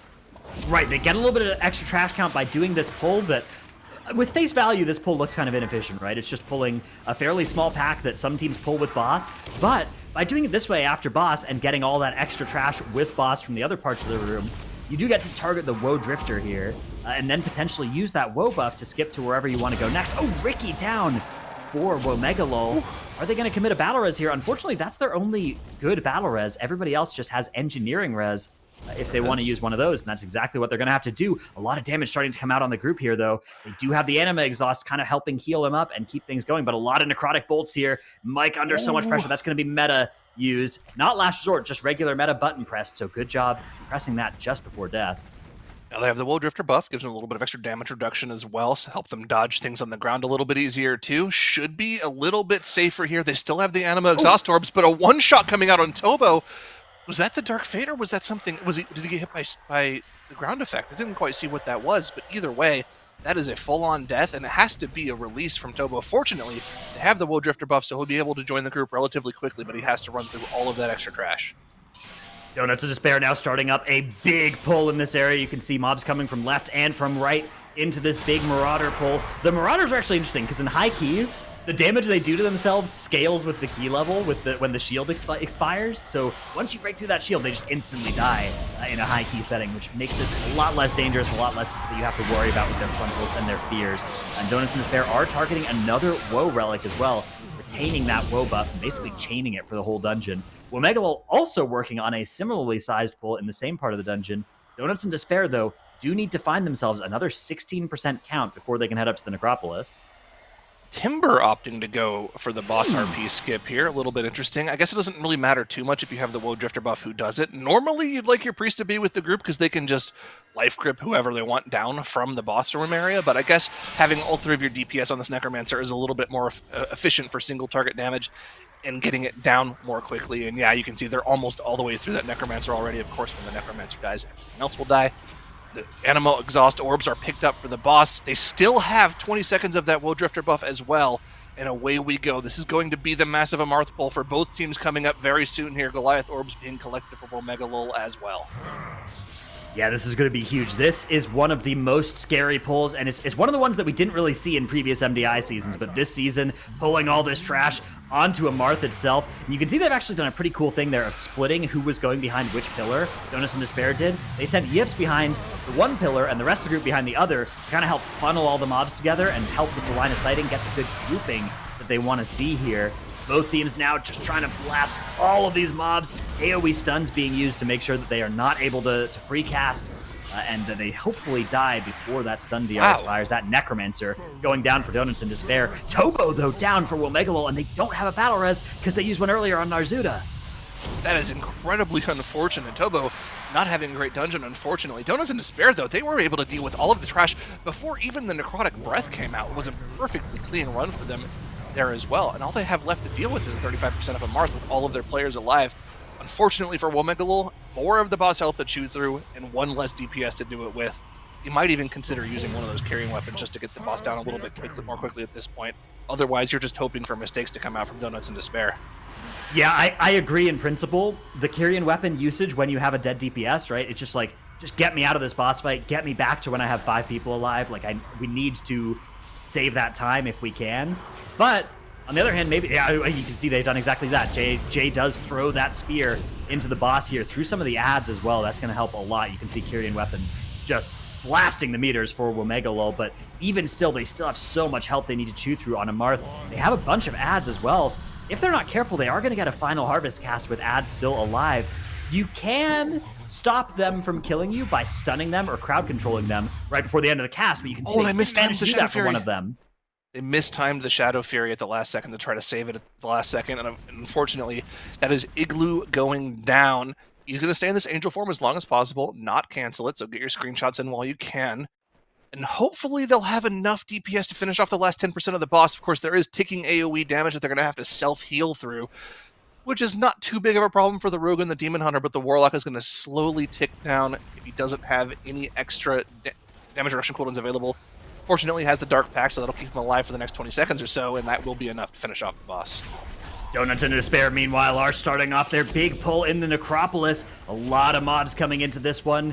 Bunch of casts that you need to stop. The Gore Splatter as well. Going to be pretty lethal if it goes through. Of course, not to mention the Drained Fluids. But great job on those interrupts. The Sigil of Silence is going to help so much here. One of the big upsides of the Vengeance Demon Hunter in this dungeon, those sigils, that Sigil of Silence, just helping manage these really massive pulls. And you can see not too much commitment of resources here. It looks like one of the Anima Orbs used to help, again, silence and do a bunch of AoE damage to this pull, but they're not going to throw anything like a spear into this pull. Womegalol also getting up into the Necropolis. Let's see what they decide to do in this area. Well, Donuts and Despair notably went a lot safer. They really only pulled the one trash pack plus the traveling parts patrol, whereas Womegalol are going for a massive triple mob pull, and they're going to be committing pretty much everything they have available, maybe minus a Kyrian Spear. Let's see if they have Tobo commit that at the end there. We've seen a lot of teams use that spear at the last second to try to finish off the mobs right as they would start to bolster. The Anima Exhaust Orb is used on Dr. J to make sure that they get interrupts on everything, and now that everything is low, they have to really be very, very careful with the bolstering here. Lamike is going to have to start and get out and kite. He doesn't have the cheat death available, so once that Metamorphosis is gone, he's going to want to get out of there quickly. And there it is. It's gone, and he jumps out instantly. The exact same millisecond that oh my goodness, one auto attack shows Lamike his life just flashing before his eyes there. They are going to do a good job. Oh, no, they're not. One last auto is going to kill that tank, and also now the healer and Igloo taking a extra slam there. It's going to be up to 6 deaths now for Womegalol. 30 seconds of death timer, if I'm not mistaken. Maybe only 5. I thought they were at 4 before, but they are going to go up to the Necropolis. Yeah, there it is, 6 deaths. And keep on going. Meanwhile, Donuts and Despair have just about finished off all of the trash that naturally spawns in the Necropolis, and they will be starting off the Trash Gauntlet. Yeah, that Trash Gauntlet actually is what they're on, what they'll be on right after they finish off these 2 soldiers, I believe. I mean, like we were saying, doing that pull without a Kyrian Spear to equalize everything and kill everything off at the very end is so dangerous. And the fact that they were able to pull it off as cleanly as they did with a couple deaths just coming out at the very, very end is still pretty impressive. Again, they're in a situation, even with all the mistakes they've made, that if Donuts and Despair for instance, misses a hook on Sedge Flesh or has some mishaps on the final boss, Womegalo will be right there on the heels to catch up and make it a close one. But right now, Donuts in Despair are firmly in the driver's seat here, and all they have to do is cleanly execute the last 3 or 4 minutes of this dungeon, and they'll be home free into the global finals. It looks like Donuts in Despair may have just sent a spear on this double separation assistant pull. I'm not 100% sure, but I see Kyrian Weapons looking pretty high on the damage meters here, and I see them only having 1 spear left. I don't think they dropped combat. Okay, yeah. So I think that's what it is. That makes a lot more sense, yeah. All right. So yeah, both teams are going to have 1 spear then to go into the end of the dungeon with, and I'm curious to see where they decide to use it. And yeah, Donuts in Despair, they are only 1 trash pack ahead and 30 seconds of death timer, so that's the big thing, and also 1 battle res, which may well be relevant. Yeah, this is going to come down to be very, very close at the end, I feel. Like, Donuts in Despair, they have a little bit of wiggle room. They can use those reses. They can very freely let people die to the Dark Exile debuff on the final boss, but they cannot let up here at all. Omega are knocking. They are right behind, and they do not want to have to go through the Last Stand qualifier, which is where they'll be if they lose this map. So it's going to come down to the last couple of bosses here. Donuts in Despair, again, looking pretty good. Still on 0 deaths in this dungeon, which is a dungeon they had issues with earlier on this weekend. But once they got to the Necropolis, they played perfect dungeon at that point. So, man, it's looking pretty grim for Womegalo, if I have to say so. Yeah, look, we've got the Fleshcrafter in the picture-in-picture here for Womegalo. You can see that mob actually does take a bit of a bolster, although that will fall off soon. And actually, the Throw Cleaver doesn't even get its damage amplified by bolstering anymore because we abused that a little bit at the start of this expansion. Got changed to not work like that anymore. But they're going to keep it trapped, and what they're going to do is they're going to keep, and you can see Donuts in Despair also keeping that Fleshcrafter CC'd, right? It's CC'd in the back of the room, and basically the way this mob works is whenever it's off cooldown to throw Cleaver, if you break the CC, it will just instantly start to throw Cleaver. Then you can throw that Cleaver at something, and then you can CC it again. So you can see this is a very predictable way, a very controlled way of managing that throw Cleaver effect, making sure that it is hitting enemies and only enemies with its damage. They missed their Frost Trap on it, so it was in the group for a little while. I think they knocked it back out, but I'm not sure it was in the Frost Trap. Let's see, what do they have on it right now? It is CC'd, but it's not exactly ideal to miss the Frost Trap on it. Hopefully it's just CC'd so that it doesn't get any casts off. There's a lot of available tools with the group. You can blind it with the Rogue. Your Warlock can even fear it if they choose to, so there's a lot of ways to control it. Yeah, look, it's over there in a Sigil of Misery, it looks like. Sigil actually. Brilliant.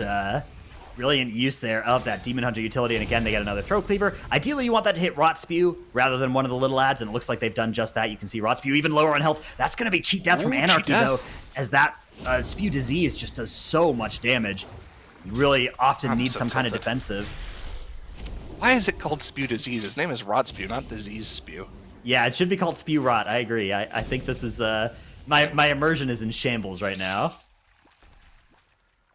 All right. All the trash dead for Donuts in Despair, so they really only have 2 bosses standing between them and a berth to the global finals, and a match with Sloth in the finals also. But I think the global finals is really what they have their eyes on here. Yeah, this is by far the biggest prize that's available in our MDI group weekends. Of course, the glory and actually the first seed out of the group rather than the second seed out of the group are both extremely important as well. But right now, Donuts in Despair just have to keep focused for another couple of minutes, and they'll be able to take this series and get that ticket to the global finals, which would be so huge for them because both of these teams have looked so strong, but there is only the 1 ticket available. Only the 1 ticket available, remember. So here we go. First phase. Force Surgeon Sedge Flesh getting the boss to roughly 40% before the escape, so not too bad. Actually, it's going to be 30%. No spear here either, so they will save the spear for last boss. They also have 3 hammers to their name. Womegalo down to just 1 spear, 1 hammer. So Donuts in Despair have even more advantage as Pod Tender actually claimed on the side of Womegalo also. Donuts in Despair now just get that first escape, and they're going to be able to finish Surgeon Sedge Flesh long before the second escape, which is when things start to get really hairy. Maybe, okay, the Morbid Fixation goes off. They get a chain on it, so no issue whatsoever. Sedge Flesh is dead, so there we go. Now the Fleshcrafter CC is going to get broken here. Yip's just going to tank that Throw Cleaver as well, and now they're all going to head upstairs. Put a kidney on the Fleshcrafter before heading upstairs as well. And if this is done properly, in about 10 seconds, we should see that Fleshcrafter snapping on up here, joining the pull. And then, yeah, you can see they'll be able to start throwing the cleavers on the boss itself and even further speeding up this dungeon. They are at 98% count, so that Fleshcrafter is also going to have to die before the timer stops. Vi Interceptor is out. They wait for it to jump away from the boss before committing the Carrion Spear so that they can guaranteed hit both the Interceptor and the boss with it. And there it goes. You can see the Carrion Weapon damage is out. They use one hammer just for a little bit of extra boss damage. The second hammers will probably be saved just to make sure that they can break a couple later shields just for a little bit of safety. Notably, they do not get the skip on this Dark Exile, so Smacked is going to die. It is 100% on purpose. They'll get a Battle Res on him almost instantly here. Unfortunately, yeah, it's unfortunate they didn't get the gateway there, but you know what? You'll take it. You have the Battle Res to give. Just have to play clean from this point onwards. The hammers are still being used. Actually, one extra hammer was used. Smack's still holding on to his. Yeah, probably the next shield will be the last hammer if I had to guess, because now through the Rhinebinder is already sub 30% health. This boss is just getting melted for Donuts in Despair. Look at that damage they're deploying, and there is indeed the last hammer of the dungeon. You can see an attempt by Smacked again, but targeted by the next Dark Exile. Smacked not getting to participate a lot in this fight. Does have to get sent downstairs. Now Thor, though, already almost dead here. 12% and dropping. Smacked is going to die, and again, get teleported back up and take the res. That's their last battle res here, but again, as you mentioned, perfectly intentional. And there's the last of the fight here. That's going to be it. Donuts in Despair 2-0. Wow. Donuts in Despair. Let's go. They looked so good in that map right now. That was incredibly quick. And that will get them the 2-0. That will get them through to the upper bracket finals. And, crucially, it will get them through to the global finals later this year. So congrats to Donuts in Despair. One more match to go for first place in the group, for the cash, for the glory. But the spot in the globals has been achieved. Yeah, definitely. I mean, I would have liked to see this go to game 3. But Donuts in Despair, as we had been saying before, they had something to show, they had something to prove, and they went in it to win it, and that is what they did. 15 minutes 58 on the final timer for them. There was some tiny hiccups throughout that dungeon, but all in all, they did a pretty fantastic job.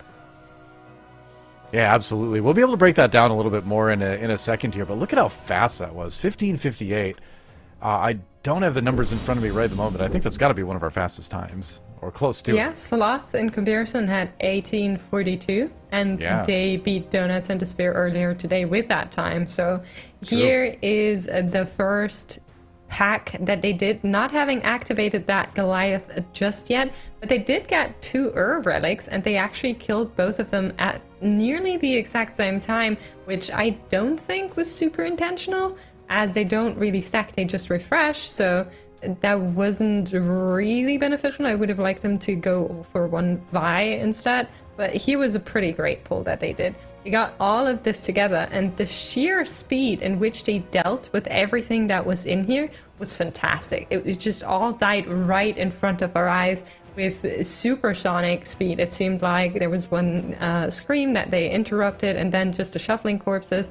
Here was one of the turning points for Womegalol. Turbo going down here in this huge pack, which then led to the team, because they didn't have a battle res, just finishing all of Amarth with 4 players. We saw this earlier for Sloth, who were able to take the dungeon, but it just threw them back so much, not having that DPS on the whole boss fight. And then here at the very end, you could see the team finishing up on Nalthor, having that Fleshcrafter up there. It was 1 death, nothing too serious, and that is it. 2-0 they did. Yep, that's right. 2-0 victory for them. They're going to move on, like we said, to the finals, the upper bracket. Well, just the group grand finals. And, you know, are we surprised? I mean, obviously, Woe, was great.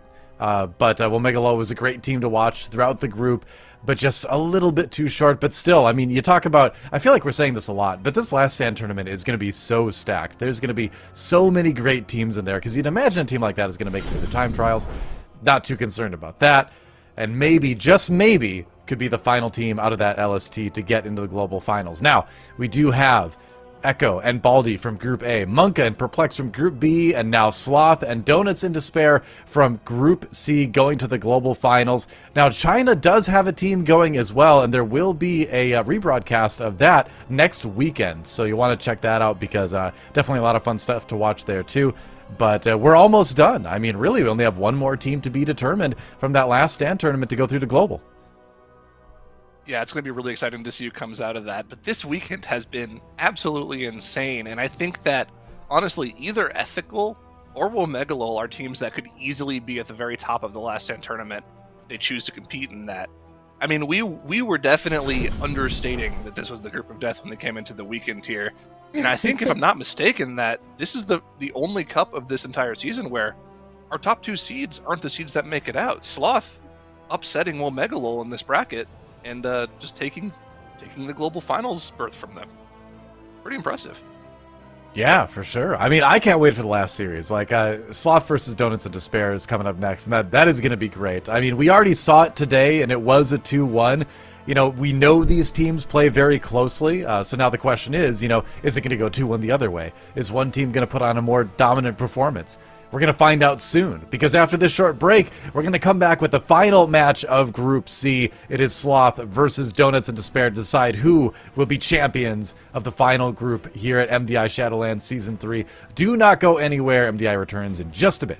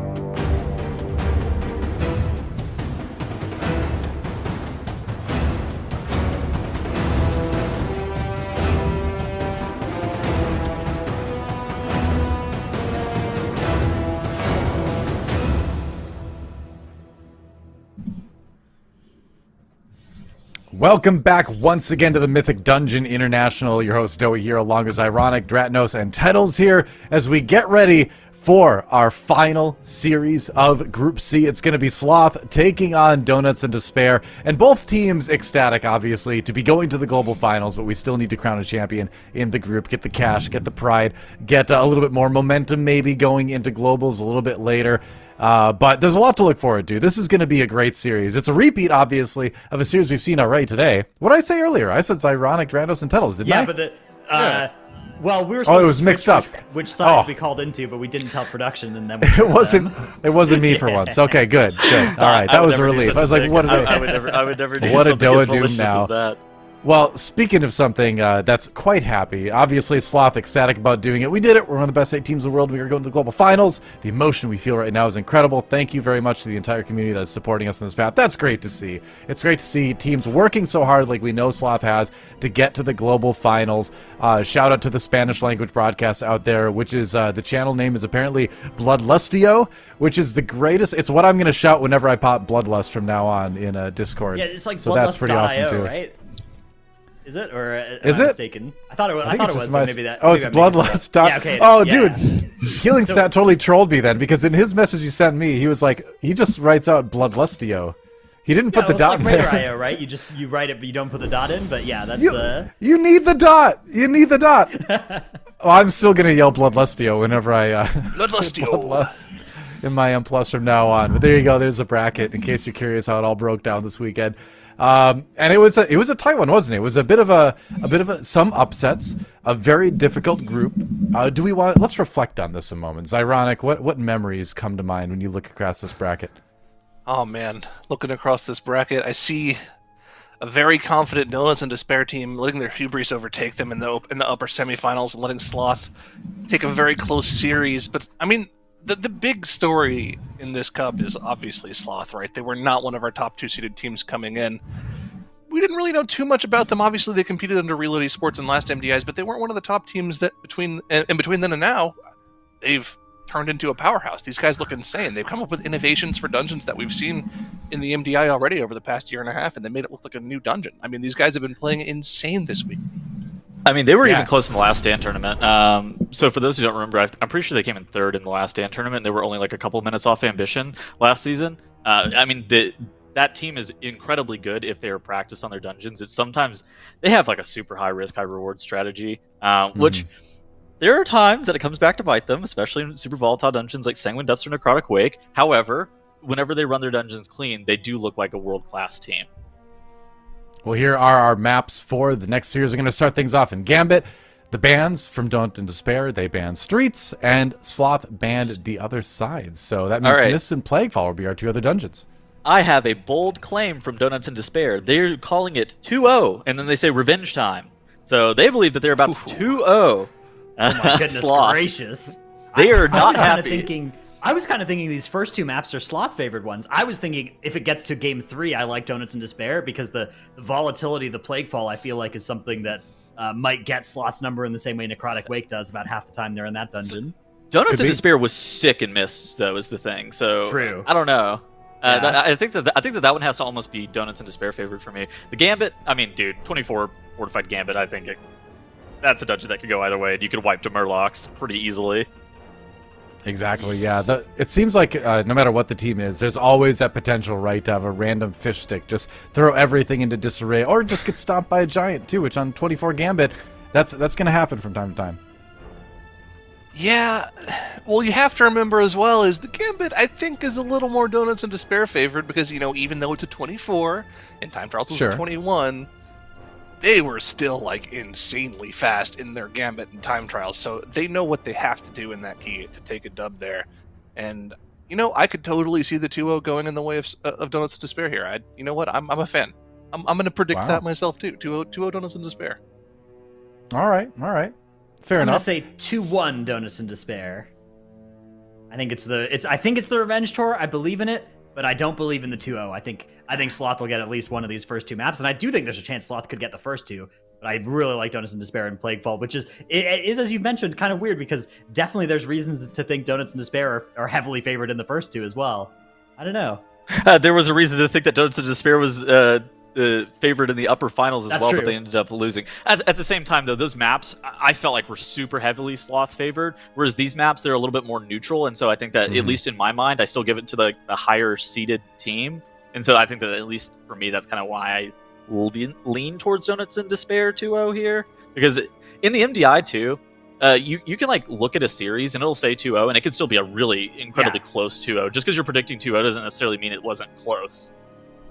I mean, the thing is though, Sloth has that sort of they're rested now, right? True. You could say Donuts in Despair is warmed up. You could also say Sloth is rested. They've had a chance to maybe make a couple pulls here and there even better on some routes. So it could go either way. I think this is one of the hardest to call ones we've had. You'd certainly rather be rested than warmed up in an agree. MDI setting. I would lean that way. I would lean that way too, but people always try to make the argument that they're like, yeah, exactly. You can still be It's warmed up. like You've been Zyronic is practicing. about to. Yeah. See, I don't know. mean, Rested practice XP runs out pretty quickly in the World of Warcraft, so I don't know. Okay, but rested in an MDI situation means that you're allowed to actually go and practice your fish stick pull at the beginning of Gambit. Cryptic's tweeting this out yesterday, so I think that this means that they have some Gambit practice under their under their belt since Cryptic's was out here tweeting about fish sticks. Or is that maybe the a cry of agony over what Fishtix has done to his mental over the course of the practice, you know? Local look Warlock at this. versus fish stick. The tweet comes from 11 a.m. Maybe that's just lunch yesterday. That's true. This is They not could have just a WoW-related tweet at all. Oh, right? yeah. Maybe That's for sure what Maybe it it's was. misdirection. They just don't been have eating fish fish sticks in they don't have fish sticks in Canada. oh, I Well see. known fact. What do They They have? don't? No. They I'm haven't pretty got sure the they technology there yet. No. They haven't Moose- got the Oh, sticks. that makes sense. They're Chicken still drinking their milk out of a bag, so I get it. Exactly. You know, hey, I grew up in North Central Wisconsin. Bag milk was really popular there too. It kind of bleeded down. Does But- this classify as story time yet, by the way, guys? I'm It pretty sure does. yeah. You know, we would go to the grocery store, or the Quick Trip, actually, more accurately. We go to the Quick Trip after a run to the grocery store, pick up some bag milk, and you know what? That milk stacked well in the refrigerator. You know, a carton of milk, you need a lot of room for cartons, right? Especially in a Where are we family as going big with as this? mine was. But the bag milk you could stack, and it sort of forms into a little, pyramid that creates extra room. And so when it was time to drink the milk, you could just put it in the pre-bag. They had little containers they give you that would fit the bag perfectly. You cut off the end of it, you got a little clip, a special clip for your bag milk. It worked quite well. Advanced technology Yeah, from so the Canadians. Anyways, dungeons. Well Dungeons? Did someone say dungeons? I love dungeons. I had to make sure I know. No, we're not here say for those. enhancement shaman? Oh, hey, there's mine right now. No, it's over there. There it is. Wow, we're going into Tazavish Gambit. That's right. Also, if you looked at my background, you saw Mother poking in on the side to remind you it's all Mother's Day today. So definitely take some time to spend with your mom or call your mom, and watch MDI. Get that done first. But then I'll call my mom on broadcast. You will? I'm up for this. Do it. Double dog dare you. After the gambit. Agree. Oh, saved by the map. Agreed. All right, here we go. We are into the very first pull of the dungeon. It's going to be a Bloodlust from Sloth and holding it for Donut. Nope, they're not. They're pressing it as well. Both teams using the Bloodlust, so nobody's interested in taking it onto the second boss instead. A lot of trash already in this first pull. Wow.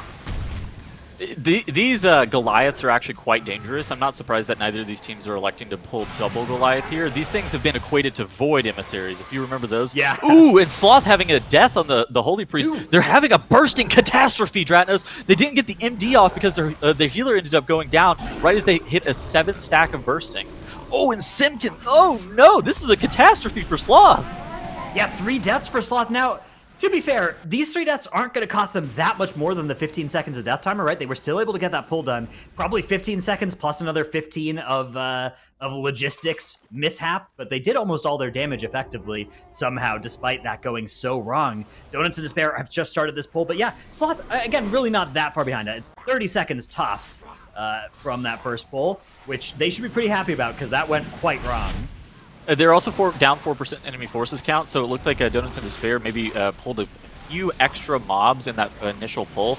These packs, it's really kind of hard to tell like which packs these groups are gathering up. All right, so Donuts in Despair are doing a great job in their second pull. That was a nice Mass Dispel that you saw from Timber to get all of the bursting off of this group as they dipped super low.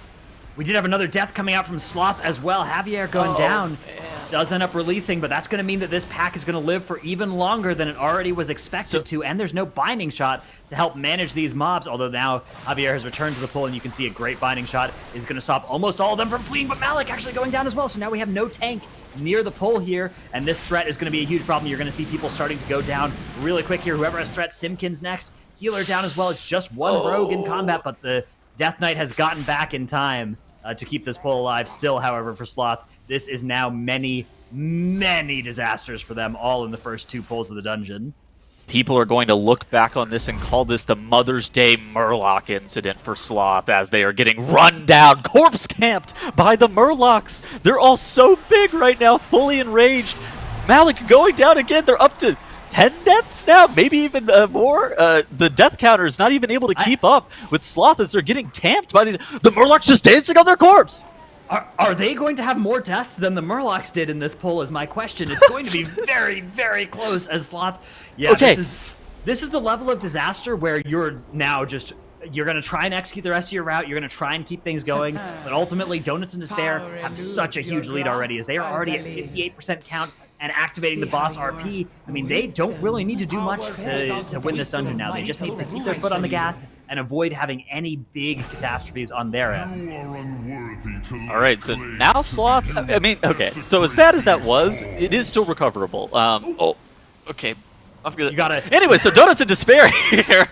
Oh, there's a fish stick as well for Sloth as well out in this pool. That is going to be a huge problem as well, entirely topping all of these Murlocs, making all that work they put into this pool effectively worthless. I mean, the Warlock is such a big DPS dealer to those fish sticks. They're able to just kind of kill them off. They'll like focus Chaos Bolt them potentially. If the fish stick gets caught in a rain of fire, it'll also just kind of die off. So the Warlock, Simkins does provide an insane amount of damage and pressure to those fish sticks, but like you said, it just healed the pack up to full, and Donuts in Despair is not waiting around here. They are on to the first boss. They're at 60% on his health. He has engaged that first intermission phase. They have the Vi Interceptor still off to the side. And what were you going to say? They have the Vi, and they still have a Stormforged Guardian as well that they're keeping here. So that's really nice because it gives them something effective to DPS during this time while the boss is immune. Ooh, and now the hope for them is to just damage the boss and kill it before the next sanitizing cycle. But again, keeping these adds and keeping that Vi Interceptor for something to put damage globals in during the boss immune phase is really, really efficient. How close are teams on like a 24 fortified to being able to push this before the second sanitizing cycle? So they don't have Lust. They did have a decent amount of offensive CDs, but it should be tight. It shouldn't be that tight. Their teams are usually able to make this if they don't have too much difficulty on the fortified level. You can see the boss energy at the bottom, where once that reaches 100, the boss will run to the middle of the room and go immune. But what teams will start to do if it's getting close is actually pull Hillbrand to the edge of the room, so it has some running time as well before it gets to the middle. And yeah, you can see they're at 10%, and they still have something like 30% of the boss's energy left. So they're chilling. They're doing okay. Yeah, they should be all right here. We've seen it in previous weekends on different affix sets, like tyrannical ones mostly, where it's like Hillbrand is they're really running up against the timer on the second sanitizing cycle, which is it's really cool to see this team's like pulling the boss away and like able to skip it or just maybe get the second sanitizing cycle by 1 second. But Donuts in Despair have down the first boss. They're up 65 seconds on the death timer as well. 60% count as well to Sloth's 51. Now, Sloth still have a Stormforged Guardian they're going to kill on this boss. But yeah, I'm actually surprised Sloth are on the same boss that Donuts in Despair were just on. It seemed like that first area was much more disastrous for them than that, but they've done a good job of keeping this thing close. Yes. Okay, so now Donuts in Despair. I'm interested to see like how much trash they're gonna pull here. Yeah, looks like they're just interested in the 2 packs for now. The 3rd pack is of course neutral for a while, so maybe they're just gonna do this and wait for it to become available and then go pull into boss with that next pack. Or maybe they'll just finish this entirely before doing that kind of big aggressive pull. Given that they've used cooldowns like that Resonating Arrow over in this area, probably indicates they're not gonna try and chain pull here. Okay, so this is more likely than not they're going to pull the remaining trash pull into Hooktail with that Vi Interceptor buff. This seems fairly reasonable. Timber going down. He does immediately cancel that Angel Form. Okay, so they're electing to Soulstone him. This kind of makes sense. It's not a great Soulstone, but at the same time, Timber would have a large problem getting back to the group because he was shrouded in here. But Sloth is having even more problems. Are they going to full wipe to this boss, Stratos? Oh my god! So they have a battle res available here. They can cast that battle res. Unfortunately, the sanitizing cycle is going to be coming soon, so they're going to use the battle res on the Warlock. Now they do need to. Oh no! Oh, that laser nearly claiming some more lives here. Everybody is doing an okay job of staying alive, but that Vi Interceptor is still alive. The Purifiers is getting to the second sanitizing cycle, and there's still a Vi Interceptor and a bunch of Purifiers that are going to close all of these vaults. They need to kill these Purifiers and then go deposit these orbs. That is a lot of damage, and they don't have a lot of damage dealers alive. Yeah, they have to get those Purifiers to open back up the vents. They have to hop in.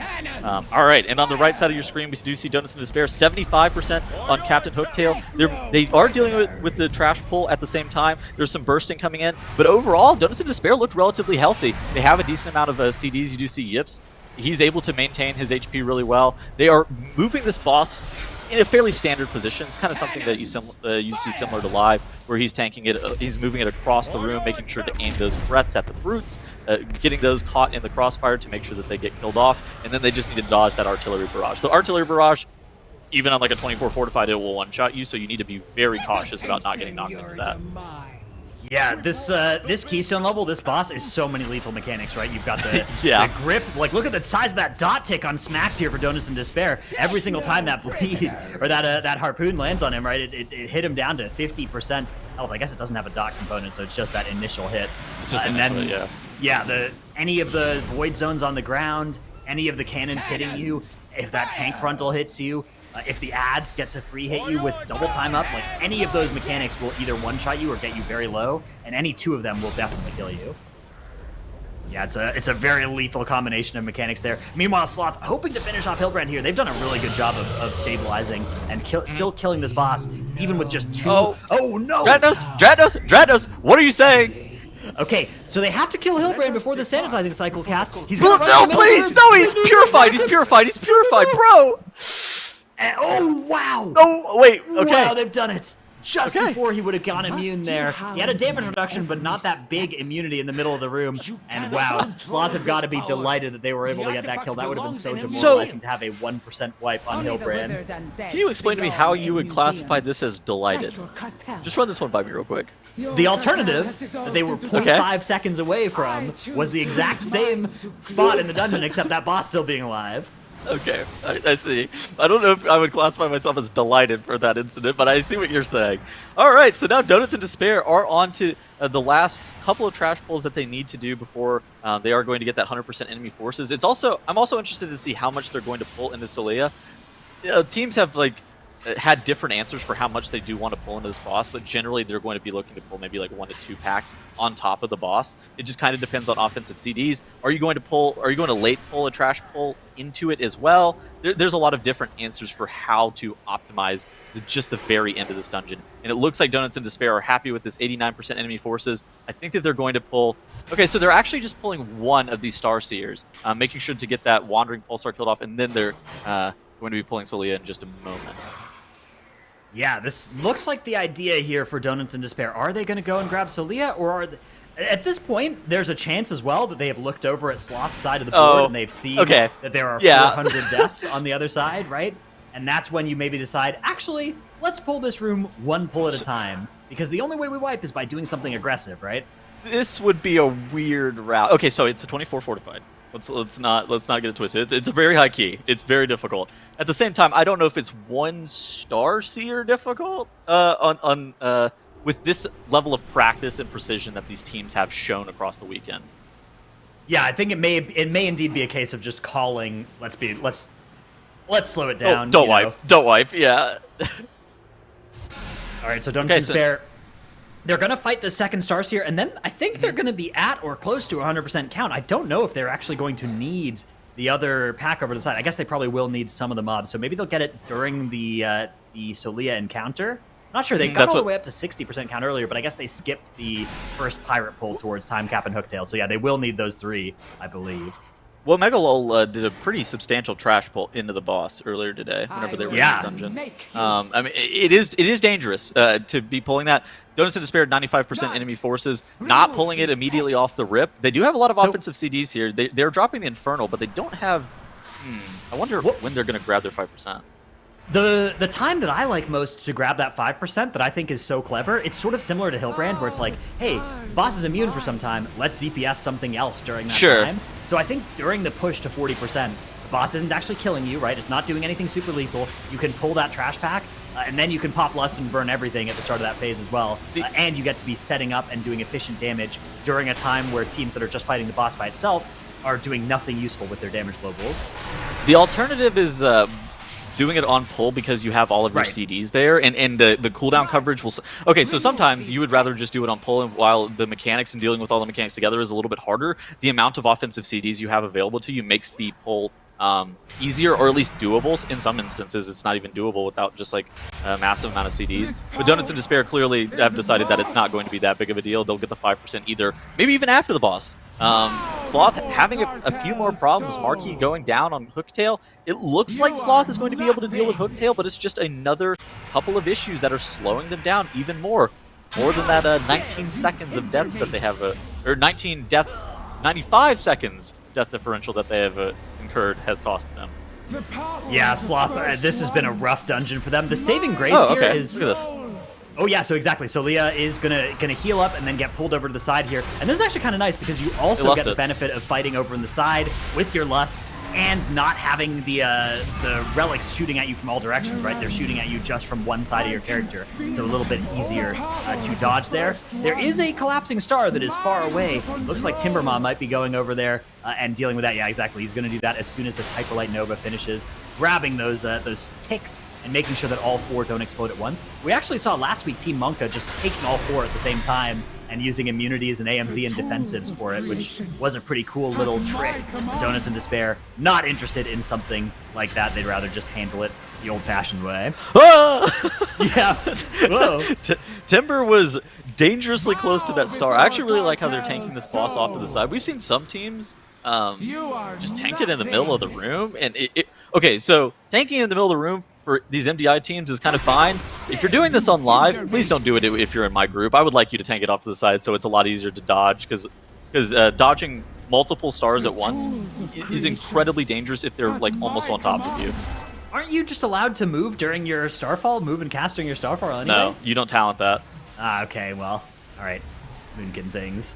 Anyways, you asked a bad question. I realize that I did. I have many regrets. But somebody who doesn't have any regrets is going to be Donuts in Despair, who are taking a 1-0 lead in this series over Sloth. Now, Sloth have already pulled Solia, so somehow Sloth with 19 deaths, they're way behind on count, but they did really try and catch this one up towards the end. Their route has a lot of speed in it for sure. It's just a lot that went wrong for them.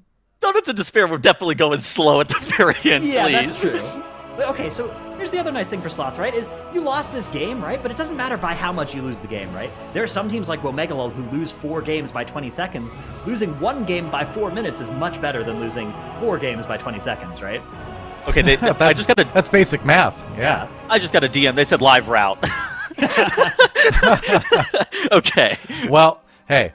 You know, it works, right? Donuts in Despair, getting it done, 14 minutes, 16 seconds. Slower than their fastest time they've shown us in Gambit this weekend, but still fast enough to get the win over Sloth, at least here in Dungeon number 1. So, strong lead to the series for them. But like you said, Dratnos, I mean, Sloth was able to catch up pretty well despite the numerous amount of deaths. It was a brutal one for Sloth. No, you're not. All right, kicking back.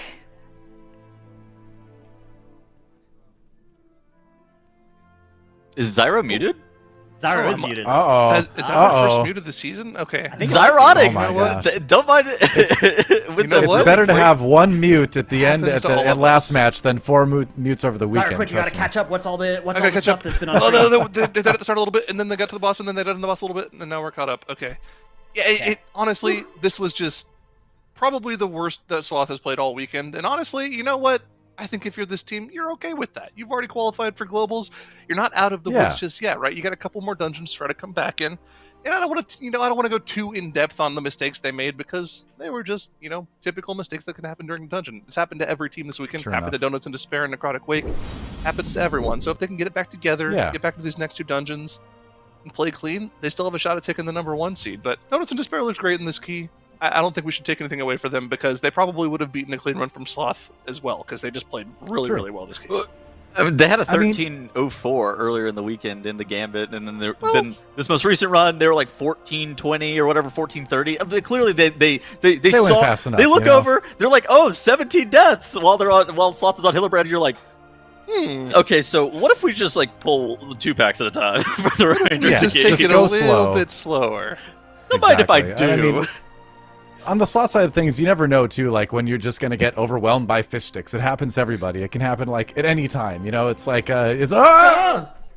Oh, wow! What is wrong with our host? We lost Doa, so let's, I mean, what do we do now? Oh, no, my gosh! Somebody DPS my fish sticks, quick!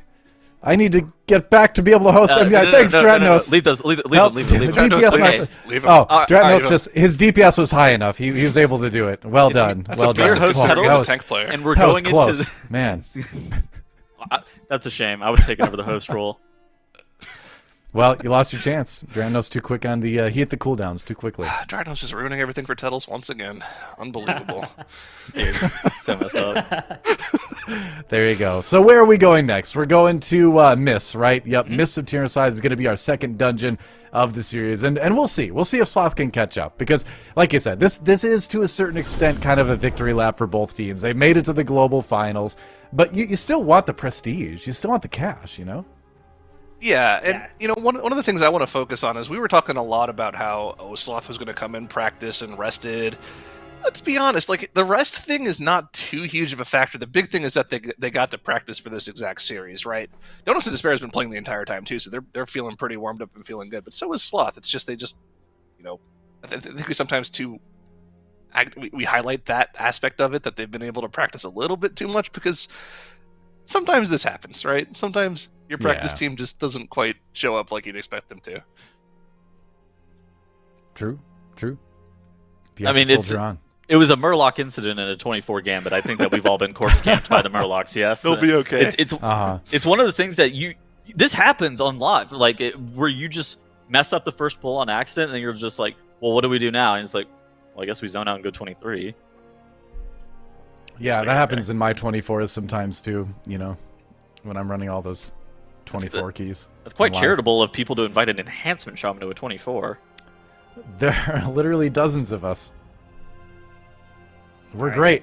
So moving into this Mist of Tyrannicide dungeon that we have up next, it is indeed on that 23 keystone level, which was just mentioned. Yeah, it's tyrannical, inspiring, quaking though, and again, Donuts and Despair actually have a really good Mist that we've seen out of them as well. But I feel like this is the kind of dungeon where it doesn't have these sorts of big aggressive pulls that Sloth can get themselves in trouble on. It also doesn't have the big aggressive pulls that Sloth can make up 5 minutes randomly by doing super well. So I'm curious to hear your guys' opinions about who has the edge in this map. I still think it's Donuts, but because they're, like you said, their consistency, just pull in and pull out is better. Whenever I feel like Sloth is winning a map, it's due to their like routing decisions being either unorthodox or just strong in a way that we haven't seen from other teams, and so they're kind of going out of the way sometimes to do weird routing decisions, like notably that Theater of Pain. I felt like was really good routed. With Mist, like you said, it's not always that difficult to route Mists. You have to be like super consistent every single pull and just optimizing for DPS, and I think that's a little bit where Donuts and Despair have the edge for me.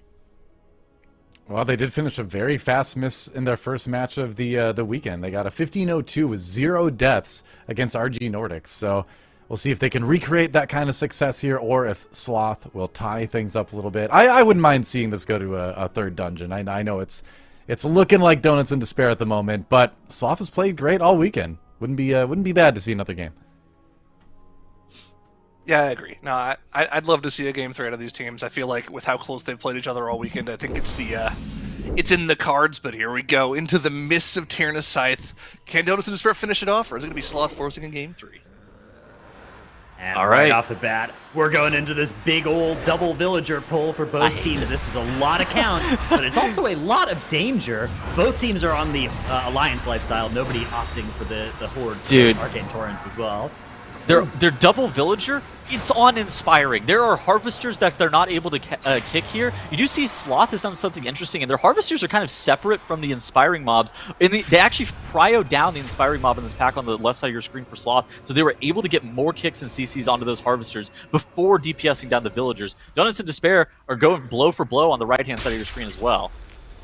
Yeah, they're doing a really good job there. And actually, that meta, I think that the Sinful Brand cast speed reduction will pierce through the Inspiring, if I'm not mistaken. Really? So that may be something that actually means fewer casts go off if you're playing on the side with that Demon Hunter with Sinful Brand. I could be mistaken about whether that effect actually works through Inspiring, though. As you can see, Yips running ahead, grabbing those Bow Breakers, and then coming back to the back. How do you feel about the Demon Hunter versus the Rogue here? So they kind of do very similar stuff. Just overall, they're like a single target priority damage focused class. I think that overall, the Demon Hunter a little bit better for AoE situations. The Rogue a little bit better on Ingram Maloch. It's interesting because the Demon Hunter does have quite a bit of burst, right? Like if the Sinful Brand is ticking, that is a really high percentage of their damage during that time. So I think it's probably about the same on Ingram Maloch, especially when you factor in that the Chaos Brand is affecting the huge burst that's coming out of your Warlock during that phase as well. So we'll kind of just have to see. On 23 Tyrannical, it is unbelievably important and difficult to kill Ingram Maloch without having to DPS down Droman twice. It's almost unheard of to kill Ingram Maloch without having to at least do a lot of damage to Ingram Maloch after the first burn phase, but killing it without having to target Droman a second time is, I think, the goal that both teams are going to go for. How have you felt about Rogue this season, by the way? Because I think that it's kind of weird because historically, you almost always see rogues in every single key. In this season, they've, at least to me, kind of felt a little bit lackluster, but they're still brought because of things like Shroud, their single target CC lockdown, and just their priority damage on that subtlety specialization. Are they really that good, or do you think that more teams are going to start adopting this Demon Hunter lifestyle, this Havoc DH? Yeah, I think I like the place that third DPS spot is in right now in the metagame where, Rogue is really good, but so is Havoc, so is Windwalker as well, right? You've got all these different kind of niches that are filled by these different options in that spot. There's also, we've seen groups running stuff like Warrior, LA Shaman, as the case may call for in certain dungeons. So I do think the Rogue is always one of these specs where it's like, it's better than the damage meters look, right? Like, it's adding quite a bit of extra value in other places, but we are getting into that first boss encounter here. Look at this for Sloth. Okay, so look at the difference between Sloth and Donuts and Despair and Ingram Maloch HP. So the Embrace Darkness has gone off for both of the sides. And so basically the boss is 80% damage reduction. So the HP on this boss isn't going to move too much more. The Sloth was prioritizing Ingram Maloch damage a decent bit more than how much Donuts and Despair were putting into the boss, and that's going to help them be able to push this boss just a little bit faster, or even potentially one-phase it during that damage amp. We haven't seen a team be able to one-phase it during a damage amp. Most of the time people have come out at like 15 to 20%, but Sloth at 85% before that burn is quite low on the boss. Yeah, now we enter that burn phase for both teams. Ingram Maloch dropping so fast. Look at the damage coming out from all the players. Tanks and healers included as well from both teams. Only a couple seconds left of that channel, and it's going to be 20% for Sloth. Also for Donuts and Despair, they are both low enough to not have to kill the tree again. So that is the big check that they were hoping to meet here. So this is super interesting. So Anarchy did less damage than Marky on the Rogue, but it's kind of the Yips gap is what it looked like for a little bit between. And also 5% more magic damage. Let's not forget that should be on Anarchy's meter as well. It's unfair that it doesn't get counted there. So messed up. Yips and Maloch both running very similar builds as well. They're both running Bone Storm. They're both on pretty full aggression builds with their trinkets and stuff. Definitely just things going really well there. Yips just pumping. Okay, so now that we're out of the first boss area, who do you think has the obviously both of the teams kill the boss within 1 second of one another. Do you think that one composition has a distinct advantage over the other one? Because I think that the maze is, at least in my mind, a little bit Demon Hunter favored, but it is also inspiring. I kind of prefer the Rogue in the maze. Really? You get these spots where like vanish, drop combat, open the next door when you're fighting the mobs that came from the previous side. Now you do have a Shadow Meld for Anarchy to potentially try and do the same thing, but I still think that if that ever happens, I like the Rogue in here. There are also a few packs with some of the Guardians that have like 20% more health, 30% more health than the other mobs. It can be nice to dump a couple of Eviscerates into those. Although, Rogues actually, they're not even... doing Chaos Bolts into those mobs is often a better way of adding some fire damage to them with the current season. Yeah. All right, so Sloth actually taking a little bit of a lead through the first just little bit of this maze. You do see Cryptix on the right-hand side of your screen sending his Fell Hunter across that wall to pull some more packs. Sloth has a Matriarch. That's the dragon that we talked about. Okay, they both have the Matriarch. Okay, so this is the path that they have. There's no way that this is just an extracurricular dragon. Right, so I think the dragon may have been pulled through the wall, but it may have been pulled through the wall of where they were going next anyways, right? Yes, Is that what we're expecting here? Yeah. So there's a difference between that and then something that happened in one of our earlier matches, which was a dragon being pulled that wasn't along the beaten path, that didn't need to get pulled. And if that happens, that is something that we were not a fan of, because the dragon tends to be the most annoying, lethal, and inefficient of the 3 mini-bosses. So pulling an extra one into your dungeon if you didn't have to was something that we questioned, although there were some upsides to even it out a little bit, getting to drag it forward through multiple packs. But yeah, this one we think is in fact a required dragon for both teams. Yeah, and one of the reasons that it's actually not that bad. Okay, so one of the reasons that it's like less efficient than other of those mini bosses is generally because it drops those pools. And it heals up the dragon. Sloth is actually kind of getting owned by this Vi Interceptor. They used the Vanish, but then it looked like they were still the Vanish the timing didn't quite work out or something, and there was still combat, so they actually had to finish that Vi Interceptor before they could go into their next room. Meanwhile, Donuts in Despair chugging along here. Both teams at 49% count, but it's actually Donuts in Despair who are a little bit ahead now in terms of their damage allocation. I mean, the big pull though for Sloth. Sloth lost something like 20 seconds on that dragon pull, and so I'm interested to see if they're going to be able to claw back that time.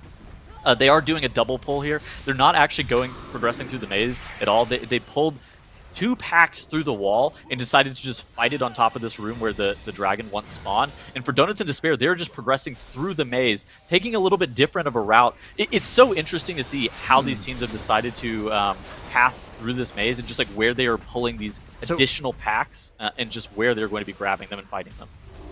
We expect that means that Sloth are going to need less from the Gorm area, right? Like they should be able to get out of this maze with a little bit more count from doing this, but I wonder how that's actually going to affect things. As you can see, both teams doing some really good work against these inspiring defenders and guardians. Donuts in Despair actually had a play about 20 seconds ago that was really nice, which was Binding shotting it just outside of inspiring range so they could still cleave it down, but not have it protect the casts. And Donuts in Despair are now onto the Mistcaller room. They're going to head over to the left, and there's this really good pack that you can always grab when you're coming from this side, which is that one from that room just over to the side there you can see coming in.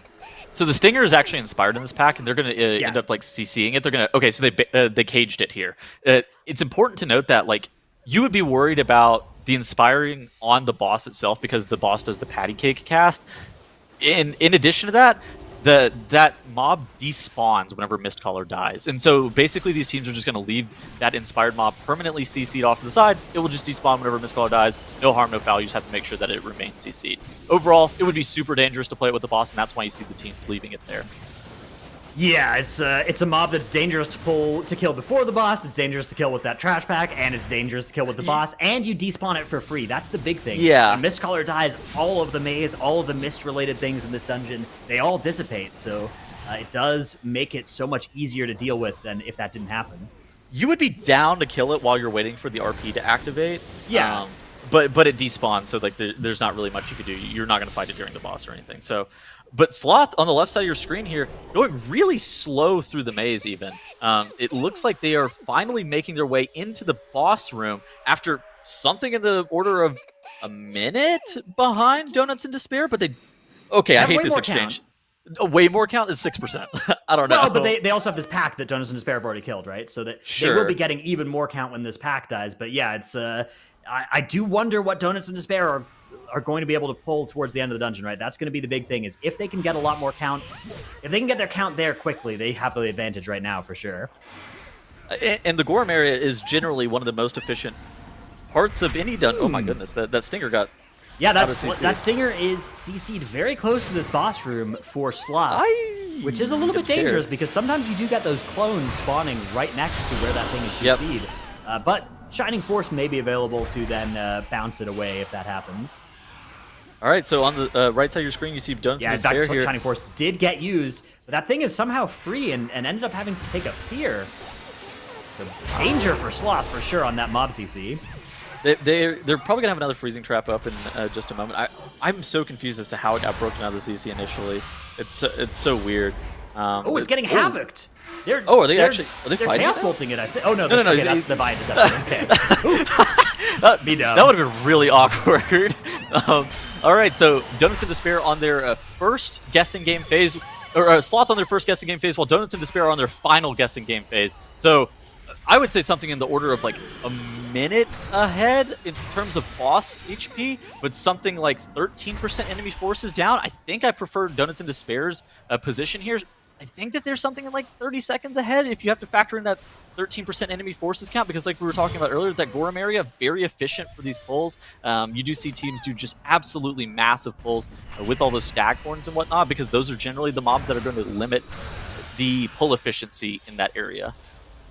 Yeah, I'm curious to see exactly how Donuts in Despair are going to attack that area, because 30% is a lot. If it was like 20%, 15%, we would think, okay, just grab that and take it onto the boss, right? At 30% count that they need, I don't know what exactly they're going to do, but they are going to need to find a way to quickly get that count, because Sloth are hot on their heels here. Sloth at 38% on Mistcaller. They are on the penultimate guessing game. And then, yeah, it'll be dangerous here. Donuts in Despair, let's see what they decide to do with this first trash pull. Looks like just run into it and get the woe? Yeah, that's the play. Okay, so forward.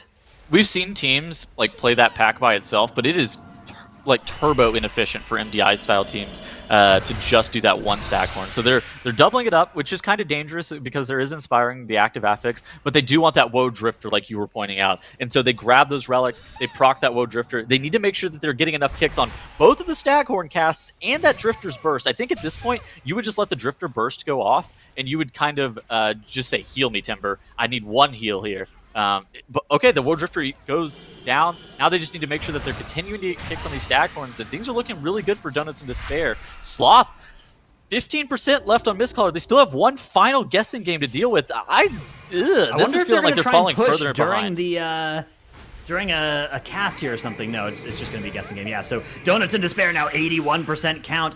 Cage comes out on the Inspiring Mob as Yips is grabbing all of this trash with the woe buffs. That means the rest of the team is interested in going directly to the boss. I wonder if this is all the way up to 100% for them as well. It's going to be a lot of count for sure. 19% enemy forces from this pull seems like a pretty tall order. I think that they're going to have a couple of mobs that they're going to have to do. That is a lot of mobs, and Bloodlust has been committed here to make sure that these mobs don't die. Sloth has it. There are 4 people in an ice block. Oh no! Actually, there's 3 people in 4 people in a Brawn and a Hunter Pet. Oh, okay, no. 3 people, a Brawn and a Hunter Pet. There was a lot of people. There was a lot of blocks there. That's the moment where you just kind of awkwardly laugh whenever your group is all sitting there just looking at one another like, who hit the fox? All right, so Donuts in Despair now with 70% on the boss. They get all the way up to 96% count, and there actually are still a few mobs still alive. They've gone with the Woe Drifter on this fight, which I do love.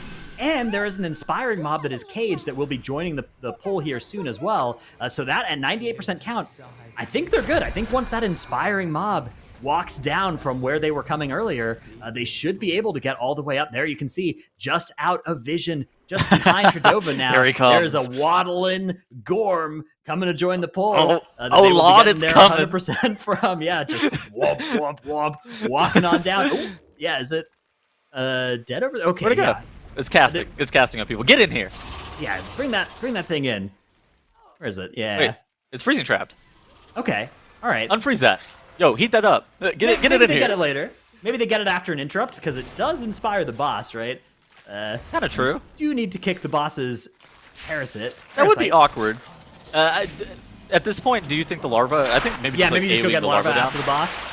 That's a good play too. Wow, look at what Sloth are doing as well. They are going with all this onto boss too. And they are popping a huge lust. So Donuts in Despair, they are ahead. But if they have any deaths or a wipe here, this could go the other way at the end.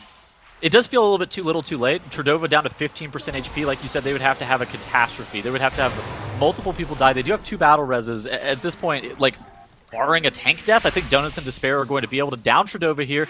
They're going to be pulling into that other trash pack. They need to get 2% enemy forces. I think that the Larva off to the side should be enough to be able to finish off their count, and it's just a matter of moments here before Donuts and Despair are able to 2-0 Sloth, reversing their fortunes, saying that what happened in the upper finals was not how this series was supposed to go, that Donuts and Despair are going to be able to take it down 2-0. Wow, just incredible performance from this team. The resilience, fighting it out through the lower bracket all of today has been so impressive out of them, but that is it, 100% count. Donuts and Despair 2-0. Wow, well played. Donuts and Despair dismantle Sloth 2-0 in the series. Yeah, redemption for the earlier battle that we saw in that upper bracket semifinals here. Sloth performing well today, performing very admirably, and no more admirably than to get to the global finals. That's huge. But Donuts and Despair end up the top team in Group C. It was a lot of close series, but man, that one looked very Donuts and Despair, didn't it? Yeah.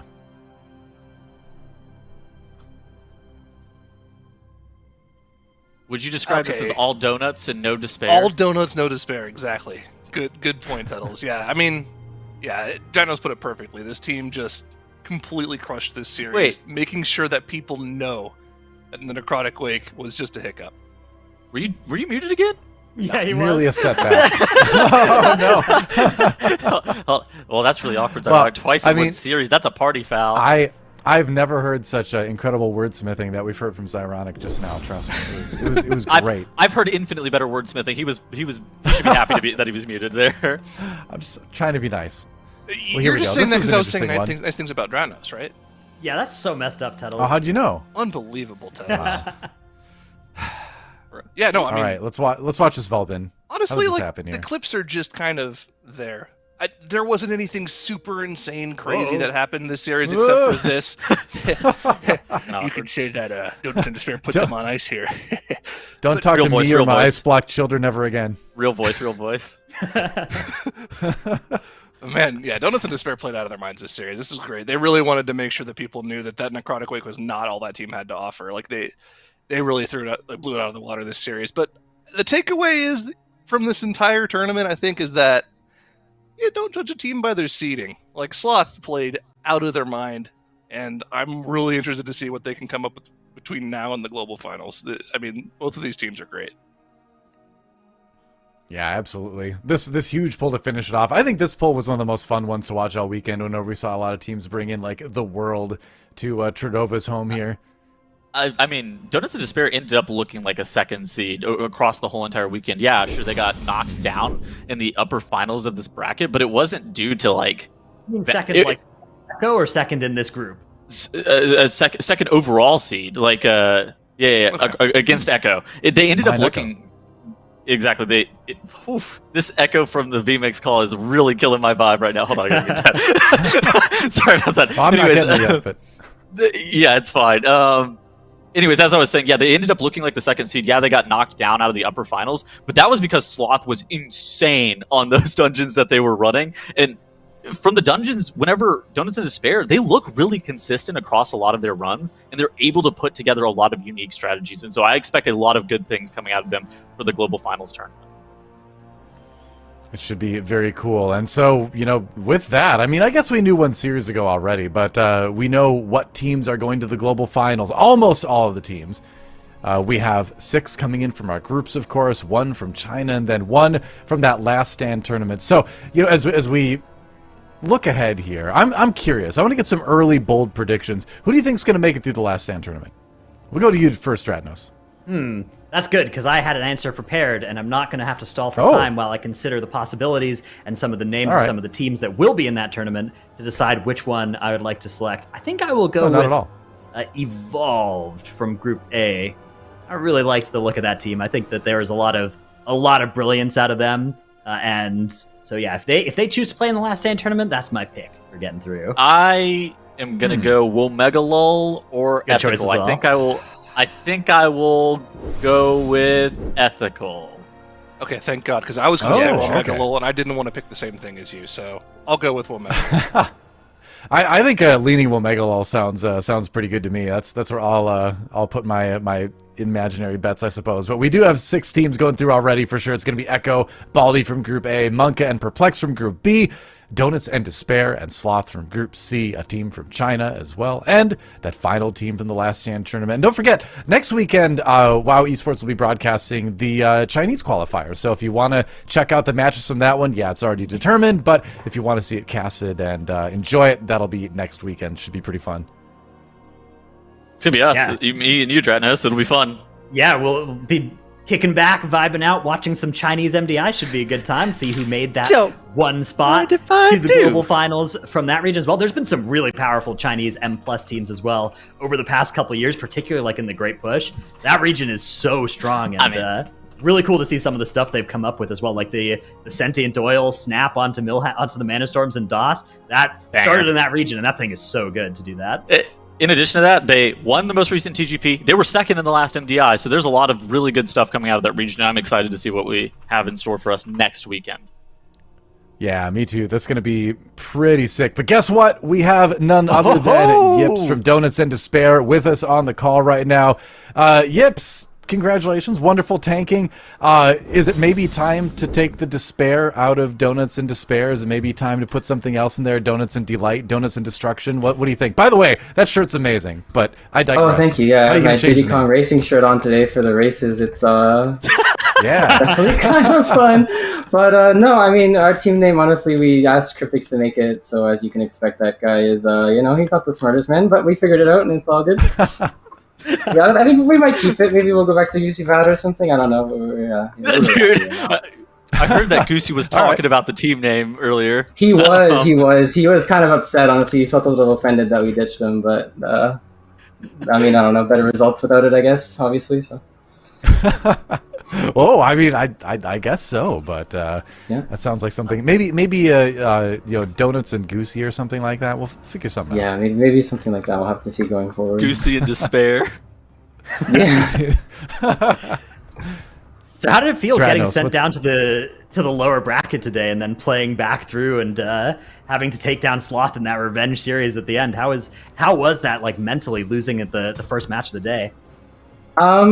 Mentally it wasn't too bad. I felt like personally I bounced back pretty quick. Obviously we were upset about losing the Wake. Like, our time in Wake is very good and we're generally pretty consistent at it, and we just had some unfortunate bolstering. Even our second run in the lower bracket wasn't, we didn't consider that a particularly good run, but we were able to finish it out.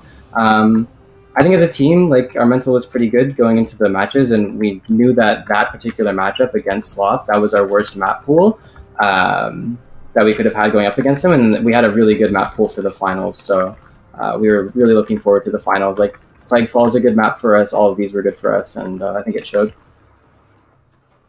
How'd you feel about the Black or Cold? Did you guys step into that dungeon at all, or were you just like, we're going to proto ban this? We are not doing this.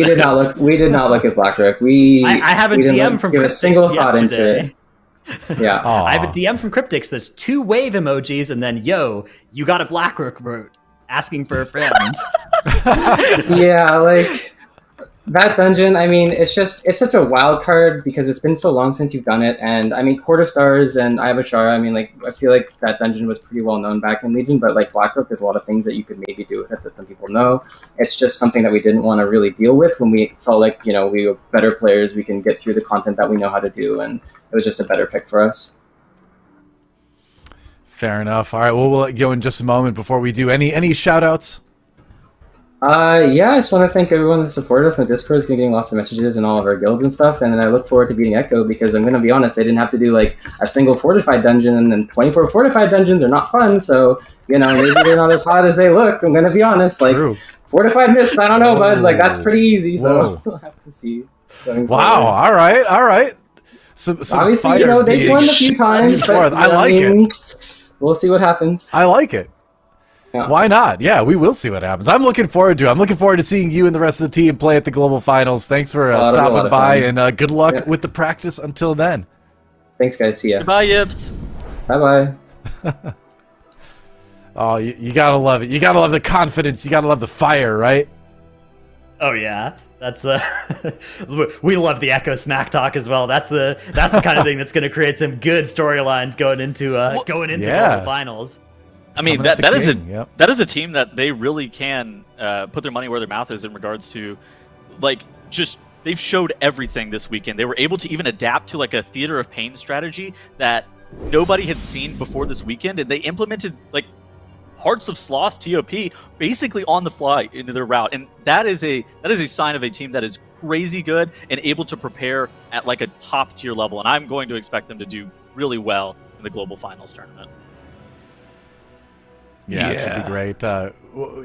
Just the from Zyronic. But what do you think? Like, at the start of this thing, it's sort of MDI. Everyone's kind of saying, "Oh, it's Echo and everybody else," right? Who is up there with Echo right now besides Donuts and Despair? Would you put anyone else up on that sort of like same level? Is Donuts and Despair even up there on that level, in your opinion?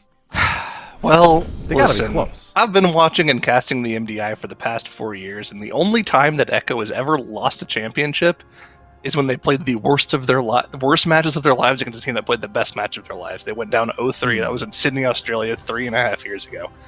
So, yeah, it's Echo's still head and shoulders above everyone else, but I love the confidence.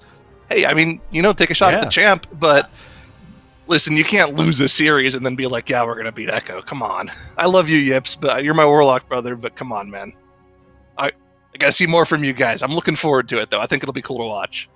Well, a lot to prove for all these teams, except for maybe Echo. Although Echo, when you're on top, sometimes it's kind of tough to stay there, right? Like it hasn't been tough for them yet, but maybe it will become that way at some point, because all the teams below you, all the players below you in that situation, in a sports sense, have something to aspire to, right? They have a direction they know to go. When you're on top, sometimes it's a little bit difficult to sort of figure out how to kind of improve from there, right? So obviously Echo doesn't seem to have that problem yet, but it's always something that's looming over the champion in any sport, really.